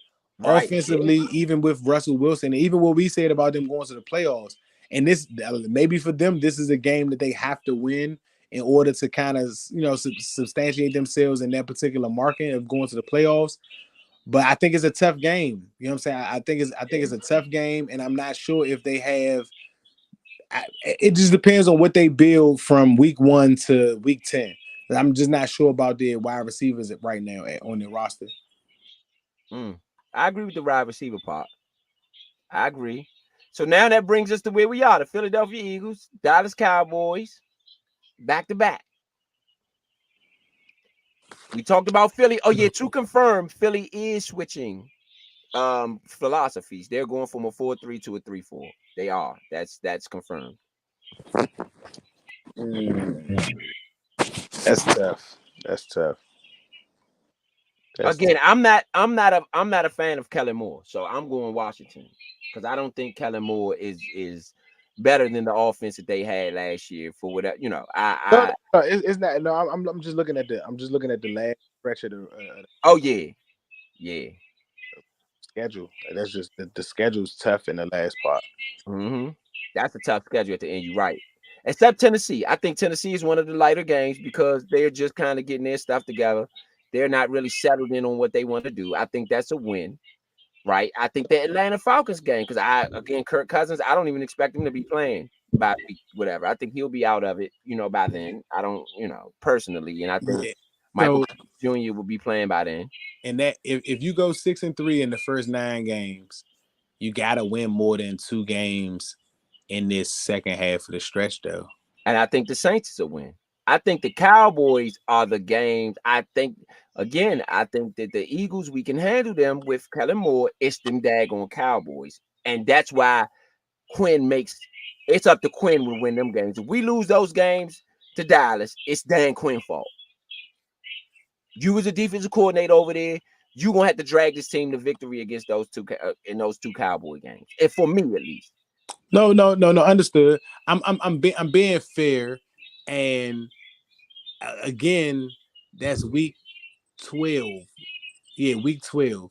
So week 12 and week 17 are 2 different times of the year. Yeah. You know what I'm saying? And week 12, you might not be sure if you can make the playoffs, or you might already be set to go to the playoffs, depending on how the rest of the shit go. How the Eagles was last year, and they picked it till they was in game 11 to start falling off, or game 12 to start falling off. You know what I'm saying? If the Cowboys are trash by week 12, the last game of the season is just a game. Right. If they're good, it's not gonna matter because it's at home. That's true. The first one is at home. I'm not as worried about the one away unless that determines on who goes to the playoffs or not. Mm-hmm. Mm-hmm. The first one here is after going to Philly to play the Eagles. Right. That's true. You'll know more about that game. Yeah, because Pittsburgh come down here, you go up to Philly, which is like an hour and a half to play, then you come back down and play Dallas. Whoever wrote the schedule, I hate y'all, but this is awesome. Like for football itself, that's a great stretch. Like that's just because it's competitive. It's always competitive. You're not really doing what you did in the first half, maybe with the Panthers, and using that as, you know what I'm saying, just a regular little rub-by game, because every week before that, you're in a game. The Arizona Cardinals game is a makeup game if you lose to the Bengals or if you lose to the Buccaneers. Because even though we look into this schedule, we also got to remember that we're in competition with whatever our division is doing. Mm-hmm. So in my opinion, I almost would have rather picked what I felt as the total record based on what the other teams in the division's schedule was at the same time. Right.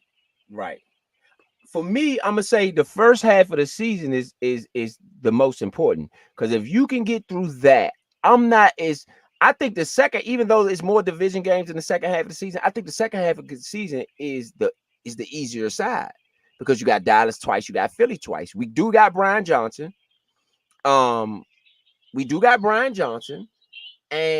we also have Dan Quinn. So the only part that I don't feel like is easy is because in the first half of the season, you only got 2 games that count. Like let's be honest. You lose every game but beat the Giants, and you 2-7 going into the second half of the season, right? You still got 2 division wins and got no losses in your division.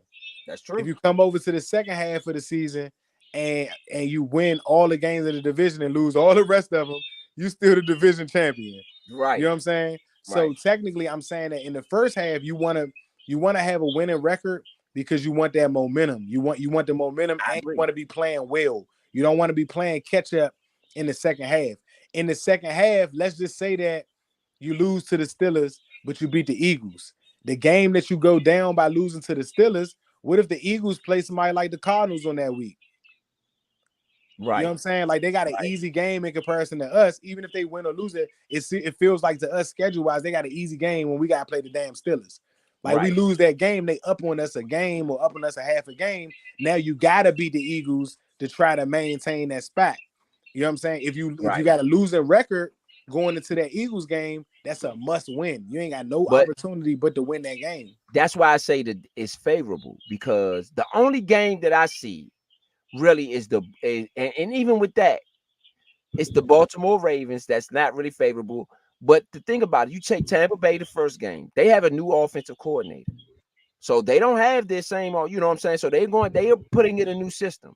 So you get them first week. That's the best time to get them. You know what I mean? To me, you know what I'm saying? You get them first week, they put in a new offense. They might not have everything that they want to do all the way locked in yet. Okay. So then you move on to the Cincinnati Bengals. That you get them week 3. That's the best time to get them, and other than week 1, because Joe Burrow is coming off an injury. He hasn't played in a while. They're going to be very cautious with him in the preseason. I don't expect him to play maybe not, I mean, if he plays in the preseason at all.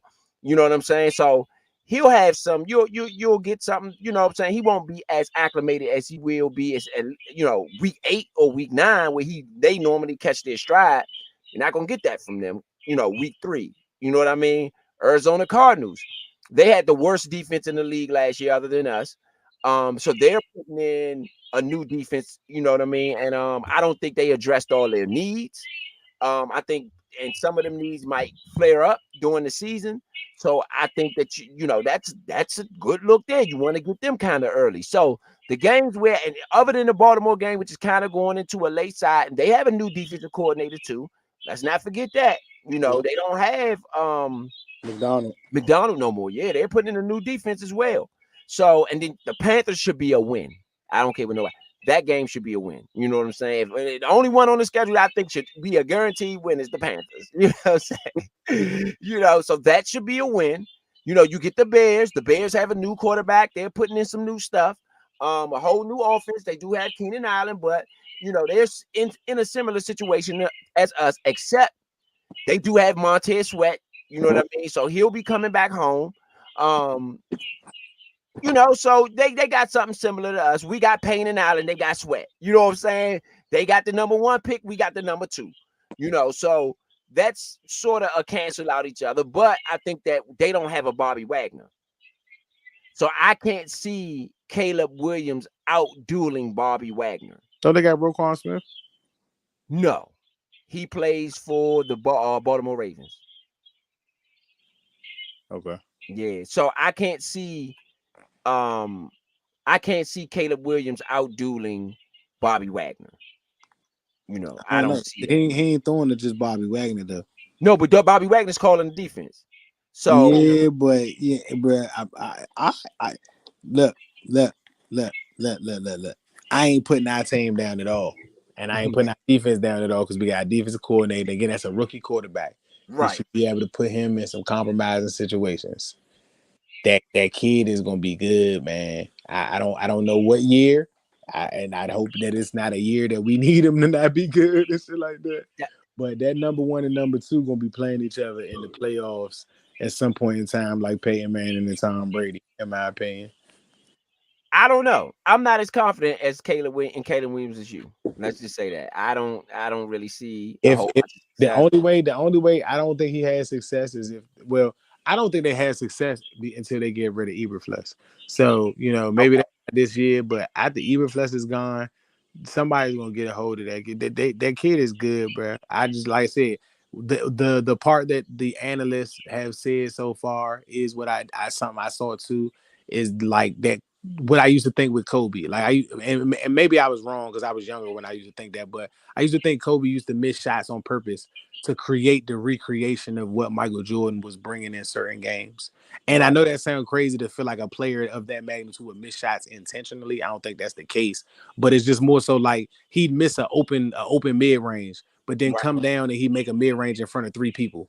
It's like, come on, bro. Or he a pump fake, the defender will close out at the 3, and then he'll just jump up and fade away from 3 off the vertical and buck the shot. All net, no problem. But wide open 3 shots ago, just missed a wide open 3. Like, Right.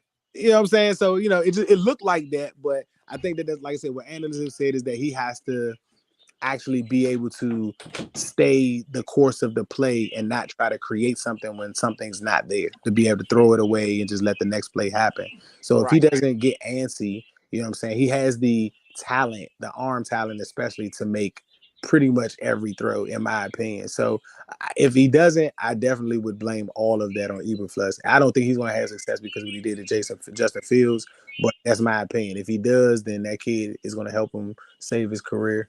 I agree with that part. Again, like I said, with Jayden Daniels, I just think he, with his legs, and he does have a quick release. I mean, of course, his release is really quick, and he has certain things that I do like too. But his legs are special. You know what I'm saying? That's where I think he separates himself from a lot of people with the legs. So that's why I say I really like his arm. I do too. Like, again, I like his release. I like his passing. I like, I just think that some of the things he do when he get outside the pocket is just really, and I think it's going to be times where he runs for 50 yards touchdowns. I think he's going to have about 4 or 5 50-yard touchdowns or better. Meaning Jayden Daniels. Yeah, no, in this year. Yeah, this year. What? Yes, I think he has about 4 or 5 50-yard touchdowns this year on the ground. No way. That's what I got. You live on the Nature Show. Yeah. and nothing wrong with that. Nothing wrong with that prediction. It's the way you see the game, man. Yeah. Quarterback analyst. You know what I'm saying? Every week, man. Every weekend, we all bring in something special to ourselves, especially when we're doing the games live. You know what I'm saying? We all got our expertise. And, Rowe is our quarterback guy. So if you see that, then, I'm going to take your word for it. Yeah. I think he has at least 4 or 5 of those. Once he gets outside that pod, I think he's just, he going to do some stuff. He going to get some people, you know what I'm saying, out there. And hopefully, let me say this too. He's not a scrambler, though. He's not a scrambler. He's not the running around in the pocket looking for a receiver. He's not going to do that. He's going to get outside that pocket and go up the field. That's one thing he's not. He's not Caleb Williams. Caleb Williams is the scrambler. He's the Fran Tarkenton, the running in the back, to find me a receiver and get, that's what he does. That's not what Jayden Daniels does. Jayden Daniels go get them yards and kill you with rushing on the ground. So I just think that they have 2 separate different types of style. I just think that Jayden Daniels' style, if he can stay healthy, when he gets out there in the field. Now I'm gonna tell you, it ain't hard. It's hard to get your hands on him now. Yeah, if they think they just gonna come and just knock him, no, you might get him like that in the pocket. The worst hits he's gonna take is gonna be in the pocket. Because once he's outside the pocket, he's going to find the sideline, or he might get grabbed. Somebody can grab and sling. Those are dangerous for him too. Is when if they get a hand on him, they will. He's so light, you could just sling him. Those are dangerous too. Just to grab him and sling him all over the place. And a leg might hit like RG3, for instance. A leg, might be swinging over the place, hit another guy. That type of stuff is I think is a little dangerous too. And that's why I don't want them to play. I don't want to play for the first 5 games. And no. Real talk. Like I said, the reason why I said, and again, interesting to my theory that maybe why they signed Bird today, a wide receiver that's familiar with Mariota. You know what I'm saying? Outside bringing in some of the guys that they brought in during the offseason. Yeah. And I don't think that there's anything wrong with that. Wherever you're picked at, you're forced to play because the team that you got drafted by is trash, or the position that you play, you're the best option that they have to play you. Well, I got another theory on Bird. He's the closest thing to Curtis Samuel when they were in Carolina together. He was really close, and he does a lot of what Curtis Samuel does. And you got him for cheap. You got him for way less than $13 million. Right. So I think that was more of a parody of Curtis Samuel, but not to knock you on that. I definitely agree with you with that comparison. I did not put those two together, even though that makes like a lot of sense.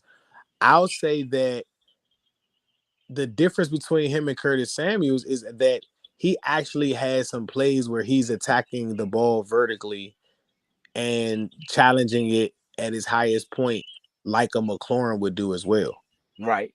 Right. And remember when I was saying that, like, Dotson, you know what I'm saying? Like, right now, we're looking at Dotson to be a number 2. That's a big role for him to have to fit. Right. This kid was everywhere with Atlanta. I would have almost thought that he was the only guy they had. Right. Like, all of the and again, like I said, that replay that we was watching at first, that's in between Jesse Bates and Eli Apple. Now, if anybody know Eli Apple, really, really good at Ohio State. In the NFL, he's had his games where he's good, and he's had his seasons where, you know, he hasn't really been the best cornerback. You know what I'm saying? So I'm not saying that he is the definition of shutdown and he be the shutdown corner. No. But guess what? Eli Apple's a starter. He's been a starter everywhere he's gone. So something about him is okay. He can't be completely trash if he's getting the starting role everywhere he's going. You know what I'm saying? And Jesse Bates III is a starting safety. And that was a heck of a pass and route by Shawty from Mariota, who, again, if we're speaking in terms of arm talent, Mariota's arm talent is slightly behind Daniels now. Not slightly, but it's behind Daniels now. Yeah. One, because of age and because of wear and tear. Yeah. And even if Mariota can get the ball downfield, imagine how much more or how faster that pass and play could happen with a quarterback that can do those things. Here's why I'm not in a rush. I'm not going to say don't. Why I'm not in a rush for him to start or play right now. You potentially have, on paper, one of the better Redskin defenses that our franchises has had. And if you go to that most famous team outside of Darryl Green, which I don't think nobody on this roster can have, until our secondary plays this full season under Josh Harris, I don't know what we have, even with what we had before, because that scheme wasn't one that created turnovers. It was just a scheme. And whether we did have success some of the years earlier or not, it wasn't anything that you could say that was like back in the day with a high Redskin defenses was. So this defense on paper reminds you of what we used to be able to have. You know what I'm saying? Like the Bobby Wagner signing was OD. If you didn't get that one, I still would really like how our roster was made up. The middle linebacker would have been important for us to find a signing there, but I would have assumed that Louvu would have played that and we'd have just had to find another outside edge. With signing Wagner, to me right now on paper, we're at least a 12 to 17 point a game team. And 12 is expecting that we on some Ray Lewis back in the day stuff. Right. 17 is being realistic, and about 17 to 19 is being realistic. 17 to 19 puts you in what was the Browns this year for being number 1 in point score? Hold on. I think they were 17. I think they were 17. And point scored? Yep. How much they give up? No, in point score they were 13th in the league in point score. That's what I'm about to look. I'm pulling it up right now. Just wait for it to load up. For 13th, they gave up 21 points a game. 13th, they gave up 21 points a game. So yeah, that's what I'm saying. 17 to 19 is not unrealistic. 17 to 19 puts you in top 5, top 7, top. Yeah. So I think that is that's big. And so what we got? We got the Saints, Eagles, Falcons, and Cowboys. The last 4: Titans, Saints, Falcons, Cowboys. Titans, a dub. Saints, a dub. That's the return. Then we're going to go visit Chase Young. Yep, Chase Young should be playing by then. He did have off-season surgery this year too. So now we'll really get to see what he is. So we play Montez Sweat and Chase Young this year. Mm-hmm. The schedule makers do what they was doing with that. But it's scary though. I'm gonna tell you why it's scary, because of what Landon Collins did when he came back. And what Alfred Morris did when he came back. Right. You know what I'm saying? That's why it's scary.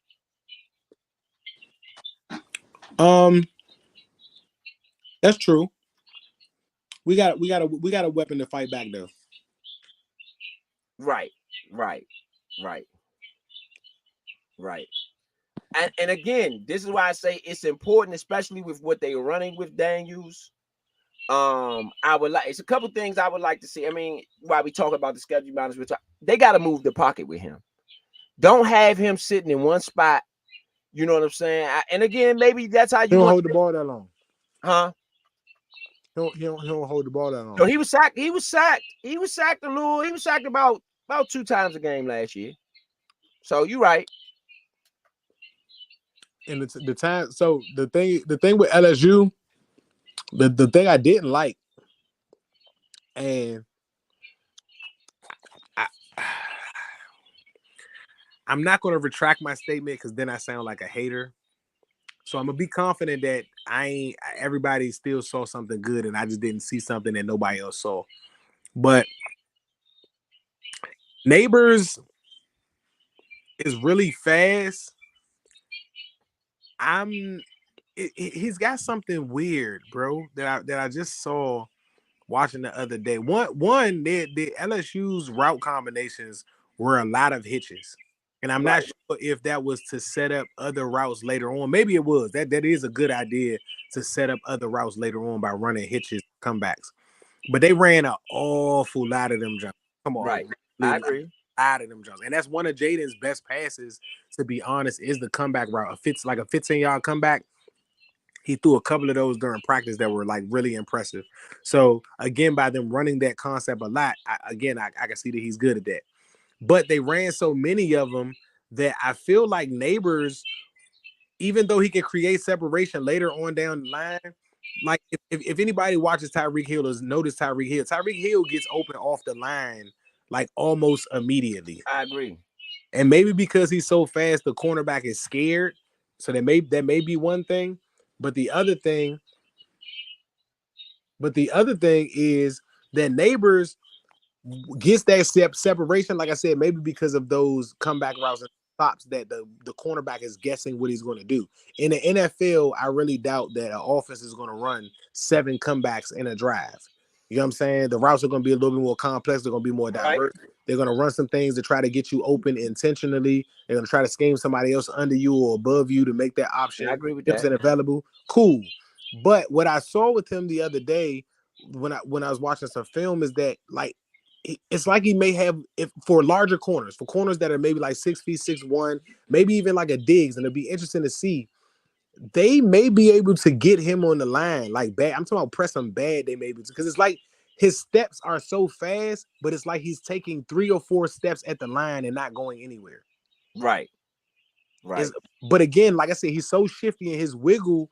I gotta go because I was just looking at something specific. I was just looking at his feet more than I was the top half of the bottom. Just looking at the feet and how he's setting up, and it was so much wiggle. And Calvin Johnson is one of my. I mean, not Calvin Johnson. Ocho Cinco. Ocho Cinco is one of my favorite footwork wide receivers. His footwork was one of the it was just awesome. Right. And when he creates footwork, even if he's moving laterally left and right, he's still actually moving up a yard or 2 or 3 yards before he's breaking into whatever he's going to do, which means that I'm moving and I'm using that shiftiness or swiping you with my hands and I'm still going forward.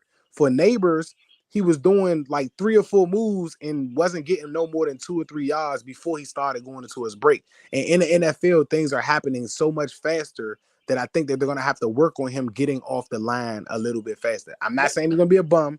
I'm just saying that if the right cornerbacks are going to be able to jam him in situations if they're not afraid of his speed. So if they know that they got safety help behind them, and again, like I said, if you can put some pressure on Daniel, I don't think he has a good arm when there's pressure. When there's no pressure, Daniel Jones has, like I told y'all, he's gonna eat up anybody if you just play him like a base quarterback and just leave a base offense out there. He's been playing in the NFL for 5 seasons now. He can make the throws. But when you're pressuring him, that's why he was running so much. And people were using it, again, for, unbeknownst to me, and no racism included, but white quarterbacks can run the same way that black quarterbacks do, and they won't be considered scramblers. Right. I agree Daniel with that. Jones runs because there's no other option. He is not that good at reading defenses. If it's a base defense, he is taught to tuck it and run. And he's not giving any flack for that the way that black quarterbacks are. And I think that's completely unfair because he has gotten $144 million from the Giants and he does not deserve it. I'm sorry. Right. Not sorry. Right. So I got the Eagles a win. I got the Cowboys a win. I got the Titans a win. I got the Saints a win. I got a loss to the Eagles. I got a win to the Falcons. And I got a loss to the Cowboys if you don't care and we win in the division. I got a win if you do care and we need to get that win to make just to move placing in the playoffs. Right. Right. So I actually I don't know how I just did that, but I got 10-7. Okay. I got 4 wins in the second half, 6 in the first half. Let me say this. I think we go 12-5 if Jayden Daniels remains healthy. Right? If he don't remain healthy, I think you have another tank season. So, and I think if he's healthy, though, I think, and I'm gonna tell you why I say that. It's because of what I was saying yesterday. If Pierre Garçon doesn't miss those 6 games in RG3's first season, we easily win 12 or 13 games. To be honest, that's just to be honest. We easily win. And I think that this team is built a lot like that team with London Fletcher and Bobby Wagner canceling each other out, essentially. The offensive line being exactly what it seemed to be right when RG3 got hit really bad the year before with Rex Grossman and them taking all the flat. And then the next season you get a quarterback who can move a little bit. You know what I mean? Now you get the offensive line together a little bit. The running back position, though. But even without Alfred Morris, I think Brian Robinson got something there. But it's the if you're gonna start Eckler over Robinson. That's what I'm saying. Like it's Kingsbury not running the same amount that Shanahan was. Like we knew Shanahan was gonna be a runner. So that's what maybe kind of made everybody think RG3 was just going to run it because Shanahan's a guaranteed almost 2,000 yards a season from his teams rushing. So you knew he was going to run the ball. So him throwing it was like, oh shit, we got to cover that too. Right. In this situation, I honestly think that Jayden Daniels' legs are what's going to separate him from the rookie of the year conversation. Right. I think his passing is going to be marveled and compared to CJ Stroud if he has the success that I believe our staff feels like he's capable of. I can see that. But even with that, I still think that and again, just looking at the schedule now, the only one that really got a weapon like us is the Ravens. I don't know if these other teams can just keep up. You know what I mean? Arizona got Marvin Harrison Jr. They do. Hold up.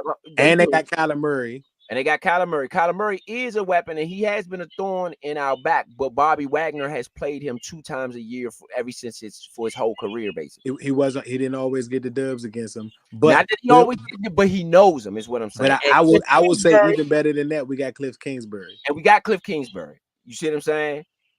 So we should be able to get that win, and that should mean that. And I'm gonna tell you what that says to me too about Cliff Kingsbury. If he cannot get the win against that team, it says that he's going to have trouble in big games. Just my opinion. Just in the Cardinals game? If we can't get the win against the Cardinals, it's going to tell me that later on down the road, especially if Cliff Kingsbury don't call the best game, it's going to tell me that later on down the road, he's going to have trouble. I think he actually calls one of his best games because if you listen to Jayden Daniels, even if we all go back and think about the bet that him and Neighbors were, joking about having, or even, shook hands on it and stuff, it's that competitive nature. He also said that if I had to face my coach, or I think he has to face AP. Like, he's like, if I got to play the Raiders, I already told him, like, man, I'm going to whoop you, coach. Right. Like, I don't think he's going to let Kingsbury use that Kyler was my quarterback and, I used to be there. I don't care about that.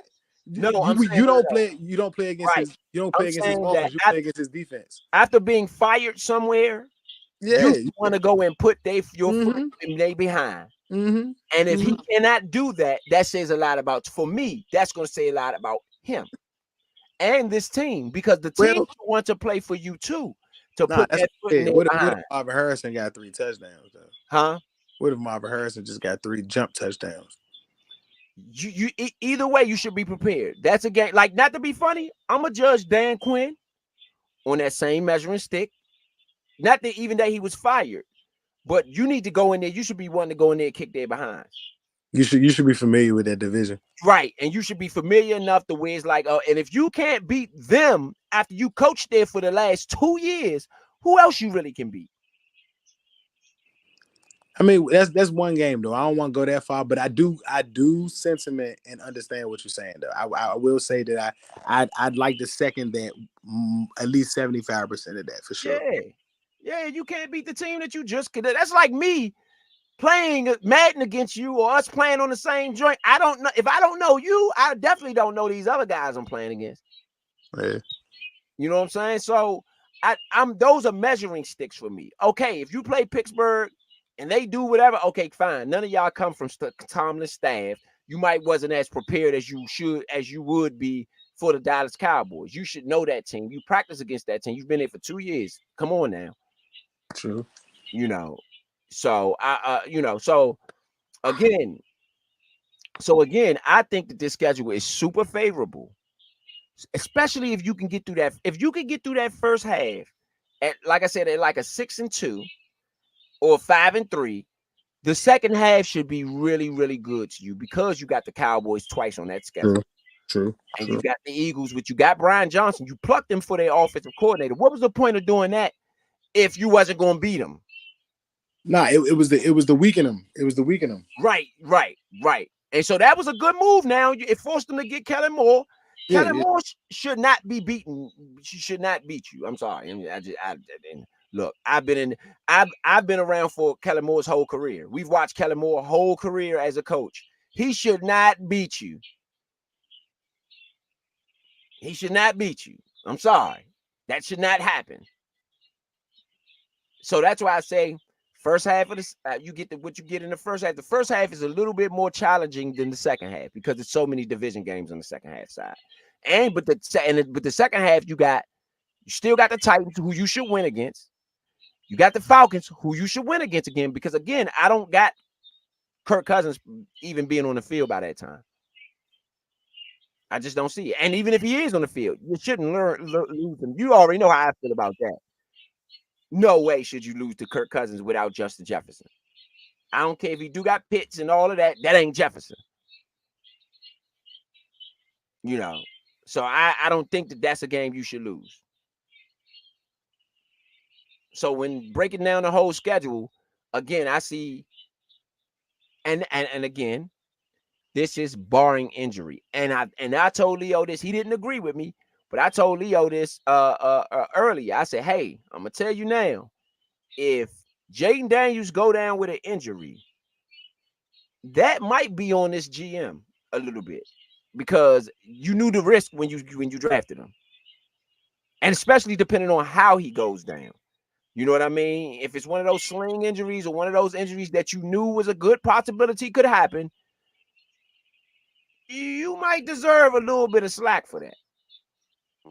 Nah, I feel like if you drafted anybody, you're taking a chance on anybody getting hurt. It's the NFL. Anybody can get hurt doing anything. But I think how you with some of the hits that boy done took but he played every game. He didn't. I'm not disputing that. So that's what I'm saying. The difference, and I would like to say something that they said on Twitter. Chase Daniels, as a matter of fact, former Redskin. We gotta stop putting what happened to somebody else on him, especially when we've changed our injury staff or our trainers or our training staff and stuff like that. Our medical staff that even handles the situations that's changed.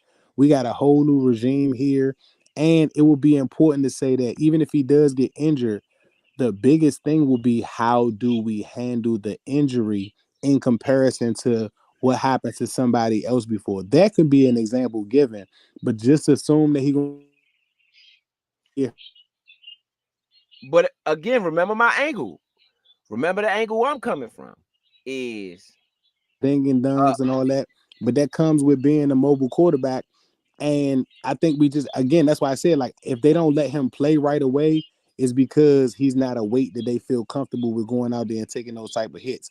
I think his arm is ready. I think his learning of the game and how fast he's processing the offense so far, like all of those are great things. I don't want anybody that's a fan, period, to be scared about injuries when every quarterback already assumes that when they you know what I'm saying, when they get in the get right. under center. But You know what I'm saying? certain quarterbacks are higher risk than others. You know what I'm I saying? can't, but I can't say that. But that's what I'm saying. I feel like we're falsely saying that about him because of what happened with RG3. No, The not kid, me. I'm saying that because of the his size more than anything. That's why what I'm saying it. It don't Bryce? have to do with How many games did Bryce Young miss this year?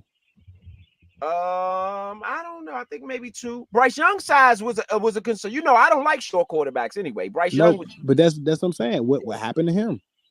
um Anthony Richardson, who has a better NFL size. He was hurt too. He got hurt. No. That's what I'm saying. But he has a better size at quarterback than Bryce Young, and he got hurt. But I wouldn't have drafted him high like that either. I said it from the very beginning. I wouldn't have drafted no Anthony Richardson because if he only CJ played. Stroud got hurt, you would have said the Texans made a mistake drafting him. You said if CJ Stroud, no, because CJ Stroud don't play the same way though. He don't play like that. Justin Fields play like that. Tom Brady don't run at all and was out a whole year because he got hit in his ankle. Okay, after playing 7 though. Huh? After playing 7 years without an injury though. And that's not why he didn't get hurt. He didn't get hurt because his offensive line was getting away with holding, or he either had the best line in the world that rarely got touched. Well, again, Lamar Jackson hasn't been hurt either. So he has been hurt. Oh yeah, he has been hurt. You're right. He has been hurt. He has been hurt. You're absolutely right. But again, from me, my perspective is, especially when you let Sam Howell walk, you got to take some. You're gonna have to take something on the chin as a no foul or as a nah. It's just how you. Sam is an anomaly. You do know that Sam was one of the only NFL quarterbacks to play every game last year. Right. And I'm not disputing that. I just think the durability matters to me. And again, it doesn't matter as much. It's about your entire roster. The Philadelphia Eagles took bum Wentz, or Wentz took them to the playoffs, and they won with a backup quarterback. Okay, well, let me say it like this then. Let me rephrase this then. The Redskins fans are going to give this organization a whole bunch of slack if Jayden Daniels don't finish this season or gets hurt anytime during the season. The Redskin fans are going to give them a lot of slack. It's going to be a lot. It's a PR nightmare, and I don't think they know that yet. But if Jayden Daniels get hurt, that is a PR nightmare. It's not, bruh. Sam Howell's the only quarterback you've had here in 20 years that didn't get hurt. Everybody we've had at quarterback. 32 quarterbacks in 23 years. They've all been hurt. You had a quarterback who could take the punishment. Who, Sam Howell? Yeah, he also threw 21 picks. That matters, bro. That's trash. You had you never gave him a chance to get better. You only had be healthy. Just be trash. Be healthy. As long as you can throw picks, you can be healthy. I'm just telling you, it's going to be a PR nightmare. Remember, I said that if Jayden Daniels does not finish this season, it is a PR nightmare. That's just my prediction. I think that these fans it's going to be a lot of fans saying, "Oh, this is why you should have kept Sam Howell. He was sacked 65 times last year and he never got hurt." And it's going to be a frenzy. Just my opinion. Jayden Daniels had to finish this year. You don't think they're going to say nothing if Caleb get hurt? No. Why? It's a quarterback getting injured. Because for one, and again, it depends on how the injury happens, right?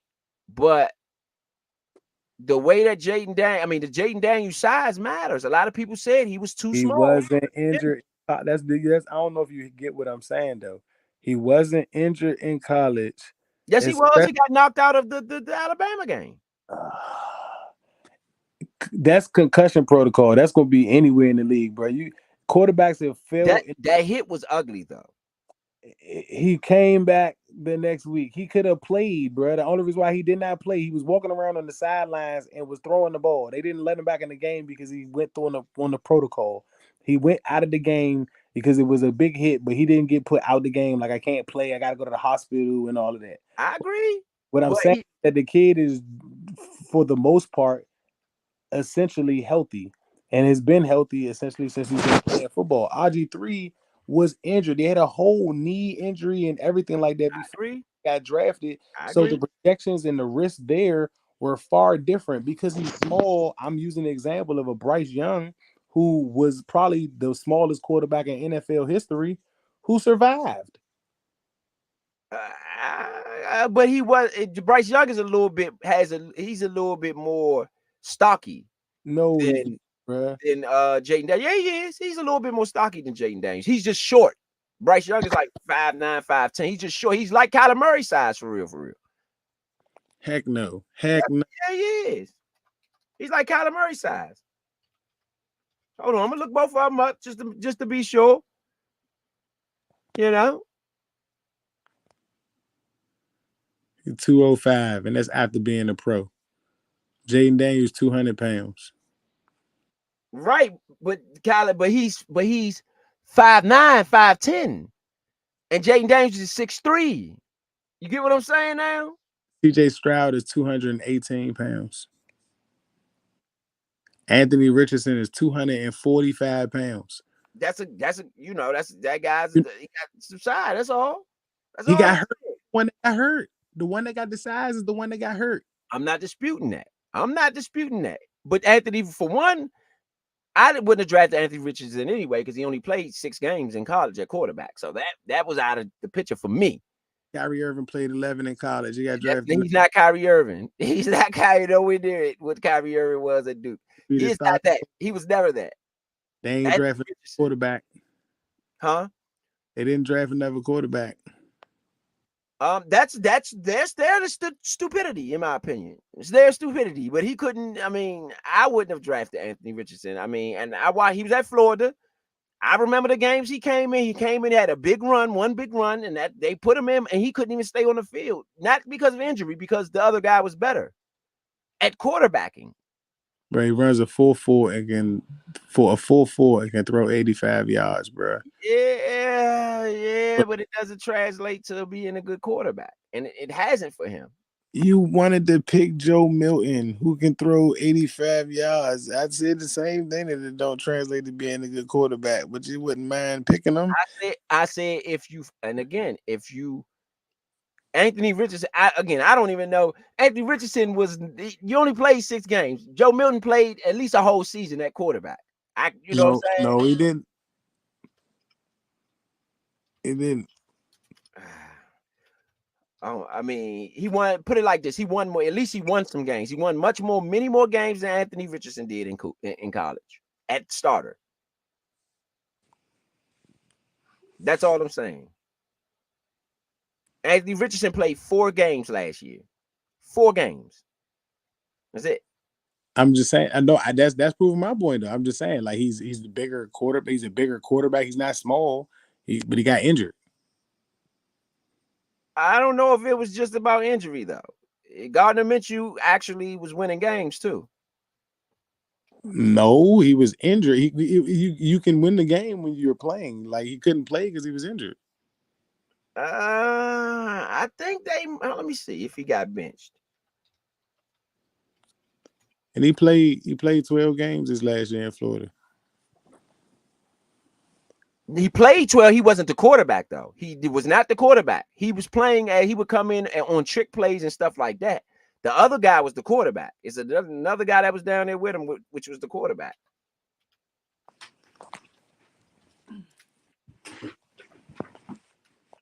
You know, he only played like 6. If 6, I'm giving him 6. I'm giving him that. That's generous. I'm not even sure he started 6 games for them. He was the full-time starter his last year. No, he was not. No, he was not. He was not. All right. He can't. Okay. Oh no, that's the Colts. Hold on. I'm gonna pull his college stats up. He definitely wasn't the full-time starter. I watched them on several games where he didn't start at all. Anthony Richardson at Florida in 2022. He ended up with 2,500 yards, 53 pass. What's the name? 17 touchdowns, and 103 rushing attempts. And I'll go to which ones he started and which ones he didn't. I might be thinking about 2021, where he only played in 8 games and had 500 passing yards and 400 rushing yards. But again, he had 24 hours. I'll see though. I'll go and make sure. Because the other guy might have gotten hurt, but he definitely wasn't the full-time starter unless somebody got hurt. But I will make sure.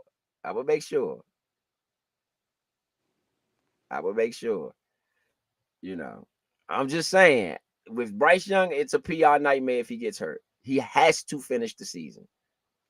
That's all I'm saying. Hold on. Yeah, that's all I'm saying.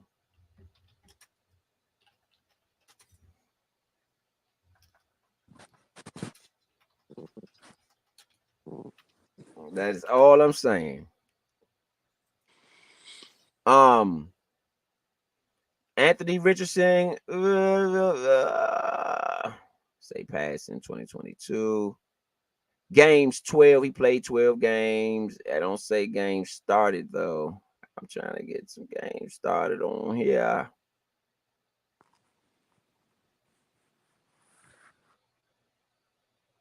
I can go to this game log. I just go to this game log. But I'm just saying. You know, and again, I'm just, I'm speaking for the fans when I say that. I'm not even speaking for myself. I think it's going to personally think that is a PR nightmare if he goes down. If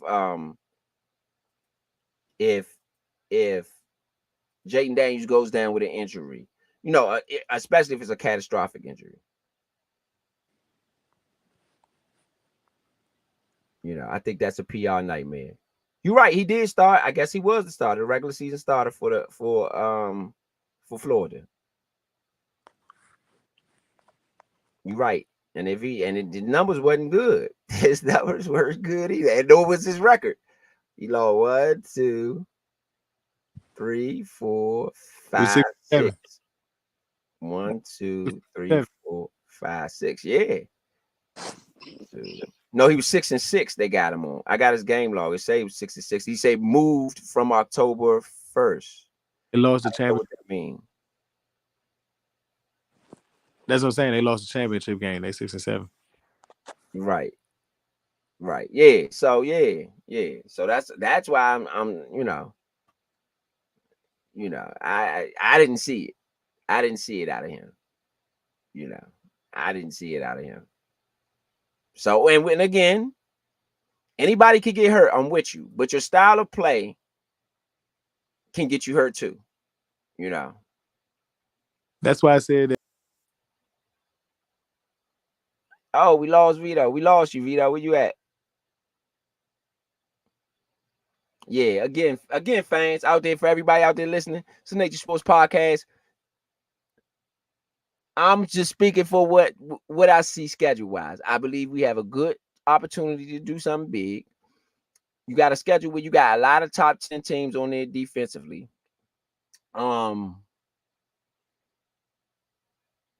So, these are some of these teams can go defensively. Tampa Bay Buccaneers, that was a top 10 defense last year. Cincinnati has a good defense. They got good players over there. Cleveland Browns, they definitely have a good defense. Baltimore Ravens have a good defense. Last year, the Dallas Cowboys was top 5. We do have Dan Quinn.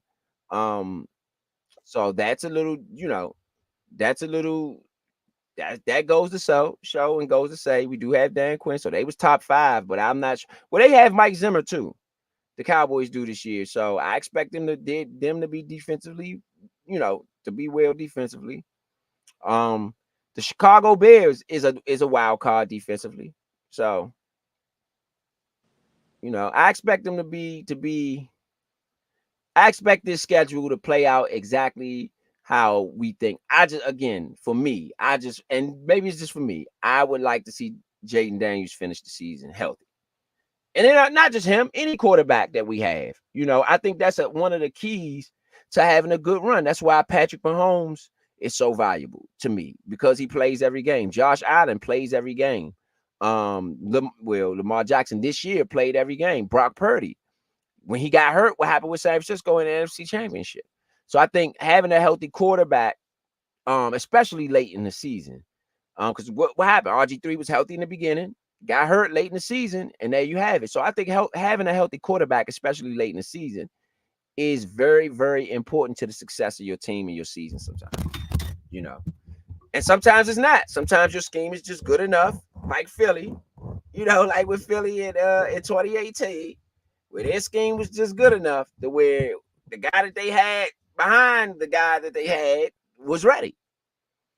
You know, so a lot of people confident in Marcus Mariota. I'm not confident in Marcus Mariota. I would like to not see him touch the field at all this year. This is a great season if he didn't touch the field. But some people are confident in him, much more confident than me. You know, I got some gripes with Marcus Mariota. You know, so that's just the way I view it or I see it. You know what I mean? But it's nothing set in stone. Nothing set in stone, man. Nothing set in stone. So we're gonna get some final thoughts in here about the schedule on our schedule show. What you got, Vito, on the final thoughts on the schedule? I like the schedule, man. Schedule look like it's gonna be a nice little competitive season. Like I said, the first half looks a lot easier than the second half, but that's because there's more division games in the second half. You got the big dogs in the second half, but I also think that the Giants are big dogs because they kind of owned us in the last few seasons. So the change of the culture starts with that. You know what you got on your list. You know what you got to prepare for. I think that they should go in honestly with a 4-game plan. Yes, whoever you got up this week is who you got up, but you should have a plan for all 4 of these guys going into the season. Excited to see what's going to go on. Absolutely, absolutely. What you got, Big Son? You still with us, Big Son? What you got on the final thoughts on the schedule? If you're still with us. My final thoughts on the schedule is, like I said earlier, thoughts haven't changed. Still believe we are going to squabble the NFC East. Ain't nobody gonna want to throw their dukes up. They dukes up against us for real and fight. But we gonna want to fight, and they're not gonna win that fight. So, So like I said, you didn't give we're us gonna your final squabble the record. NFC East. What was your final record? Vito had us at 10-7. What was your final record? I say 11-6. Okay. Okay. Okay. Yeah, 11-6. Oh, go ahead. You can finish your final thought. My bad. I just wanted to see what you had.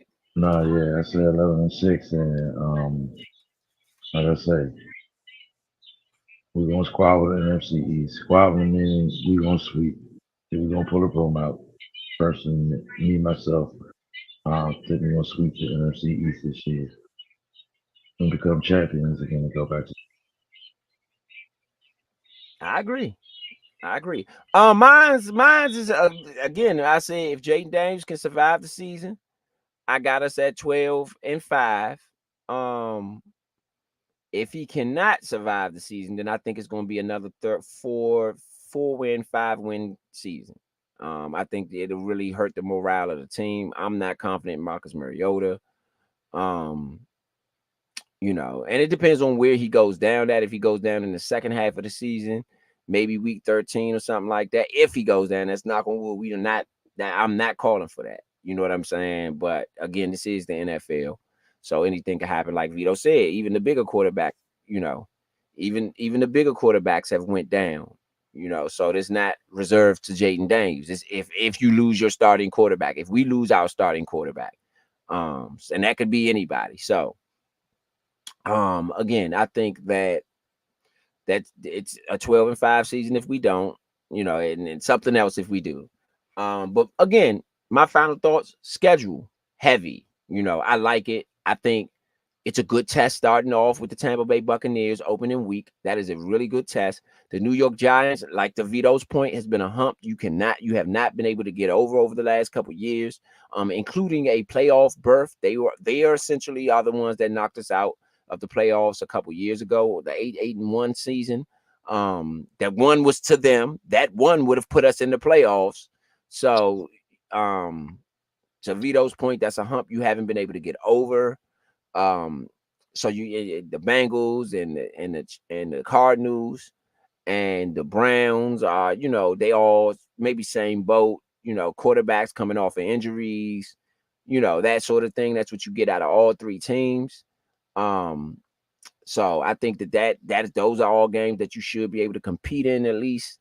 Then you got the Ravens, who are juggernauts right now, AFC Championship appearance last year. You got the Panthers, who you should win, I think, and the Browns you should win, I think. I feel like, at least, they did beat you last time you played them this year, but I think that you have made enough changes where you should be better. Pittsburgh Steelers are going to be juggernauts this year, I believe, so I think that's a tough one. Eagles, again, you have Brian Johnson. You should have an ace in the hole that should be able to carry you over the hump. They have Kellen Moore. I'm not confident in him. Vic Fangio, they're switching from 4-3 to 3-4. I think that's going to be a little tougher than what anybody expects. That changes a whole lot of things, from terminology to, coverage to a whole bunch of stuff. Dallas Cowboys, I think you should sweep them based on Dan Quinn alone. That should be his goal, should be to sweep the Dallas Cowboys, his personal goal. Titans and Falcons, I think you should be able to handle them. And the Saints, is going to be tough. They have a good defense with Dennis Allen over there. Good quarterback with Derek Carr, and they still have Kumura, I think. You know what I mean? So that'll be a tough one, but I do not think they have the receivers to beat us. So that's why my 12-5 is the 12-5 it is. Not set in stone yet, though, because we'll do some more research on the schedule and who we play and the coverages and different things that these guys going on. We'll give y'all a little bit more juice. You know what I'm saying? Wednesday, Workhorse Wednesday. This week, we do have a Score to Fight coming up. Yeah, we do have a Score to Fight coming up. That is the Tyson Fury fight. So that'll be this week, this Saturday. We're going to get started early. I think about maybe 4 or 5. The fight is in London. So, of course, here, London is 4 hours in front of us. So we'll be ready about 4 or 5, getting that one on the Score to Fight. But yeah, this is a big day for Redskin fans out here. Y'all make sure y'all tune in to the Nature Sports Podcast. We'll be back Monday with another show for y'all, getting ready. Anything else you got to say, fellas? No, I'm good. Y'all have a good weekend, man. Enjoy yourselves. Be safe out here. Good Big weekend. Sun signing off. Big Sun signing out. What you got, Vito? Anything else to say? I think Vito might be gone with us. Okay, I'm going to sign out for the fellas. Sign out for Point B. He was with us earlier. So see y'all Monday. Well, actually, see y'all Saturday. Score to Fight. Make sure y'all tune in with us on Saturday for the Score to Fight. Again, come back to the replay. Go back, look at the past shows. I'm going to go ahead and throw these things up here for y'all so that y'all know where to go, know where to go. View those past shows on Twitter. Boom, view those past shows on Twitter. Or X, I'm saying Twitter, but X, that's the site right there. Make sure you view all the past ones right there on Instagram as well. You can view the past shows, or you can go here on Facebook at the Nature Show DC group. See y'all next week. See y'all Saturday. Signing out. Workhorse. Workhorse, we out.